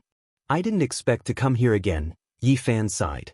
The old land of Lingbao sect was on Mount Gazao, a branch of Mount Wui to the west. It stretched for more than 200 miles, with ancient bamboos and green pines, and winding peaks and ridges. The scenery was beautiful. Yi Fan was very interested in this place because Mount Gazao was also known as Gu Ridge, an important place of Taoism. The founder of Lingbao sect was Gu Xian, Gu Hong's great-uncle, who founded the sect here. Gu Hong wrote Biopuzi and was the leader of Taoism in the Eastern Jin dynasty. He was extremely talented and once mentioned the 9 secrets in his work. After Yi Fan returned, he studied it seriously. After his great-uncle founded Lingbao sect, Gu Hong carried it forward and shocked the world. He left an indelible mark here. Now, although Lingbao sect had found another secret place and left here, there would most likely still be some traces left. Mount Gazao was steaming with clouds and smoke. It was as if they had walked into a painting. There were flowing springs and waterfalls here, and the mountains were green and the peaks were beautiful and restrained. Lingbao sect can't be said to have abandoned this place. There are many Taoist temples in the mountain, and most of their outer disciples are here, Guizhen explained. One of the 4 people he knew came from here. This place is not bad. It seems that the records in the history books are correct. Gu Hong really lived here for a long time. Yi Fan nodded. After entering Mount Gazao, he sensed a mysterious qi dynamic. There was a great person with supernatural power who had left a mark here. Disappeared, they actually disappeared. Guizhen was shocked. He stared at the depths of the mountain with a puzzled and shocked expression. Interesting. Today, when the land is dry, there is still such a wonderful place here. It is really extraordinary. Yi Fan smiled and led Guizhen forward. Soon, they arrived in front of a green mountain. There is no road ahead. What are you doing? Guizhen was shocked because Yi Fan was pulling him up a green mountain and was about to step off a cliff. Don't be afraid, Yi Fan said. With a flash of light, they entered a strange environment. White clouds lingered, and a few broken mountains stood side by side. It was very vast, and there were many Taoist temples on it. The ancient pine trees here had lived for thousands of years. The old vines climbed all over the cliff, as if they were isolated from the outside world. The spiritual qi here was much thicker. The outer disciples of Lingbao sect should have cultivated here. Otherwise, how could they have such achievements? Yifan said. Guizhen was full of surprise.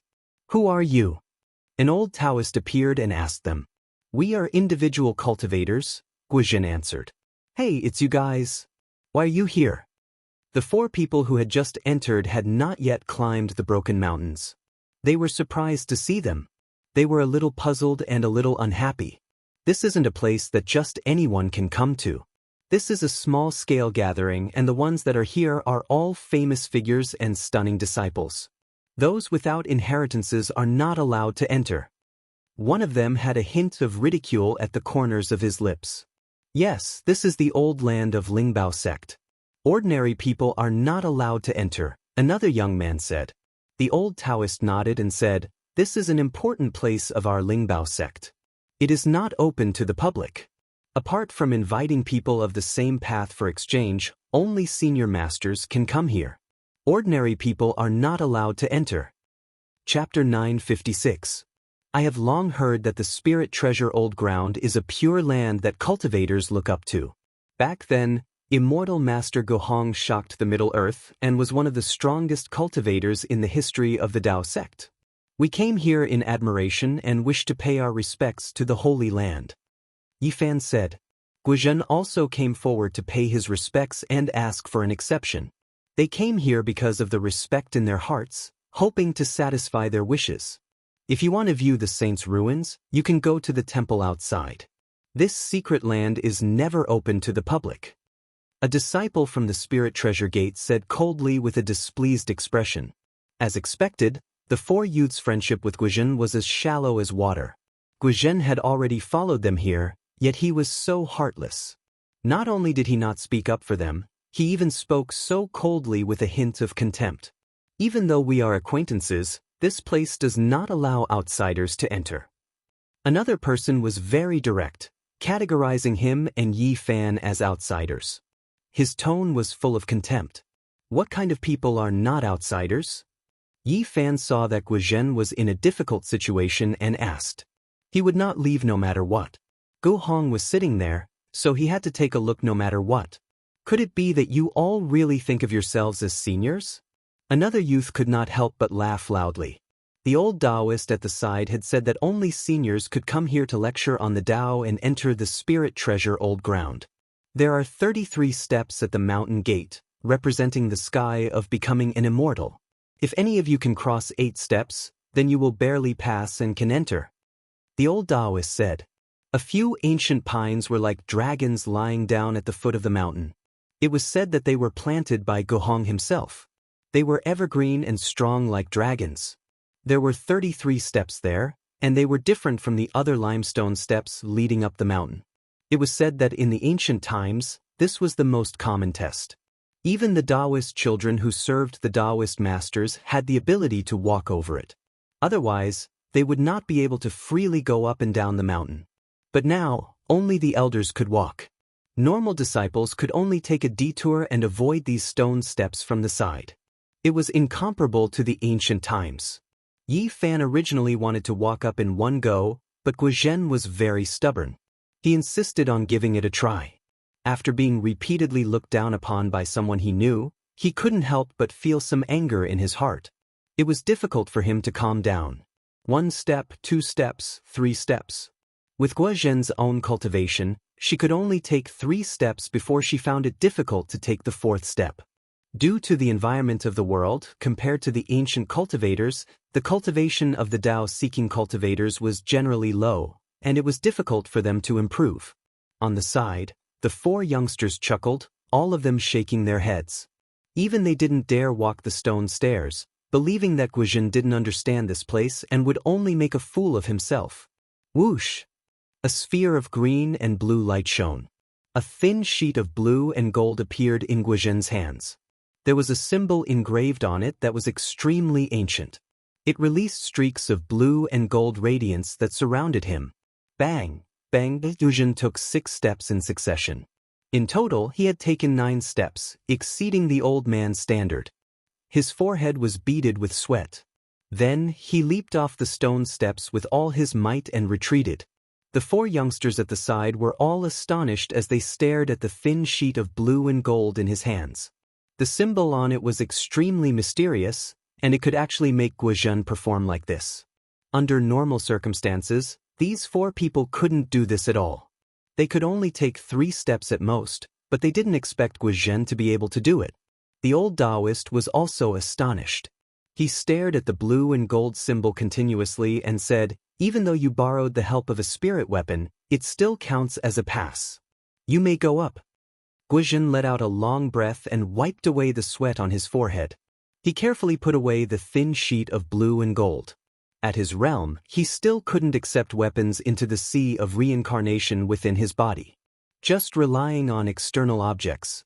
What kind of ability is that? A youngster said in a low voice. The 4 felt that they had lost face, so they didn't stay any longer and quickly went up the mountain. Guzhen seemed to be exhausted after walking 9 steps. After returning, he hurriedly sat cross-legged on the ground to recover his essence energy. Yi Fan glanced at the 33 stone steps. He walked up step by step until he reached the end and came back down. Below, the old Taoist was almost terrified. He was so shocked that he was tongue-tied. Even he could only walk halfway up, but this youngster seemed to be taking a leisurely stroll. He knew that when he saw a true expert, he had to call him senior and salute him. Yi Fan stopped him and shook his head. He then came to Guzhen's side and sent a stream of pure divine power over. Immediately, Guzhen's exhaustion was swept away. His entire body felt comfortable and recovered to its original state. "Brother Yi." He was naturally astonished and quickly opened his eyes. "It's just a small Taoist. I usually store an extra stream of inner yuan in an artifact," Yi Fan explained with a smile. Guzhen was relieved. Otherwise, he would really think that he had met a senior expert. Transferring origin chi to others like this was very exhausting. If it was stored in an artifact, it would be a different matter. The old Taoist respectfully watched them walk up the mountain along a small path that led to the Taoist temple on the rooftop. Meanwhile, he himself didn't move. He shook his head forcefully and continued to guard the mountain gate. Along the way, they saw green pines and green cypresses. Cranes flew in the sky and circled from time to time. The place was steaming with clouds and looked like a fairyland. The spiritual chi here was many times denser than that of the outside world. When they arrived at the platform of this broken mountain, the first thing they saw was a blue stone statue. It was a Taoist with a kind of calmness. He had the air of a celestial being and gave off a feeling of being carefree as if he had seen through everything in the world. This was a statue erected by later generations to commemorate immortal Master Gohong. It was vivid and lifelike, as if it was about to become immortal and ascend to heaven. The Lingbao sect was founded by Guxian and carried forward by Gohong. It played an important role in the history of Taoism and its influence was unparalleled. Mount Gazao also became one of the 3 mountains of the great sage of Taoism in the south. Yi Fan stood on the rooftop and looked down at the surroundings. He saw clouds rolling and mist, towering mountains, and beautiful peaks and valleys. He couldn't help but sigh. This place was really amazing. In the distance, there were several broken mountains standing side by side. Although the spiritual chi had dried up, there was a kind of remnant ripple of the great path of creation, which made his heart tremble. Was it left by Gohong? One reason he came to the old land of the Lingbao sect was to search for Gohong's legacy.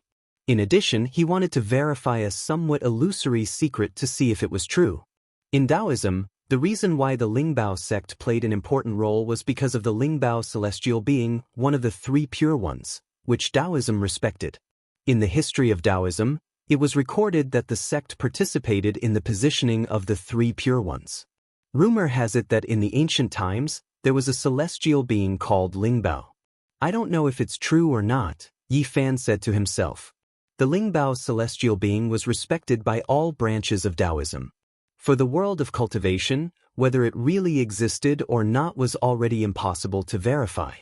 The fact that the Lingbao sect chose such a name was enough to explain everything. It also indirectly proved its supreme status in Taoism. Yi Fan captured the traces of the creation of the great Tao and pondered seriously. When he was on the other side of the starry sky, he had heard of the origin of the 9 secrets. Some said that it was created by the deceased celestial being of Taoism.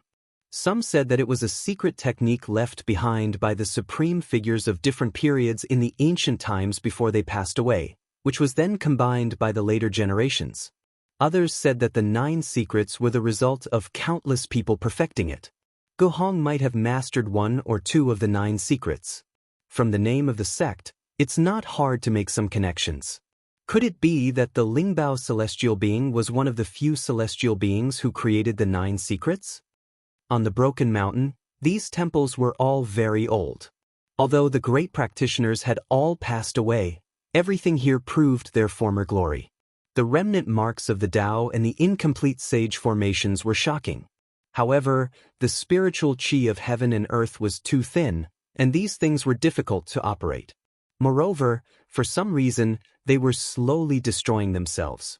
If this went on for a long time, they would all be destroyed. Is this the senior expert you were talking about? A young girl stood in front of a temple and smiled lightly. She was beautiful and looked at Yi Fan and Guizhen. There were also a few young people beside them. Yes, this is someone who passed through the 9 bluestone steps. You guys should learn from him later. One of the 4 young cultivators who knew Guizhen before said. A few people immediately laughed after hearing this. They were all juniors who came here with the elders of their sects, so they clearly knew each other.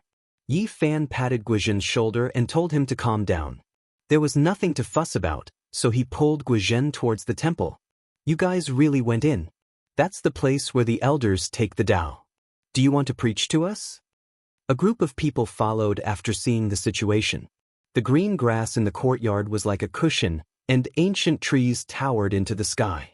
Not far away, there were more than 10 elders sitting cross-legged on praying mats. They were discussing the Tao while some young people were listening. Yi Fan pulled Guizhen to the edge of the courtyard and found 2 praying mats to sit on. Some of the young people immediately revealed strange expressions and looked over. You guys really think of yourselves as masters who have achieved the Tao. You guys really dare to sit here? The 4 young people who knew Guizhen no longer looked at him with contempt. Instead, they revealed expressions of pity. Many people looked over, and even those older generation figures noticed this place. They were all a bit shocked. What's wrong? Guizhen was a bit confused. Look at us. Who dares to sit down? Aren't we all standing here respectfully to listen to the true method? One of them said with a look of schadenfreude. Aren't they also young people? They're also sitting there. Guizhen pointed at the dozen or so young people in front of him in confusion. Guizhen, you're really naive. How can the 2 of you compare to them? Those are all core genius disciples who came from the secret land. The young people standing were both envious and jealous of those people. They shook their heads at Yi Fan and Guizhen. The 4 people from before even revealed a sneer and looked like they were watching the show. Guizhen did not know what to do and was about to stand up. Yi Fan pulled him back and said that he had already sat down and there was no need to stand up. Who are you guys? Why are you sitting here? Who invited you in? A core disciple sitting on a praying mat opposite them asked. Yi Fan looked closely and found that these young people were quite impressive. They were all above the life spring realm. Compared to the others, they were indeed extraordinary. They stepped over the 9 stone steps and came up here on their own. Someone quickly explained what happened. The dozen or so elders were all shocked and looked at the 2 seriously, which made Guizhen feel uncomfortable. At the same time, Yi Fan looked at them. These masters were all above the Holy Ji Palace secret plane. In the current era, they were indeed very powerful. There were even 3 of them in the 4 extreme secret planes. Is that so? They came up here on their own. Then let me see if I have the right to sit here. A core disciple of the Spirit Treasure sect stood up from his praying mat. He was in the late life spring realm. Didn't I already test the way down there? Why do you still want to continue? Guizhen felt a headache coming on. He was a lone cultivator, and the people here were all disciples of big sections. It was said that there could be living great mediums in some secret lands. Disciples of such sects could not afford to offend them. The test at the mountain gate is too easy. Those with decent cultivation can make it to the 8th or 9th step. It's nothing. If you can make it to the 4th step, I have nothing to say. I'll even worship you as my senior for the rest of my life. The young man pointed to the tallest platform. There were also